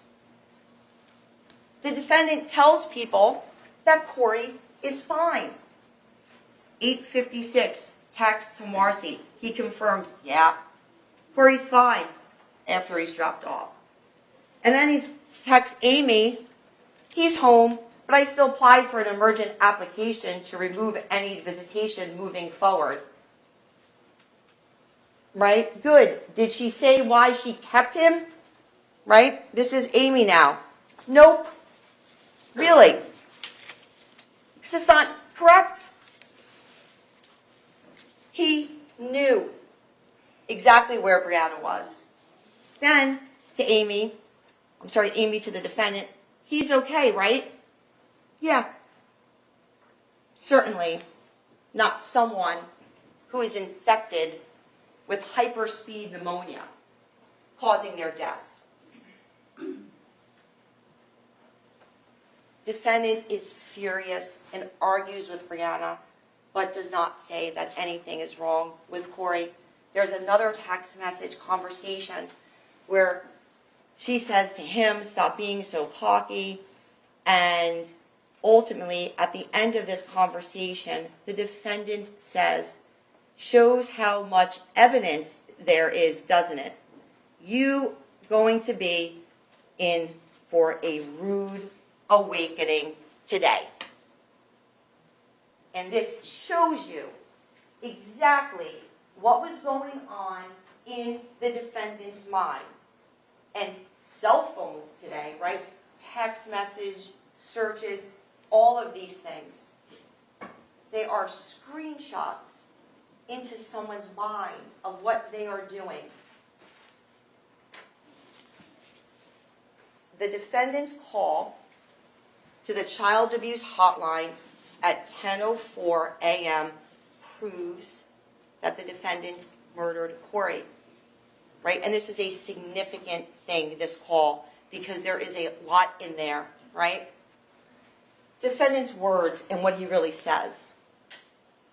In this call, and there was a transcript, he says he's unsure where Brianna lives. Really? He has no idea where she lives? There was thousands of messages between them.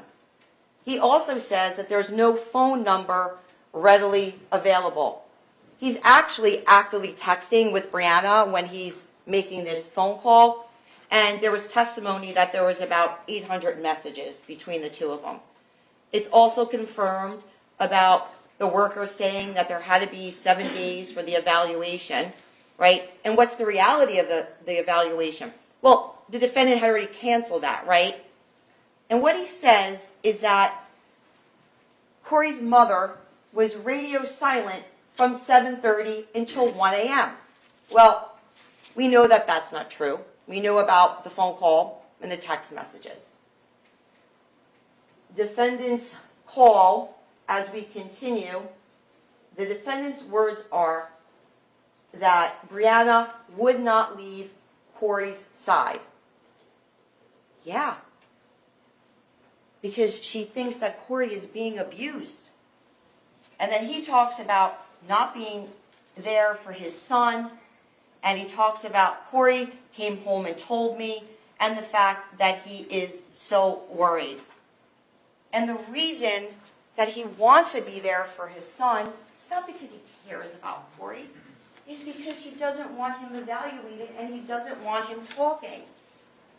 And this is the most interesting part of this call. And this is what he says. Now, after she had him for an extended period of time yesterday and had him at the hospital and was coaching him to say that I hit him, he said it. So my big concern is just, that her coaching is going to be disregarded, and it's only going to be regarded as him and his statement. So who is he referring to? He's talking about Corey. And what does this show? It shows you that on that morning, the defendant believed that Corey had made a disclosure. But what is even more interesting about it is look at the word he uses. He uses the word hit. Corey never said that he was hit by his father. You heard the pediatrician is that he fell off the treadmill. And this is precisely where the defendant slips up in this call.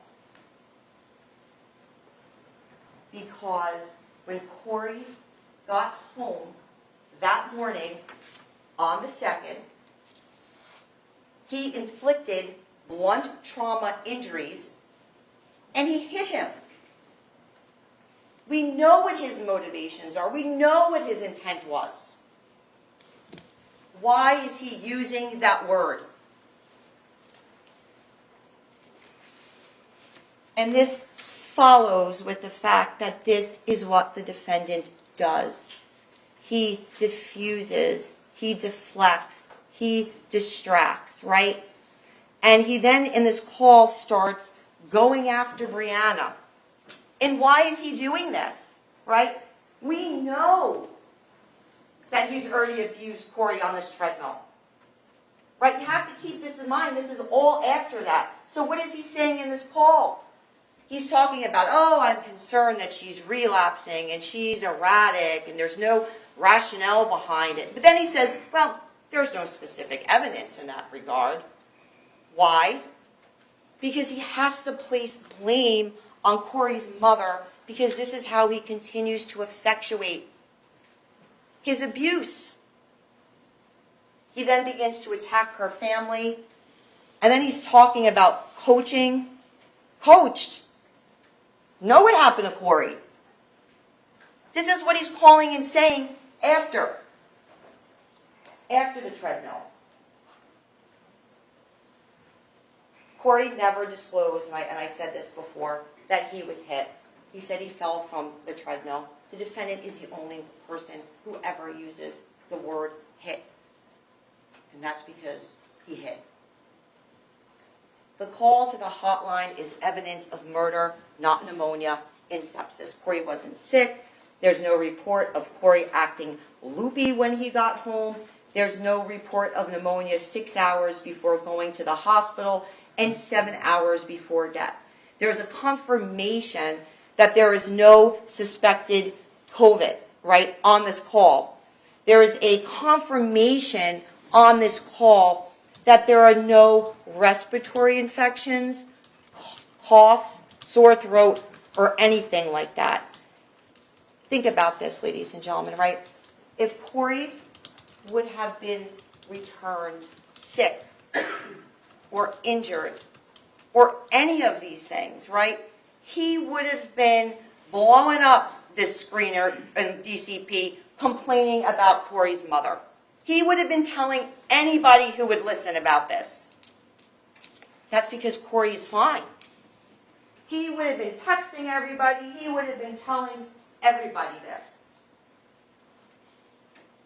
Defendant's actions after the hotline call until Corey goes to the hospital corroborate that the defendant inflicted fatal injuries to Corey that morning, right? The defendant begins texting with Margie early that morning, and the two have never met in person, but according to the text, the two are going to meet for the first time at the defendant's apartment that night. These texts, what they demonstrate is a total lack of disregard for Corey, right?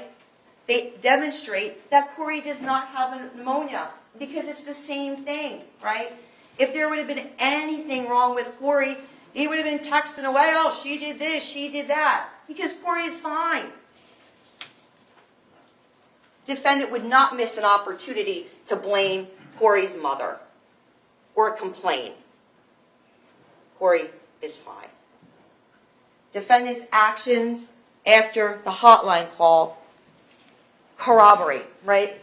Defendant texts Marcy at 11:53, right? Oh, since I took off from work, my son is sleeping, right? The next text, 12 o'clock, nice. I might take a nap so I don't fall asleep at 10 p.m. on you, LOL. 12:14, do you desire a traditional pizza? It's talking about pizza. 12:19, I am actually really excited to see you. 12:23, there's a photo of pizza and there's more talk about pizza. 12:51, you play chess. 1:01, well, just let me know when is the earliest that you can come. 1:46, I'll be able to set it up. I'm super excited after destroying you and party. He's talking about a video game, okay? If Corey was symptomatic and dying of pneumonia, would this be his text messages? Of course not. And I know that is hard to conceive how somebody could act like this, right?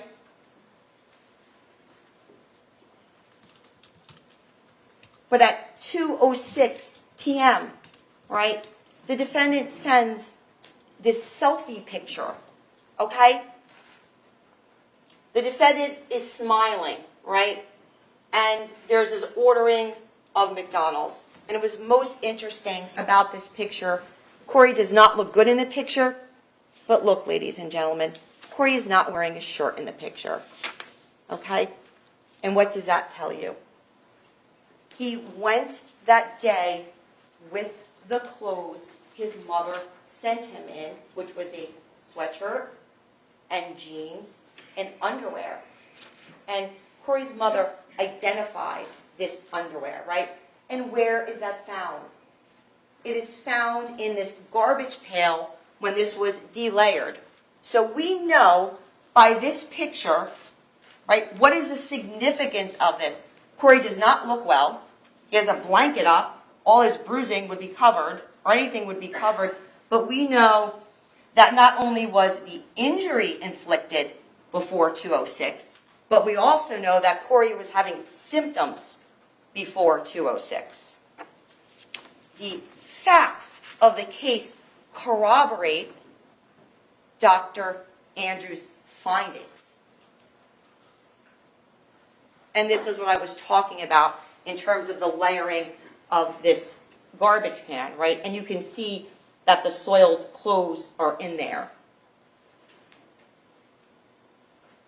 because the murder occurred before 206, right? And Corey is not wearing a shirt, and we know that Brianna had sent him in those clothes, which were clean. The clothes are under the McDonald's bag. That means that the defendant took Corey's dirty clothes off before 2 p.m., and it's consistent with Dr. Andrew. The defendant's actions after his selfie corroborate that the defendant murdered Corey. At 2:06, right? Don't think I'm moving. 2:13, want to talk on the phone? This is after the picture, right? And I understand, ladies and gentlemen, it's hard to fathom that someone could have such a lack of disregard for this child. At 3:08:37, the defendant searches and later deletes loss of consciousness, sleepy, and nauseous. This was at 3:08. The defendant did not delete all of his searches. He deleted specific searches. At 3:22, right, 26 minutes before arriving at the hospital, the defendant sends a text message to Marcy where he says, "I'm so excited, ha ha." Even after the defendant takes Corey to the hospital, he is still texting Marcy about their plans, right? He's texting her the whole time, because he does not care about Corey. He doesn't care about his health. He doesn't care about anything. And he left that kid while he was there, not checking him, in his apartment, while Corey was passing from the injuries, and then he takes him to the hospital. By 3:08, Corey has lost consciousness, yet he's not brought to the hospital until 3:48. That is the time that he is brought to the hospital. And despite Corey losing consciousness, which is deleted from his phone, the search, he does not call 911. What does that show? This child is in this critical condition, and you don't call 911, and you don't call an ambulance. You know why? Two different things. He didn't want anyone inside his apartment. He just didn't care about Corey. No life-saving measures. He only goes to the hospital after a 13-minute phone call with his mother, right? And this is why he goes to the hospital. He goes to the hospital because he talks to his mother. He goes to the hospital because he doesn't want Corey to die in his house. He doesn't care about Corey. The only person he cares about is himself. He tells Brianna that Corey is lethargic, his legs are hurting, sleeping all day, throwing up, and he just didn't feel good, and asks her to send the insurance card. But he does not say anything to anyone else about being wrong with Corey and the other people that he was communicating with. And at this point in time, ladies and gentlemen, this is at 3:30 in the afternoon. And yeah, all these things are happening. Because Corey is suffering in that house. He does not tell Corey's mother which hospital he is taking Corey to. Because the defendant knows that if anyone else speaks to these doctors, that all of this is going to be a problem for him. And instead of taking Corey and calling an ambulance and exercising any type of care for this child, he puts him in the back seat of his car. Corey is in critical condition when he arrives at that hospital. He's not being treated by 911. He's just in the back seat of the car. And that's the back seat of the car, right? With the towels, and that's what he did. Driving to the hospital, and you can see him here. Gets to the emergency room. Oh, it's going to take him out of the back seat.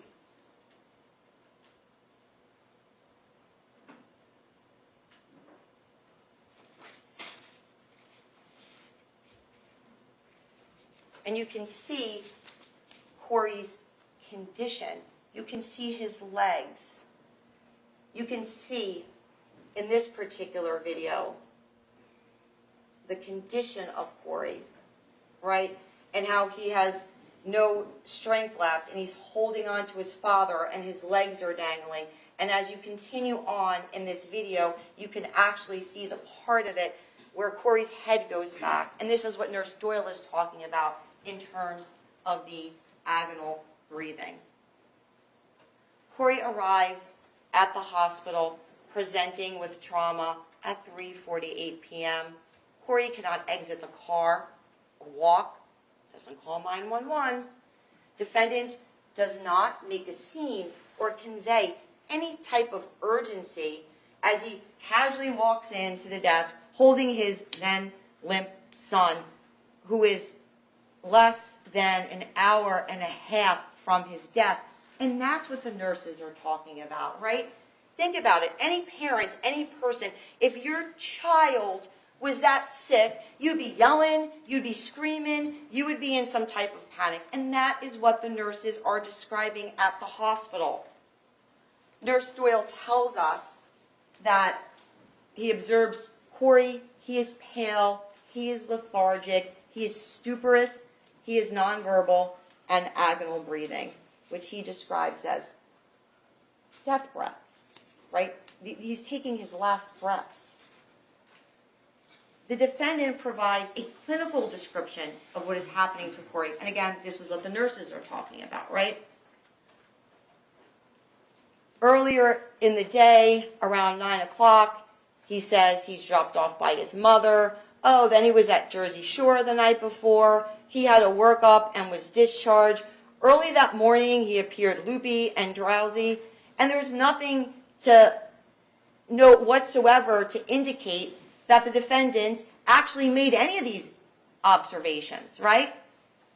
And the point, ladies and gentlemen, is that he is not acting like a concerned or caring father in any regard.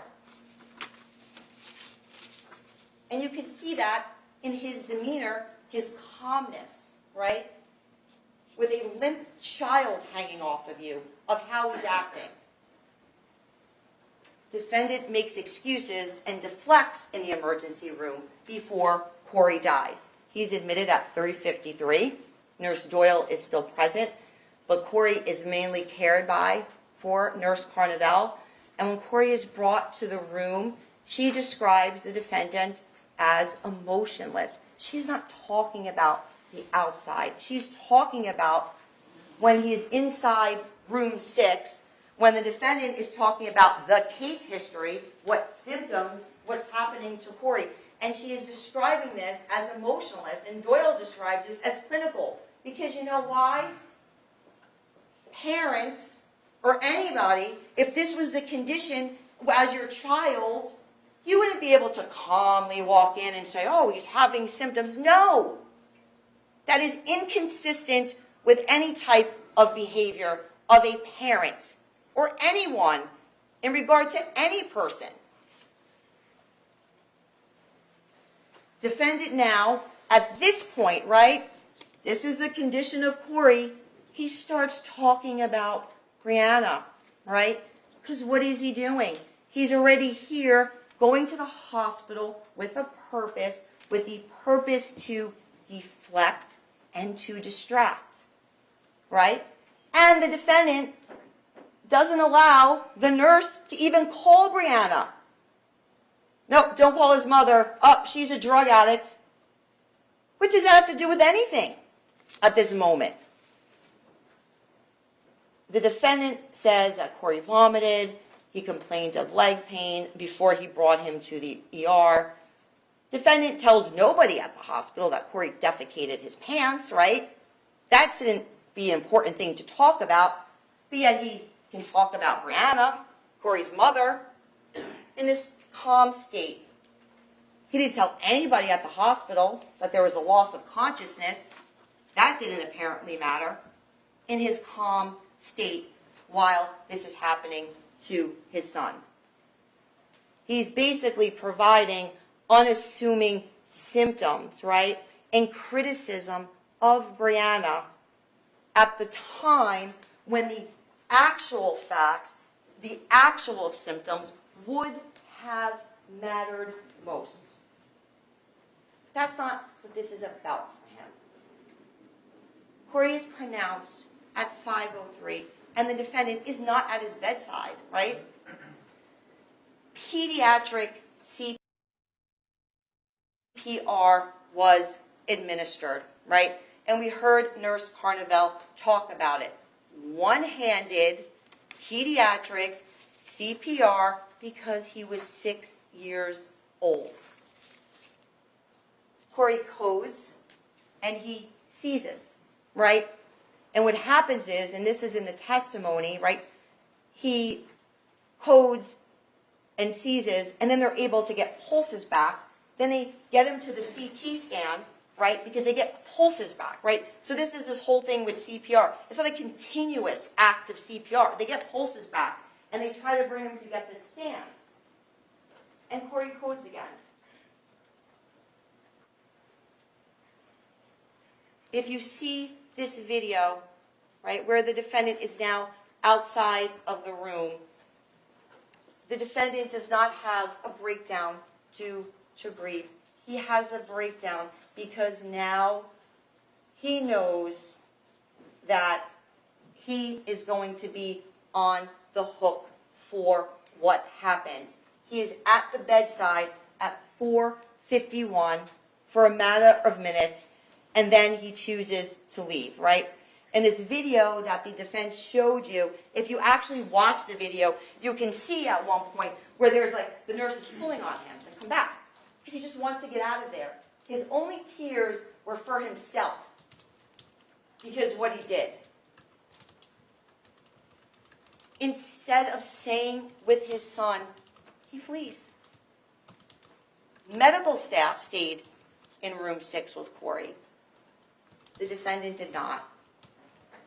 Brianna calls the defendant right before and after Corey dies. Doesn't answer. The defendant goes back to the waiting room, and what does he do? He calls his parents. At 5:10, David Gregor called the police and told the defendant that he was going to call the police. After hearing this, the defendant leaves the hospital.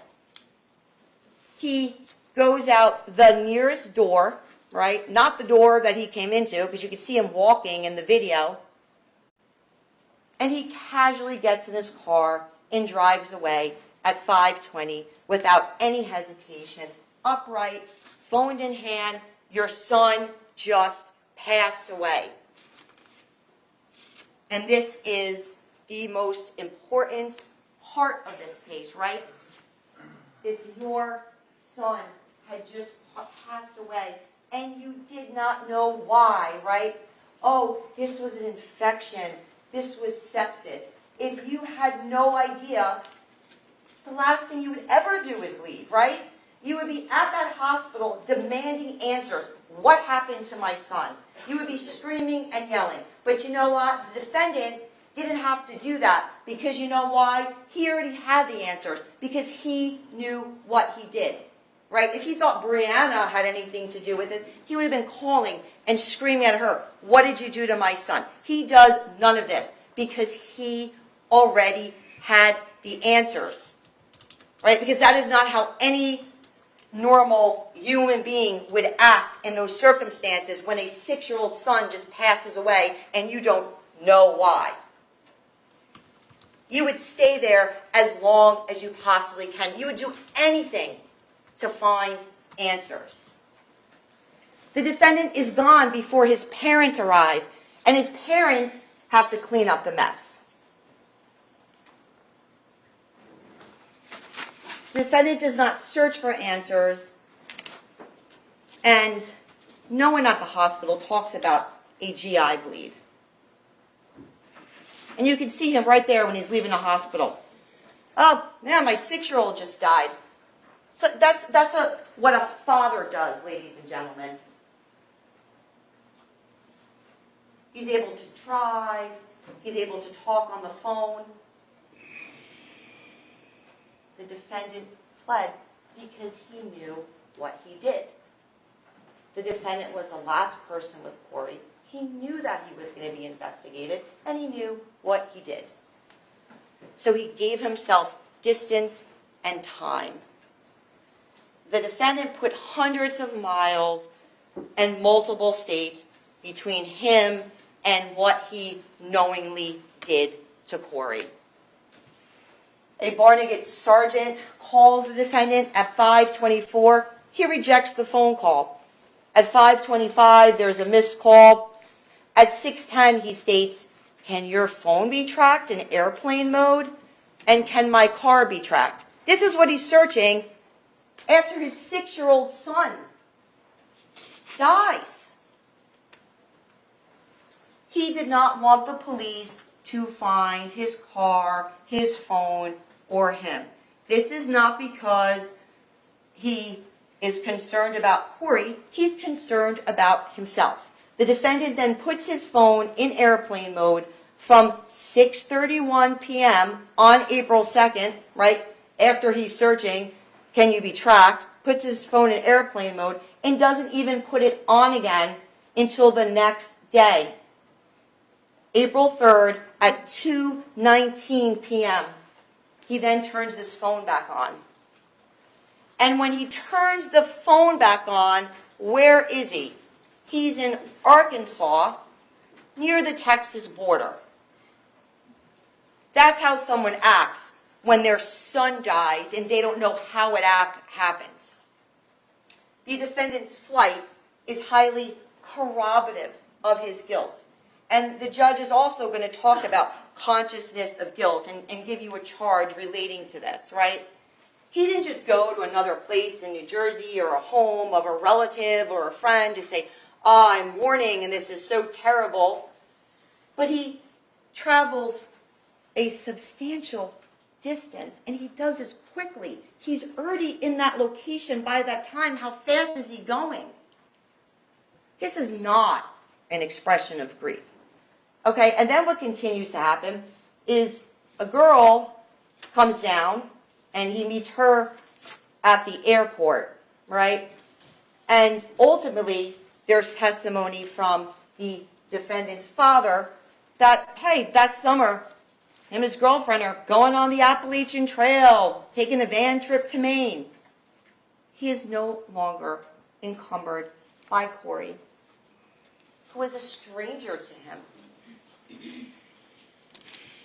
The defendant only comes back because he is assured by his father.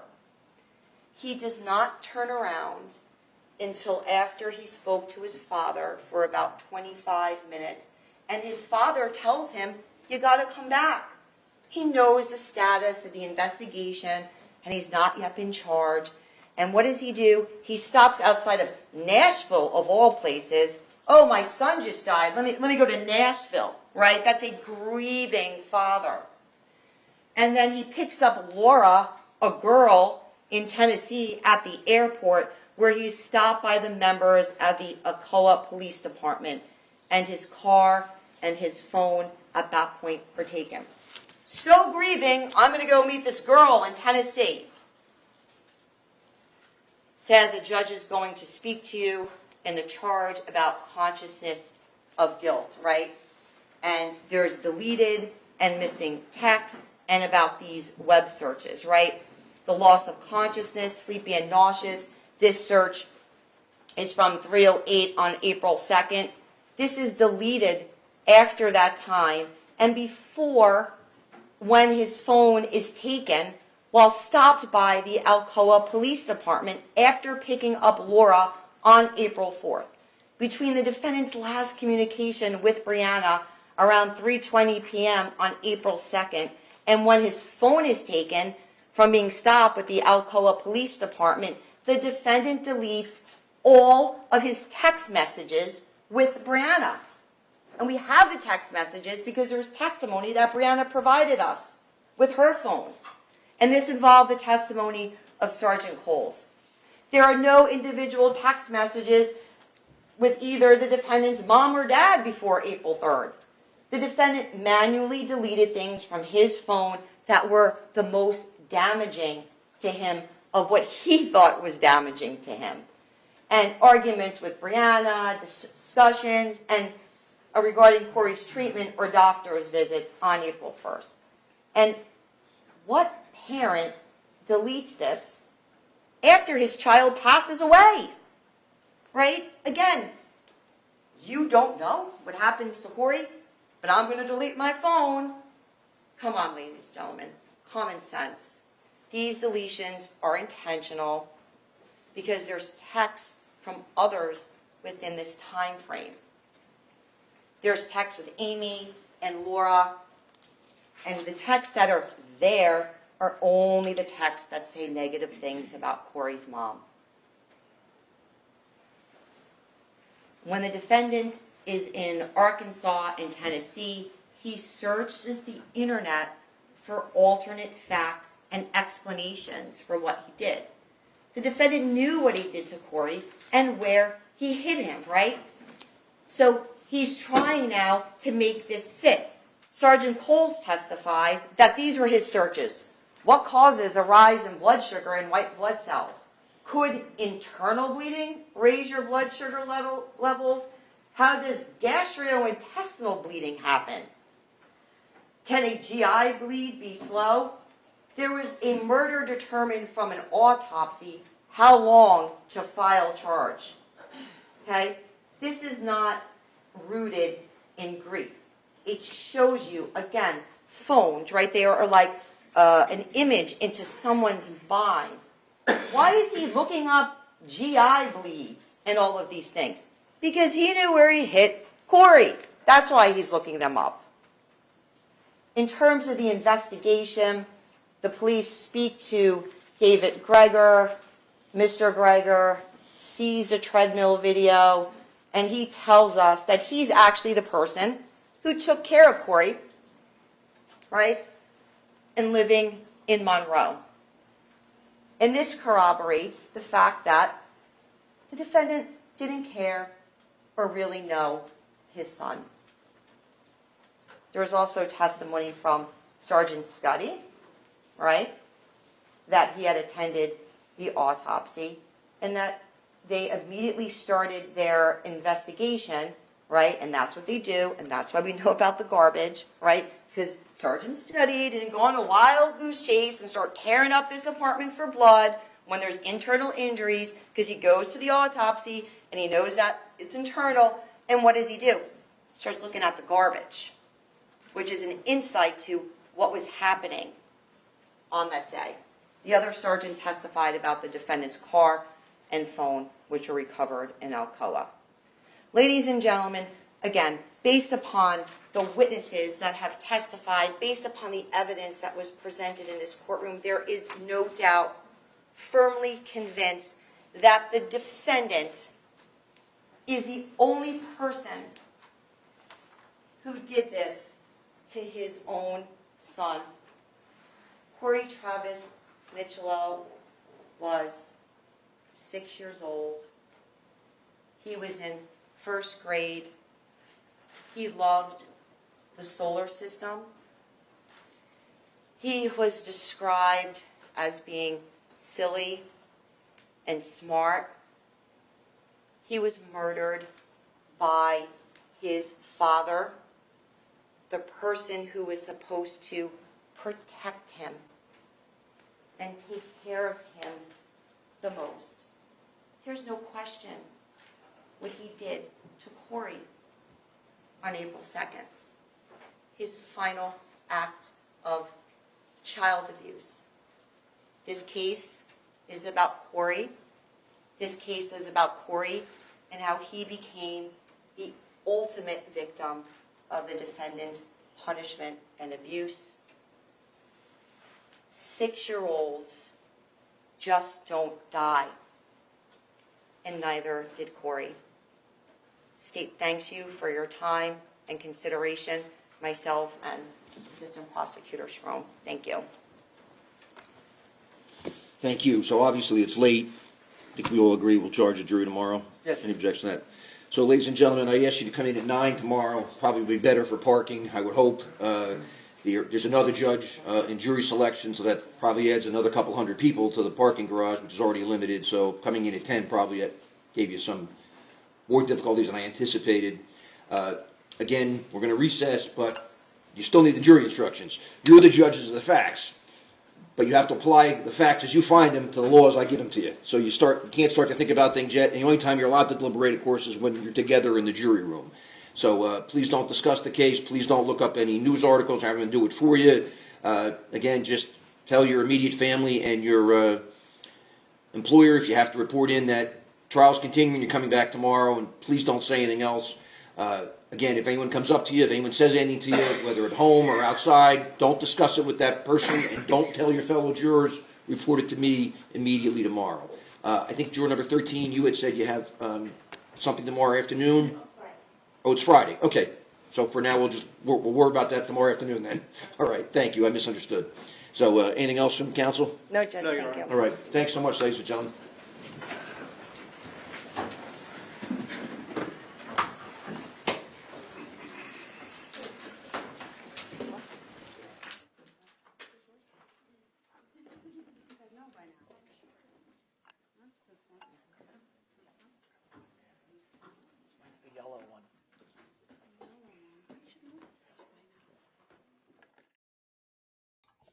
All right, so closing arguments are finished.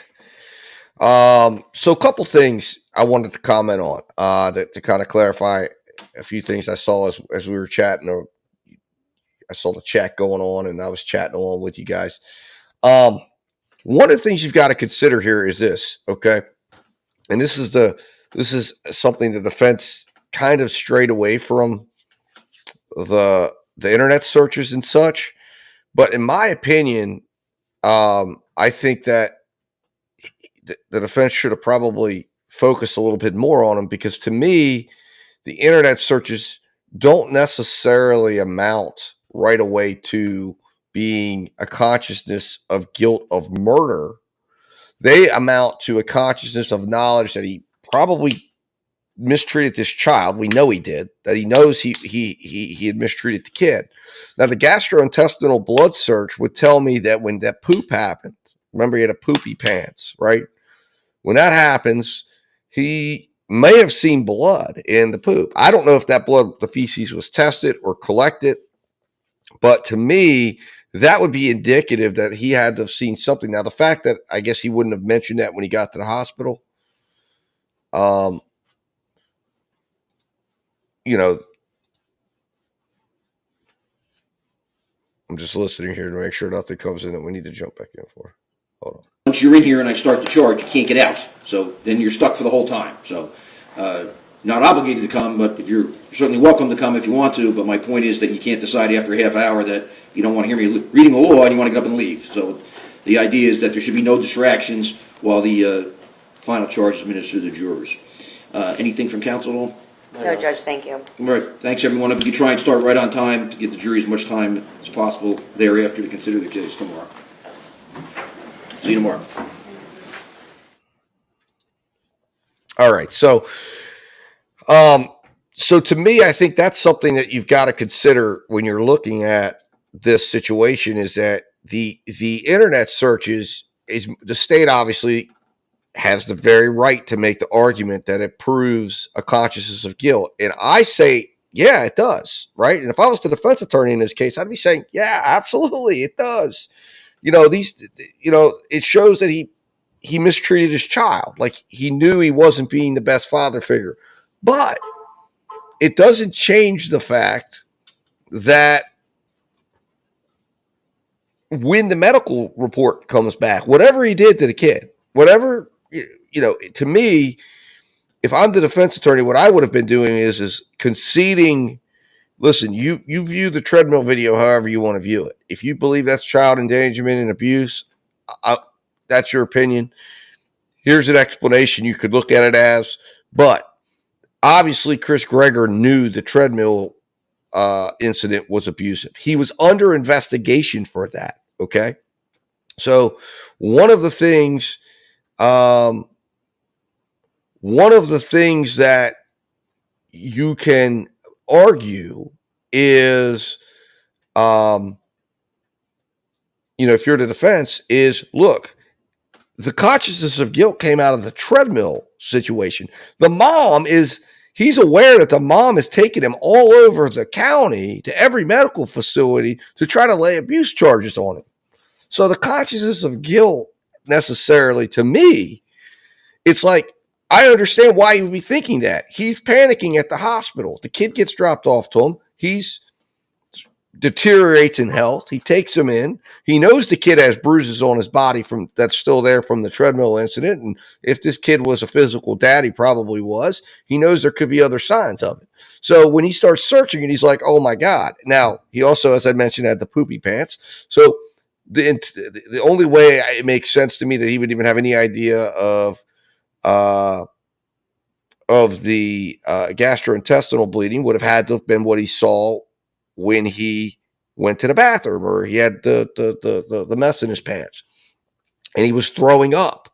So this is indicative of something's going on internally with the child. Now, I don't believe he told the hospital that there was any blood in any of those places or anything like that. That's a little concerning, but it also could mean that he's thinking to himself, he's not a medical professional. He knows that kid. I mean, imagine, we witnessed it from a security camera. He witnessed it in person. He had to have known that treadmill incident was a definitely serious situation. And for him, he doesn't know if, hey, are the injuries from that? And that's what I would have been arguing if I was his attorney. Listen, yeah, this is a situation where we concede, but this man was worried about that. He thought, oh my God, did I go too far in coming up with what in his mind was a punishment for being late, or whatever it was that was going through his mind? As prosecution made the argument that it was punishing him for having been late with his mom. I think that was trying to tie in the fact that he was 14 hours late.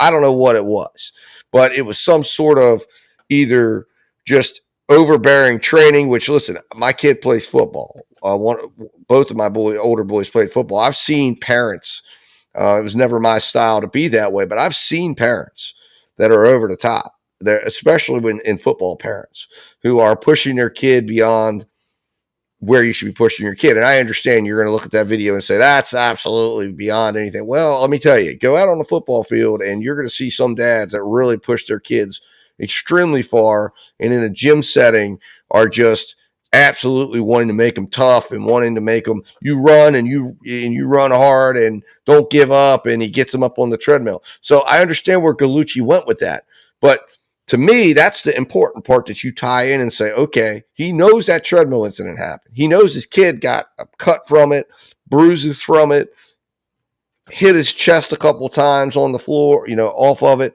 So he knows his kid could be hurt. Now, 12 days later, the mom is on the hunt. There's complaints being filed against him. He's on the phone, remember, with the DCPP officer. So he knows she's trying to file charges against him, saying he's abusing the kid. He knows there's bruises on the body, some of which absolutely, yes, they can come from football. You're going to get bruises. My kid, now, again, he's playing 14-year-old, varsity level youth league football. Now he's going to be on the varsity high school team. My other son played varsity football and junior varsity and freshman football. And yeah, they both come home with bruises at that level. Now, on the younger side, yeah, they would have some bruises and bruising. But remember, he knows there's a treadmill incident that's being investigated. So it is not beyond the scope to think that he's sitting at that hospital or sitting there when his son deteriorates and he takes him into the hospital and he realizes his son just died and he goes, oh my God. And he's observing whatever he observed when the kid was throwing up and releasing his bowels. And he's thinking, oh my God, what's happening? Now that shows, and to me, that's why the defense should have embraced this and said, yeah, we're embracing it. He thought he might've been responsible for his kid's death, but guess what? It's inconvenient for this state. It's inconvenient for everybody. But the medical examiner came back and said, no, that's not what happened here. It's not what happened. And the medical examiner, again, this is the most glaring thing that everybody has to understand. The biggest problem the state has is their own medical examiner was not called to the stand. They hit him, brought in another expert, a paid expert by the state. And that's something Gallucci made a big point on, and it is a big point. No, I'm not making excuses, Dove, at all. It's not making excuses. It's explaining how this jury and the argument that the defense is making, because it's inexcusable. I'm not excusing the treadmill. I'm saying he's guilty of that. He's going to be convicted of that. But the problem is if you, again, my reaction when I first saw the treadmill video, the reaction is, you want to lock this man up and throw him away. Yes, and he should be locked up for the treadmill incident. I believe that was abusive. I believe that was absolutely abusive. I think it's aggravated child abuse. I think it should be multiple charges of child abuse. But the question is, well, again, he's not charged with that, Dove. He should be charged with it. I mean, if they have proof beyond a reasonable doubt, he's not charged with the football incident. That's something that was described. We're not making excuses. And here's what I'm saying: you're blinded by the treadmill video. What I'm saying is his behavior is consistent with somebody who's abusing his child, and he believes that's what's about to get exposed. What I'm saying is the medical evidence, and this is the inconvenient part that the state has had to overcome. And this is the part that when a not guilty verdict gets delivered in a case like this and everybody's outraged, how does the jury come to it? The way the jury comes to it is because the medical evidence doesn't support that. Because unfortunately, and in my opinion, this is why the prosecution should have looked to say, do you go all in on murder and try to prove an intentional crime that the end result is your own medical examiner doesn't support it? A world-renowned medical expert who has testified 98% of the time for a prosecution,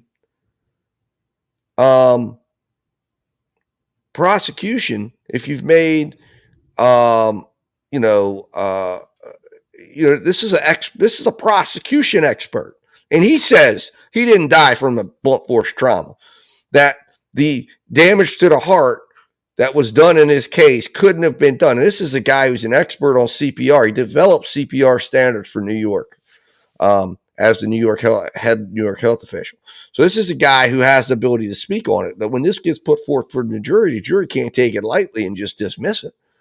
Okay. And he says these injuries are not consistent with blunt force trauma, because if he would have gotten hit like that, he would have been dead at the apartment. It would have been a 911 call. My kid's dead, or he would have brought him in and he'd been dead on arrival. He wasn't dead on arrival. This guy obviously thought that he did something to cause his kid's death based on how he acted, but then the medical evidence told a different story. And that's why the dad says, come on back, don't run.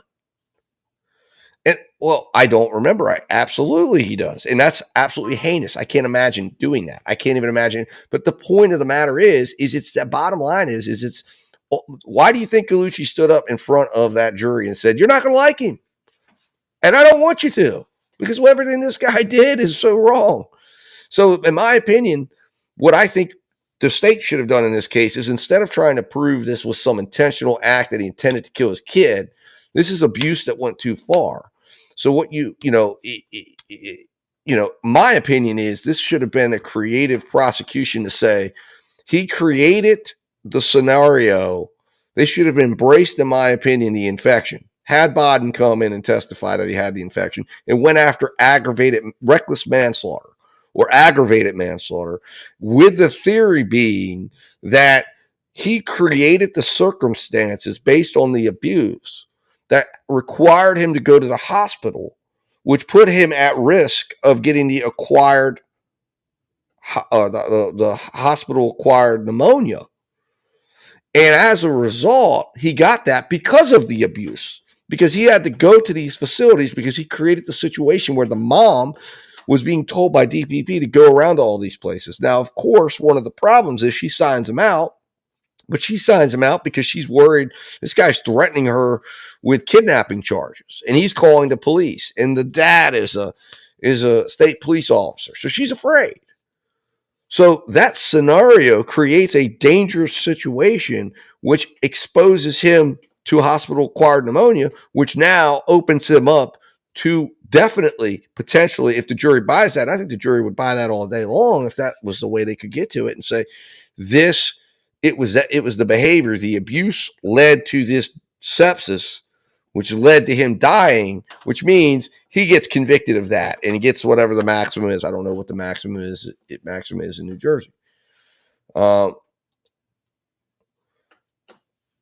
wow. I didn't know that. That's interesting information, Colleen. I appreciate you sharing that. I'll have to go check out, see, I don't know if her Facebook is public. Maybe you're a friend of hers, but I'll have to see if there's anything on there about that. That's very interesting. Right. If you do know, why would he leave and sit there and see what? Well, because again, see that, Deborah, the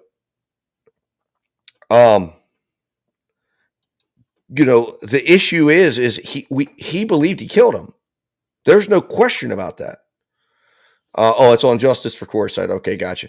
That's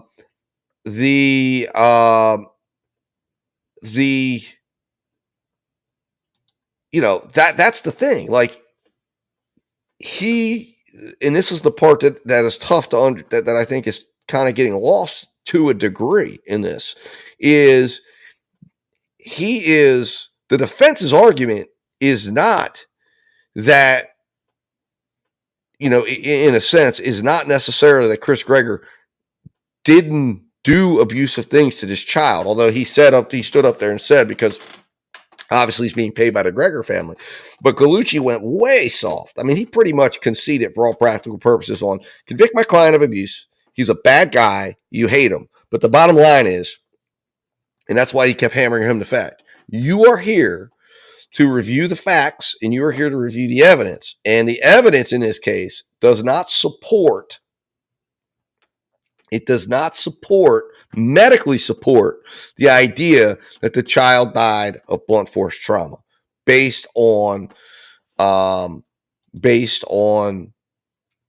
the evidence comes out and based on what the medical examiner said, the original medical examiner. And then you've got Michael Bodden. Listen, if you think Michael Bodden is going to go in there and doctor up his findings, if you think he's somehow incompetent, he's not incompetent. He's a very competent medical examiner. I mean, Michael Bodden is world renowned, and I have a lot of respect for Michael Bodden and his work in the cases he's been involved in. So I don't believe for 1 minute that he's going to sit here and say, "Oh, let me doctor up." He went in, he looked at it, he reviewed the case, and I guarantee you, Michael Bodden would have said absolutely 110% if there was evidence that that blunt force trauma killed this young man, he would have come in and said that. He would have been testifying. He agreed with the state on everything that the state wanted him to, that he could agree with them all. But but they want to go off these they want to use the culture, the lack of a result on the culture, when, as Dr. Bodden said, and it's true, the cultures are not meant, they have a 5% reliability rate. So,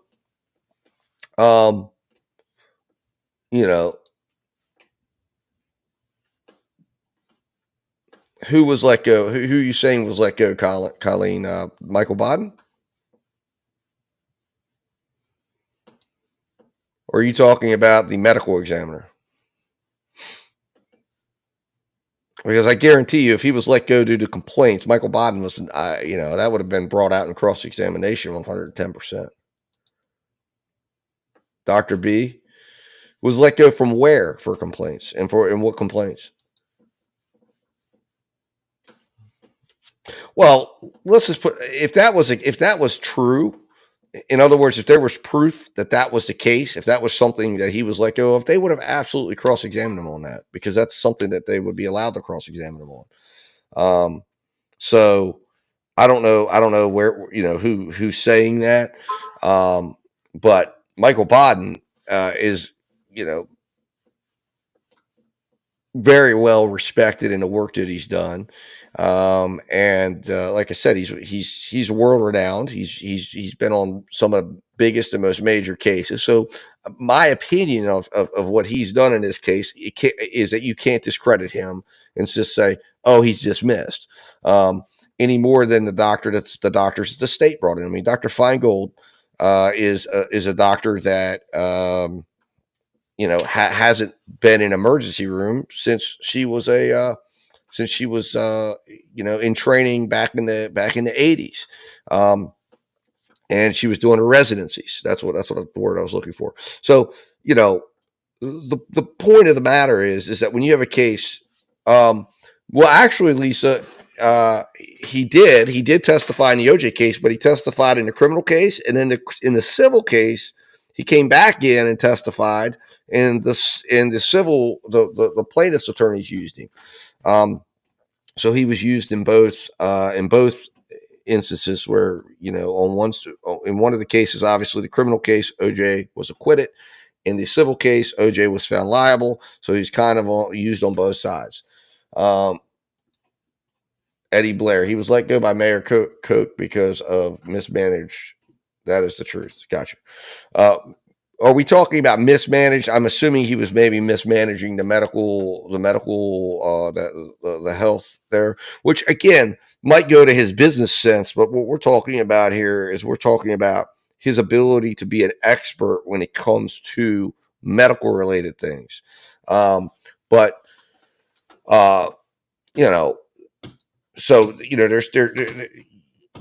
sometimes people are in a field, and when they have to run the business side of things, they don't always do the best job. But that doesn't mean that that his opinion on something like the cause of death, which is something he's been doing for years, which is how he's had thousands and thousands and thousands of autopsies. While that speaks to the business side and him being in charge as a supervisor of something, that's not because he was let go because of the credibility. That's why it wasn't brought up in testimony, because it doesn't have any bearing on his opinion as a medical examiner when he's giving an opinion on as the cause of death. Now, I agree with you, Colleen. I think he seemed, his age was showing. Remember, Dr. Bodden's nearly 90 years old. So, I'm sure, as with anybody who's 89 to 90 years old, but it doesn't take away from when he's looking at the actual medical information, the reports, the tests, that stays with you. And that ability to analyze that stays with you. Now, it doesn't mean that when you get up on the stand and they're talking about video A or video B, or he's trying to follow things, he's hard of hearing, doesn't mean that you're not going to have some logistical things show up that makes you look a little bit, shows your age a little bit. But the validity of his opinion is such in a case like this that you can't discredit it. You can't just throw it out. You can't just say, oh, well, he's bought and paid. That's not the litmus test. because the state bought and paid 2 experts to come in. That's the point. The only expert that was in the middle that wasn't bought or paid, that was here serving the people of New Jersey, was the original medical examiner, who the state didn't like his opinion and the defense sort of liked his opinion. Yeah, exactly, Eddie. Thank you, Eddie. It was about record keeping, exactly, the business side of things. So it had nothing to do with him not knowing, it had nothing to do with his work as far as making a medical conclusion on an autopsy in regards to a cause of death. And then obviously he sued, and it became a contested issue, which is why I probably didn't get brought up. But believe you me, if there was something out there to question Michael Bodden's ability to make a conclusion about the cause of death, the state would have come at him with it 110%. Well, yeah, but Trudy Grant, neither did the other medical experts of the state. So again, that's not the litmus test. Remember, the individual that examined the body never testified. So that is not a valid argument to say that his opinion is any less valid than the opinions expressed by the state's experts. Nobody, the individual that examined the body wasn't called. And again, in a criminal case, the standard is, the presumption of innocence is given to the defendant, and the burden is on the state. And when the state doesn't produce the medical examiner who made a finding that the state didn't like, that's reasonable doubt. That is reasonable doubt. And remember, one doubt is all it takes for a jury to come back with a not guilty verdict. And that is going to be the problem. That's the problem I'm saying, is in a case like this young man clearly was not a good father. He knew he was abusive. You charge him with abuse, you figure out a way to charge him with the various abusive things he did to this child prior to death, and all day long, this dude is convicted. But when it comes to why this child died on the 2nd of April in 2021, or was it 2022? I think it was 2021. Yeah, 2021. He was arrested 2022. In 2021, well, we don't have necessarily proof beyond a reasonable doubt that happened, because the medical examiner came in and provided the reasonable doubt for him, and provided the doubt, and said he died of a sepsis-related infection, which they then brought in, the state then brings in external experts to rebut that. So he lost his reputation in the OJ trial because in the criminal trial he said one thing, in the civil trial he said the opposite. He goes where the money pays. He used to be great, but sold out.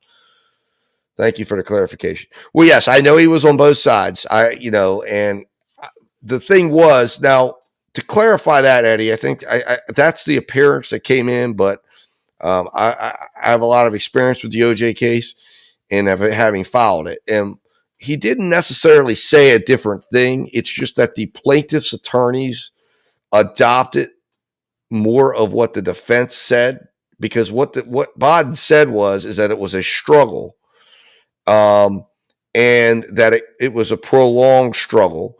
And then the plaintiff came in and kind of adopted it and bumped up the time of death to 10:30, around 10:30, 10:35, and then used Bodden to come in and say that,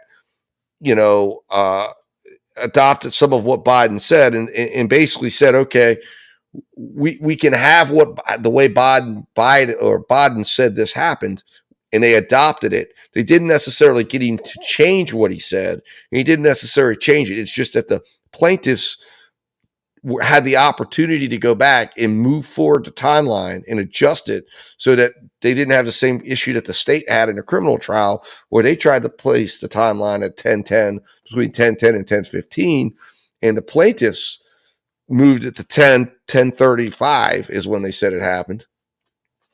And were able to then adopt Biden's idea here that this prolonged struggle, and OJ could have still done it and gotten away with it. Although, again, there's a lot of issues with that case in general, in the OJ case, that that were present that made the criminal verdict absolutely reasonable.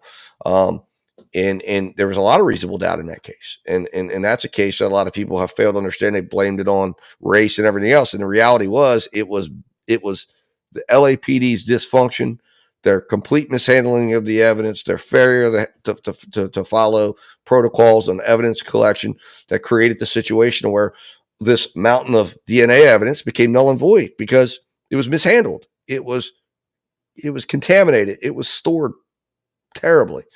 And as a result, reasonable doubt existed. And all it takes is a little bit of doubt or one doubt for the jury to come back. And that's why in a case like this, don't be surprised if that jury convicts him of the child endangerment and acquits him of the death. And based on the evidence, that's technically where it should be at. Is that what I want to see? I want to see him convicted of everything, because I just think that what he did to that little child on the treadmill, I think to me, I would feel very comfortable with an aggravated manslaughter or a reckless manslaughter and the endangerment, because I believe he created the conditions that led to his death one way or another. He would have never been in a hospital if he didn't put him on that damn treadmill. Never. So that's why I think the prosecutors know they have a weakness in their case. And that's why they're going, and that's why they threw in there the reckless manslaughter and the aggravated manslaughter. And that's why I believe there are going to be some people in that jury room who are going to say, I'm not going to walk on an acquittal on this for this young man's death. He is going to be held accountable for it. And the best way to hold him accountable is either the aggravated manslaughter or the reckless manslaughter. I hope they go aggravated, because that's what he deserves, because he caused this one way or another, whether you like it or not. He caused it, and he caused it because of the treadmill incident, which caused all the bruises, which caused the mom to get activated, which caused the mom to try to get him back, which caused the court to turn her down, and then caused her to have to go and take him around to the hospitals when she picks him up on April 1st and takes him around to all the medical facilities. And as a result, he gets sick. And as a result, he dies. Or maybe there was blunt force trauma. But again, the problem is that's not necessarily what the medical evidence is going to prove. So, I just believe, to me, one way or another, he deserves to be held accountable. But this jury absolutely would have the correct and absolute right to come and find and say, no, we think this was a sepsis infection.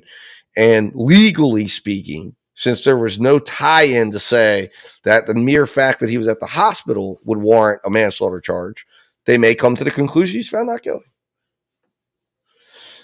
That's what it appears to me, Lisa. And again, I'm disappointed in the fact that they should have charged him with just multiple counts of child abuse. In my opinion, that would have helped bolster this, not just the treadmill, but I think you also have to remember too his father's position in the state police. And I know for a fact in New Jersey that holds great weight, and that holds great weight to how they're going to handle things and what they're going to be doing. And he's sitting there in the courtroom every day, making his presence known to the judge.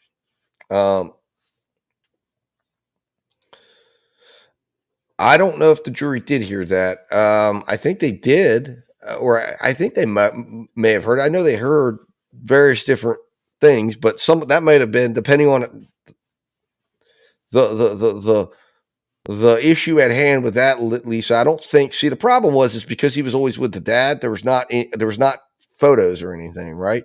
So a lot of that it could be hearsay, or it could end up being hearsay if it was, well, so and so told me he had a busted lip. Now, if the mom saw the busted lip, she could testify to it. So I think in the mom's testimony it might have. But again, rules of evidence are complicated things. The way evidence can get into a case is complicated, and that's why, again, when you look at a case like Ty Tucker, where you're representing yourself, it's those little nuances that can get you hammed up, and it makes it difficult. But in this case, hats off to Mr. Gallucci. Listen, whether you like the guy or not, I have a lot of respect for him. He reminds me of my dad, and him taking on a case like this. Listen, regardless, at the end of the day, what Chris Gregor should not be able to have another child if he gets out, right? Obviously, there's no way to preclude that. But the bottom line, at the end of the day, Mario Gallucci demonstrated, to me at least, he's a good attorney. and he did a great job. He made a solid argument. He told a compelling story. We'll see how it goes with the jury. It's a very emotional case. In that Treadmill video, every time I watch it, it's funny because I came off the defense's closing and said, "Man, you know what? I think we're gonna have a not guilty here. Definitely on the other side." Then I listened to the state. They showed me that Treadmill thing, and I said, we gotta get him on aggravated manslaughter minimum. I mean, if he gets murder, okay, fine. You know, I can live with that too. But I don't think they're going to get it. So we got to at least get him on aggravated manslaughter or maybe reckless manslaughter. But we can't let him walk just completely out of there because I believe he caused the death one way or another.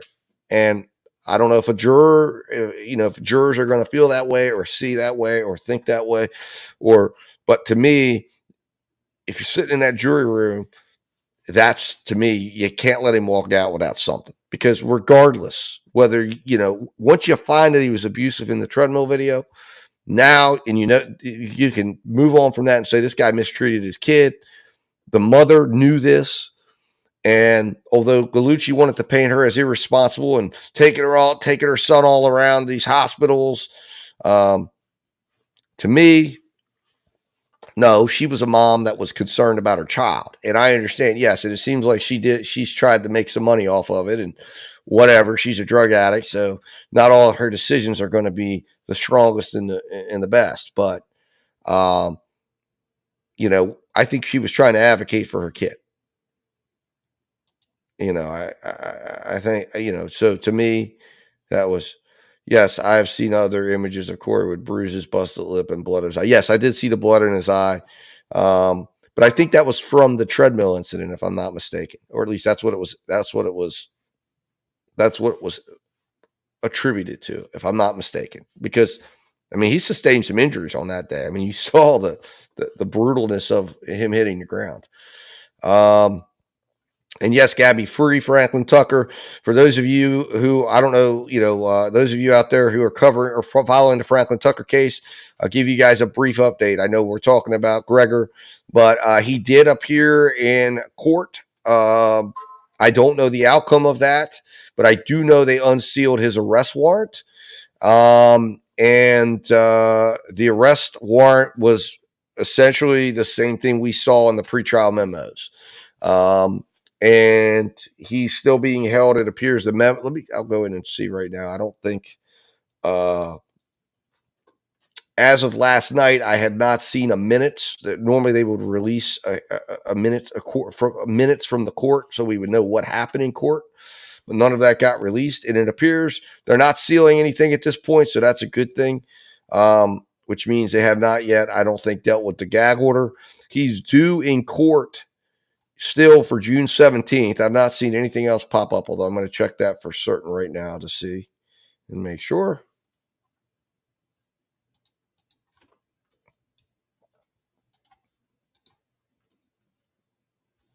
There we go. All right. So let's just see if anything has popped up on here. One of our last things that we're going to do here. So, and also, just so you guys know, our poll found, and this is with 193 votes, 89% say Gregor will be found guilty. 7% not guilty, 5% hung jury. So interesting little piece there. All right. So it looks like there's a hearing. There's a docket sounding now on the 17th, and then there's a motion hearing on the 28th of June. What that's for, I don't know.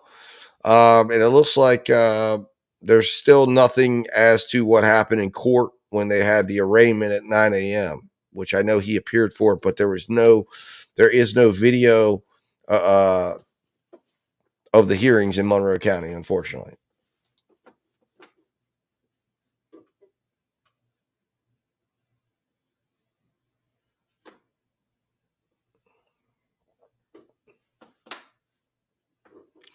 So now, Eddie, you said proof is beyond a shadow of a doubt. No, or I don't know if you're saying in this case you believe the proof is beyond a shadow of a doubt. So you think it's just them, but no, proof's beyond a reasonable doubt.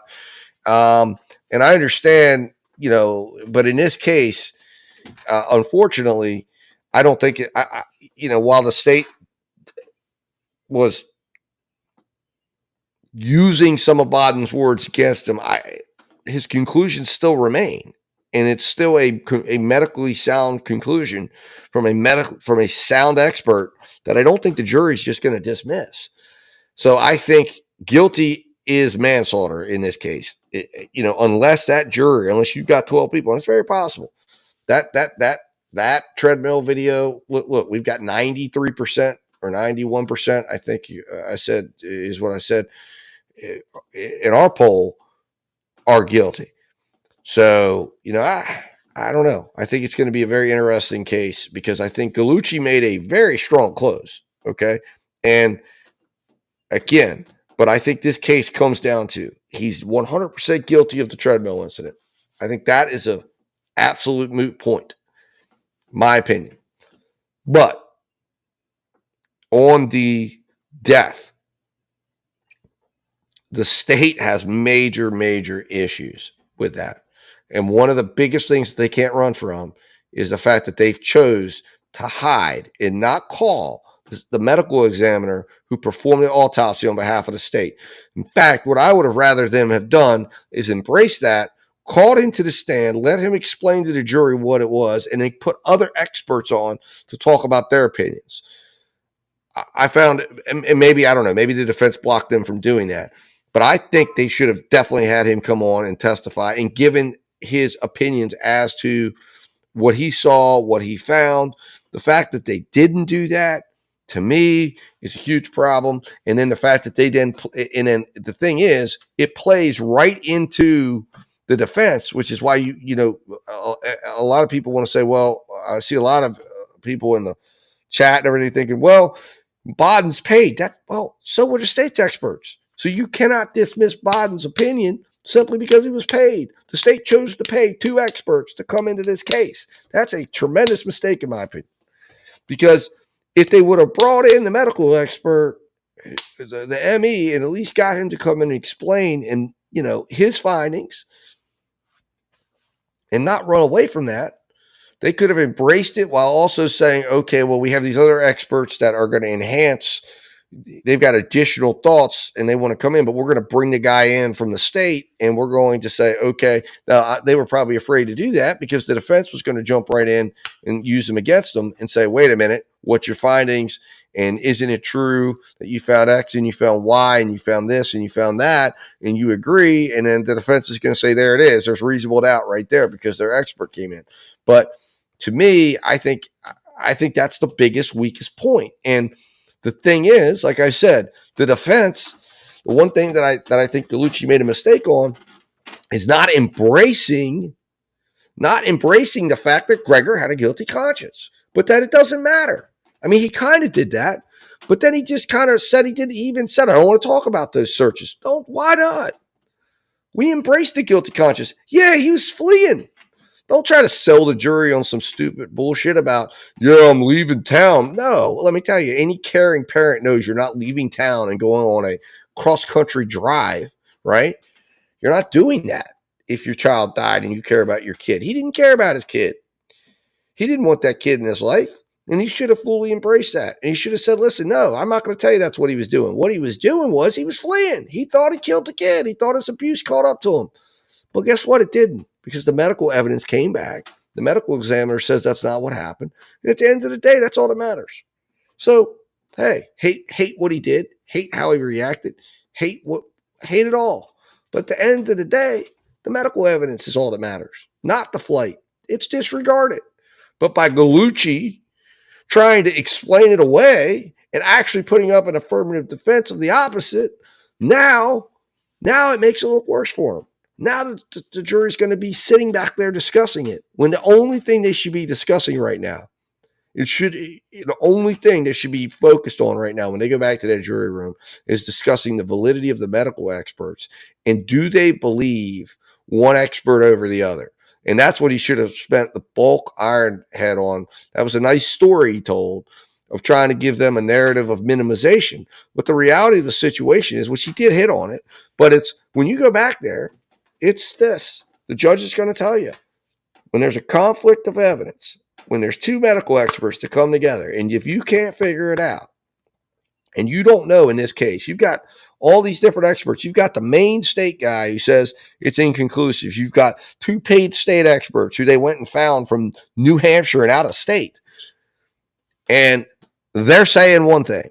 And now they're telling, they shopped around.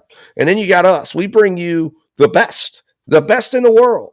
He's been involved in every major death that you could talk about. JFK, Malcolm X. He's been involved in the OJ case and many, many, many others. He's got an HBO show. And this guy comes in and says, no, he didn't die of blunt force trauma without a sepsis. Complications of pneumonia. I can't think of more clear reasonable doubt on the issue of murder, on the issue of the death. It's inconclusive. There's no way to figure it out. There's a reasonable doubt. Did Gregor cause it? Well, I don't know. I mean, he could have, but he could have isn't good enough. It's got to be beyond all doubt. There can't be a doubt. There can't be a hesitation.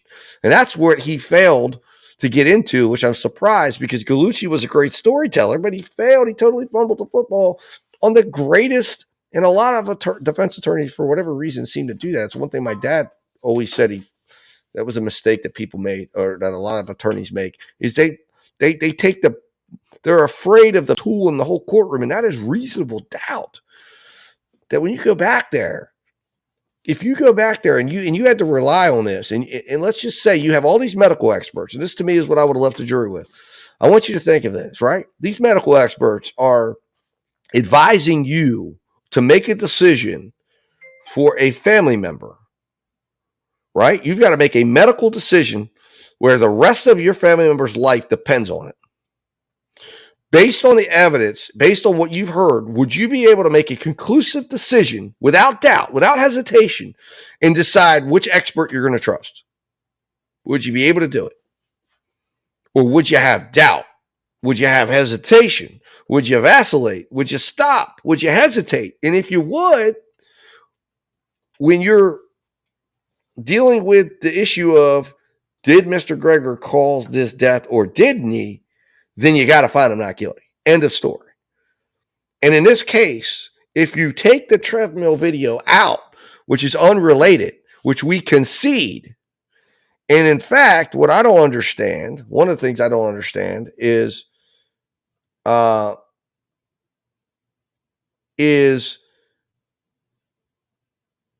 don't understand why they wouldn't have, in my opinion, why would he not have pled guilty to the treadmill incident? I mean, if I'm Gallucci, I'm telling him, plead guilty to that. And then we keep that video out. It's prejudicial.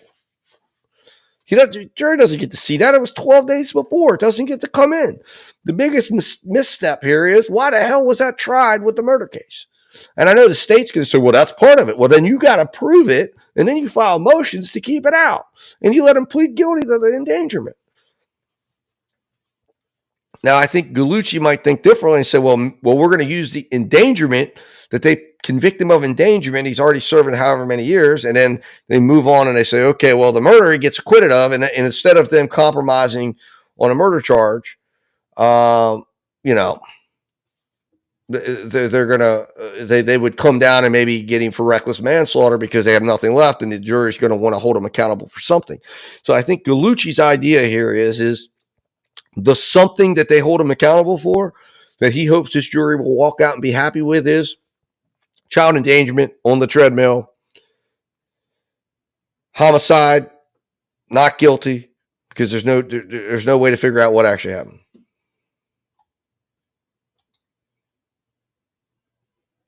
The state had the evidence. Well, Eddie, that's not true at all, because that's a problem for the state. Because again, when they changed the report, the basis for the changing was the 33-second video, which again, you have a medical expert that comes in who's world renowned and says that I've listened to that video, and that's not a basis to change anything. You don't change the basis of something as complicated as figuring out a cause of death. Was it blunt force trauma or was it sepsis brought on by pneumonia? You don't change you don't use a 33-second video to say, well, we're going to change the cause of death to that, or, based on that. How you doing, Kirsten? Welcome. Thank you for liking and subscribing, and welcome here. Thank you for stopping in. Happy to have you. Thank you. So, and Gabby, thank you. But again, like I said, this is a tough case. This is one of those cases that is very, very tough. And listen, at the end of the day, he gets convicted of everything. I'm not losing a wink of sleep, even though I think that probably from a legal standpoint, it's not necessarily the correct verdict. From a standpoint as a father and someone who isn't really worried, looking at it outside the sphere of looking at it from the prism of the justice system and the way the law requires you to look at it, I'm saying, hey, put this guy under the prison, man. I mean, this guy, like what he did on that treadmill, it just bothers me. It bothers me greatly. You can ask my wife. I've been talking about it because it's really upsetting to me. And I look at my little 4-year-old running around. I can't even imagine doing something like that to him. And of course, I've got an 18 and a 14-year-old. I can't imagine doing anything like that to them at any point. And then they die and he leaves. I mean, I just had to tell you a story right now. I will tell you this, it made me think of it. There was during the chat, what was probably about a week or so ago, my 4-year-old woke up throwing up, right? And he was dry heaving. And we still don't know exactly what the issue was, but there was a virus running through our family. My older kid brought it in, I think, and it worked its way down. But he wakes me up in the morning. His mom's, as I mentioned, she's an emergency room nurse. She's already at work. He comes over to the bed, gets out of bed. I gets out of his bed, comes over and comes in the room and starts waking me up and says he's throwing up. He's dry heaving. We thought maybe there was like appendicitis or something like that. So immediately, what am I doing? I'm like, he's never acted like this or presented like this. He's got a high fever, like 102-degree fever. So I jump in, get him in the car, get him to the emergency room. We have him there right now. When we get there, there's a couple comments. So my 4-year-old has a port wine birthmark up his, looking at him, I guess it's his right arm, on his right arm. It goes up. So the funny thing is, as these people are walking in, and my wife is a nurse there at the emergency room, so she's sitting in there. So they would kind of start to ask questions, and they would pop in and realize it was her. And they were like, "Are you here, or is this your child?" "Oh, it's your child." And what she explained to me as a couple people popped in and started making comments, she was very quick to clarify that's a port wine birthmark. Because what she said was, and she said, they are not asking because of they're curious about what it is just out of a general curiosity. They were thinking it was abuse. So when they saw that, they're like, is that a burn? Is that what is that? Is that an injury? So immediately they were jumping in because they're mandatory, of course, reporters. And that's what they were looking for when they went into, when we went in there. So I find it very interesting that so little was done for this young man when he comes in with 14 bruises, and that they didn't take more action to say, you know what, he needs to be taken in. And apparently, according to what my wife tells me, I mean, they can do that. They could have called the police in and had him taken into custody, potentially of child welfare if they needed to. So Colleen says, okay, let's get back in here. But anyways, I want to share that because that's how the hospital act. I mean, they're assuming that something like this is happening. When they see a kid come in with bruises, they are trained to look for this stuff. So, how long do you get for endangerment? That's a great question. Let's look it up because I've been wondering that myself. So let's look up the punishment for child endangerment.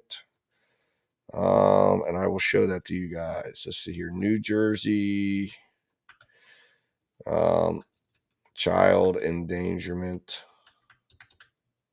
punishment. All right. So it's up to 10 years in prison and a fine of up to $150,000.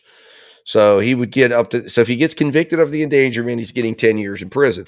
To me, if there were other incidences of abuse, I think that they should have just stacked that on. They should have had others. But to me, if I'm the defense attorney, I'm negotiating some sort of plea on that. But I guarantee you, the state probably didn't want to give him any type of a plea that would have resulted in 10 years.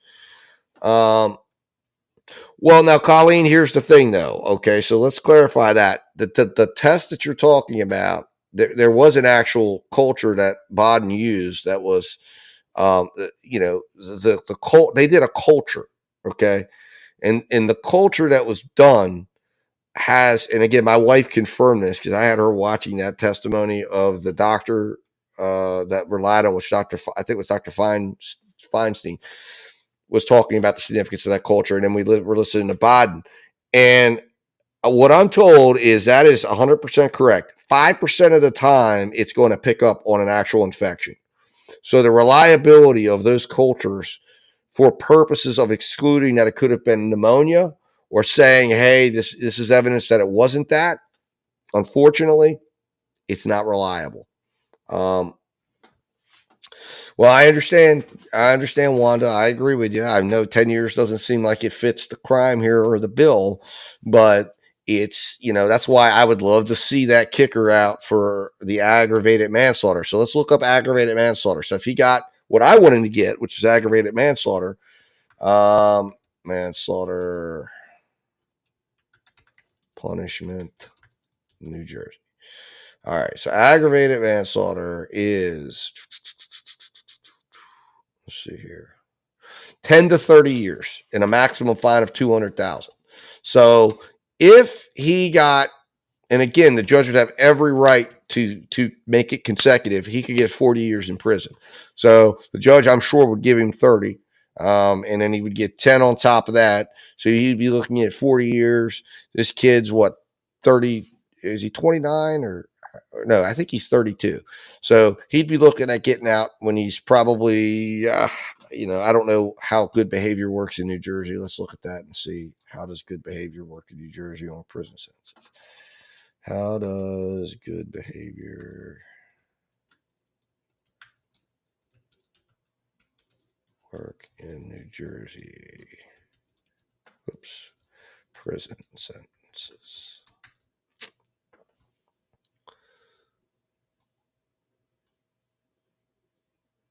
All right.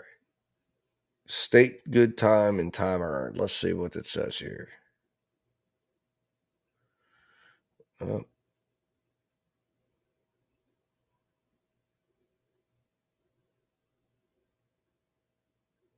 Let's go for New Jersey. I'm looking it up right now. MN New Jersey. Okay, so let me go. There's a chart apparently you got to follow. I don't know. I guess it's not going to be easy to just be able, can lead to reductions for mandatory in New Jersey County jails. And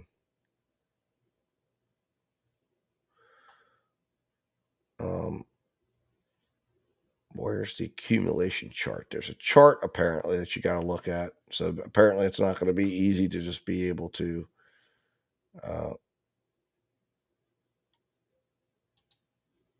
but apparently it accumulates per year that they serve. So I don't know. Probably a lot of times you can knock a 30-year sentence off.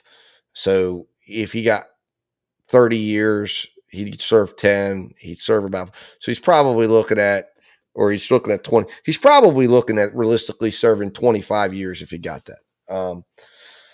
They offered him 30 and he turned it down. Well, I think that was for murders though, I believe, because in New Jersey, I do know it's 30 years to life. So they were offering him a determinate, I think just 30 years as opposed to the potential life sentence that he could face if convicted of the second degree murder.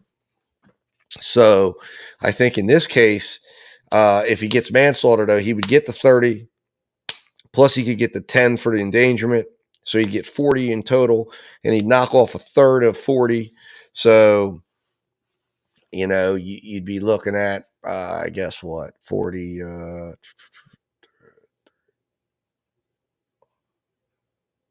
so you'd be looking at about 13 years off of 40, so about 27 years in prison. So he'd have the opportunity to still be out if he got an aggravated manslaughter charge. He's still going to get out at some point in his lifetime. Obviously, his whole life is going to be destroyed. He's not going to have the life that he envisioned or thought he would have for himself or would have if he walks away from this thing completely scot-free and clean like Mr. Gallucci would like him to do.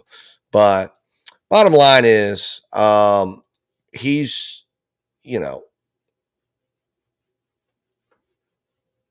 No, Lisa. See, I'm saying that if he was convicted of aggravated, he's looking at life in prison if he's convicted of second degree.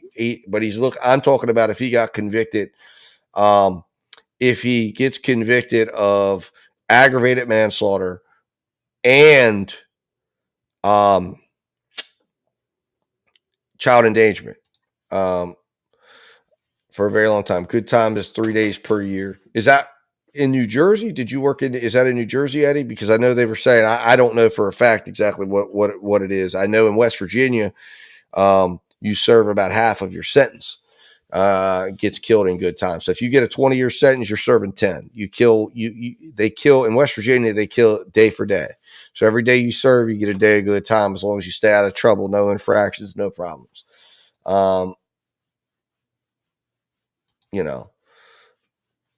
So Wanda Garcia Mendez says, I can't understand why so many cases. I'll tell you why, Wanda, is because, you have a lot of, situations here now where, kids are being born into situations where, there's the kids, the parents are not equipped to deal with, they don't have a good example. Probably again, that's why I was looking into his childhood and saying, where's the example that he learned of parenting? But a lot of it's just not. I mean, the simplest fact is these people don't want to be parents. They're having kids. They're having kids in situations where they're not ready to be a parent. They don't understand. They're not mature enough at the point in their life to figure out, hey, how do I be a good parent, and how do I get across to the kid, and communicate with this child as a human being, and they're confused in their parenting. Thank you, Angel. I appreciate that. Very much appreciate that. But I think it also has to do with the economic situation. A lot of people don't look at the economics, but when parents are stressed out, they're short on money. Not to say that it's an excuse for abuse, but it creates a scenario where they become resentful of their child, and they don't have the patience, and they don't have the time to say, hey, I'm going to try to parent this child correctly. Because believe it or not, it's not, as I always say, it's almost lazy parenting. Correct, Lisa. See, they have a choice of the following. If they find him guilty on the side, they could find him guilty of second-degree murder, aggravated manslaughter, or reckless manslaughter. And then Eddie Blair says, Ohio. So life in Ohio is 32 years. You go to the parole board most of the time. They let you out unless you killed a kid or a police officer. Gotcha.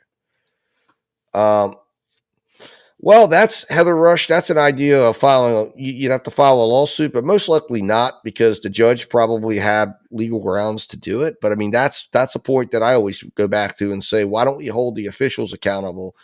It's like in the Crumley case, we have the Crumleys who are held accountable, right? And then, but you got the school officials who walk away from it. They let the kid walk back in the thing. You say, well, they didn't know about it. He didn't know, but when they saw that picture, they should have tossed his butt out of school. If they don't let the kid back in, then if they don't let the kid back into the school, he's gone. He's gone. Or nobody gets shot. So, Chris never wanted to be a dad. His parents told him to get dual custody of court once Brianna filed for child support. Right. I know. And that's the point. I don't think Chris wanted to be a dad. And I think he was resentful of the kid. And I think he just felt like, again, a lot of times people believe that you've got to, rule with an iron fist and teach your kid discipline. And that involves physicality. And then you get frustrated with the kid, or you think he's soft and you want to, again, Kristen, the other issue too is this, okay? It's funny, I was having this conversation with my 18-year-old last night. I was talking about, you know, he wasn't there for the birth, but when you hold, you know, or at least this is what should happen, but when you hold your child, your newly birthed child in your hands for the first time, it changes you. I've had this discussion with other dads and other moms as well, but specifically other dads. It does, it changes you. And then you're like, wow, you know. Now, for some parents, I guess that doesn't click. For me, it did. It was like, my God, you know, this is my child. I'm going to do everything I can to try to, you know, make this the best kid, the best person, the best human being it can be in the world, right? So that didn't click with him. He never had that moment. He was just thrown into it. He didn't want to be thrown into it. And suddenly he's got this kid here at the house. He's got this inconvenience. He can't go out anymore when he wants to. He can't do things. He doesn't have freedom anymore. And the problem is he didn't have a bond with the child because he never even knew the child existed. So for him, it was like, I can only imagine from his perception of this thing, it was like his life just kept getting more effed up all, you know, every step of the way. One day he's hit with child support papers, paternity test comes, he finds out he's got a kid comes to live with him, kid's annoying to him, kid's not who he thought he would be or whatever. And he starts taking it out on the kid. And,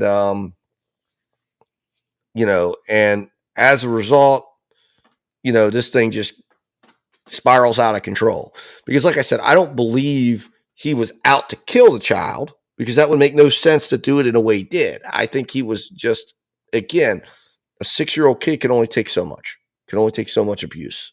And he was just, you know, he went too far. And like I said, whether you believe it was blunt force trauma or you believe it was the sepsis that got him, I don't think it matters because the reality is the kid would have never been at the hospital in the first place if it wasn't for the way that dad was treating him. If the dad was loving him and being a loving father and being a good dad and trying to develop a connection with him and coaching his football team and mentoring him. I mean, this guy, remember, Chris Gregor was a teacher, a certified teacher. He had like special certifications.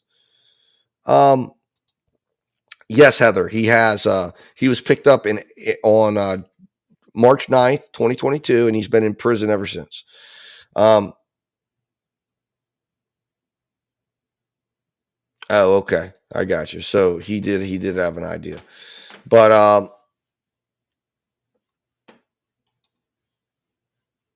well, I do believe Colleen, correct me if I'm wrong. I thought this came out in trial that she admitted on the stand when she was testifying that she'd used a week before. So, I mean, I think she's an addict still recovering. I don't think she's recovered because recovered would signify she's off drugs. Now, maybe she's newly clean and hasn't used since the time she said on the witness stand, but I could have sworn I heard her testify on the witness stand that she used a week before. So it sounds to me like she's probably still battling addiction. It's going to be a lifelong thing, especially with meth and heroin, I believe was the drugs of choice of hers. Those are not easy things to kick. It's going to be a long struggle, and my hat goes off to her and trying to get clean. I hope she is able to accomplish that, but it's going to be a battle. Trust me. I know that from my own experiences with my father. It's a monkey sometimes that never gets off the back, you know, or their back. The best thing to do is figure out a way to never let it get on your back in the first place. But obviously once it's there, you gotta battle it and you've got to use your willpower and use your resources and work your program to try to stay off of it. But anyways, guys, so I'm going to jump off here. I kind of impromptu decided to jump in and invade my own live. I normally would have been out and about, but I had to bring my dog home from his haircut. And I said, you know what? I'm going to jump on and watch it with everybody live. And then I'm going to go on and talk because I've been wanting to talk about this case. I even have a little mini presentation. Well, Eddie, did he have a drug addiction? I mean, I'm getting drugged back in here. I didn't think he had any drug problems, but did he have a drug addiction as well? I'm guessing, was he doing the same stuff she was? Maybe I missed that. But anyways, but I appreciate it, guys. I appreciate everybody that subscribed. Hit that subscribe button. Also, if you just found this channel today, go over a couple of things with you. You see here, it says support the channel at ko-fi.com, / justice of process. That is the main method of financial support, but that is one avenue of that. It's also the main website and main hub of information for the cases we're covering, the lives we're doing. So head over there, you can follow for free. So become a follower. That way it'll give you email updates whenever something of pertinence comes up. It will send it out to you. Whether we're on Rumble, we're on Twitter, we're on Twitch, we're on Kick, we're on YouTube. Like I said, we have 2 channels now: Justice Watch and Justice is a Process. For those of you wondering, appreciate everybody who subscribed today to this channel and the new channel. Justice Watch is a place that we're going to cover older trials on. It's also, we're going to be also doing cover dual cases like we're doing with this case. This is what I call my after hours case, because this is the case. Karen Reed is our main case. So we are covering the Karen Reed case. So check out our daily lives on that. That's not live again until next Monday. So today got picked up during the day because Karen Reed was in recess. So I said, well, we're closing arguments. Let's run this. So anyways, wanted to give that. So Colleen, you caught my attention. Definitely not sepsis. So you're saying you definitely do not believe it was sepsis that killed her. And again, that's fair. But do you believe beyond a reasonable doubt? Can you say without doubt, without hesitation, vacillation, can you say it wasn't sepsis? Well, yeah, but Colleen, you have to understand sepsis is a very generalized term. It just simply is.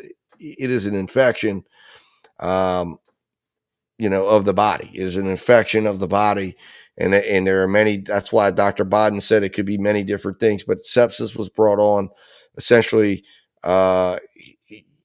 He gets pneumonia, and the sequencing of events that happen with his exposure to the multiple medical facilities, his immune system going down because he's tired and he's in this environment. It is a very real thing, as my wife explained to me, and I only know this because my wife is a nurse. So she was able to watch this, and I literally said, at first I was skeptical of this, and I said, hey, watch this with me, babe. Can you tell me, what do you think? Is this? And she said, absolutely. What he's saying is absolutely very real, and it happens all the time, unfortunately, where you can get pneumonia, you can get hospital-acquired pneumonia. There's other things you can get from being in a hospital setting as a patient all the time. And especially when you come in and you've got an already weakened immune system, perhaps he was already, he's coming in and he's being seen. He's a kid. He's tired, and he comes in. And could he have picked it up? Absolutely. And could it have come on as rapidly as it could have? Yes, it did. And the bottom line is, at the end of the day, the medical examiner for the state found it in this. He's the one who started all this. Well, that's actually not true, though, Heather. That's not true at all. That is not correct, and that's what again, that's what Dr. Bodden explained. That yes, what can happen in this instance, it is rapid and it can come on, and it's exactly what Dr. Bodden explained. On top of that, because it's also very difficult to say that as there was another person. There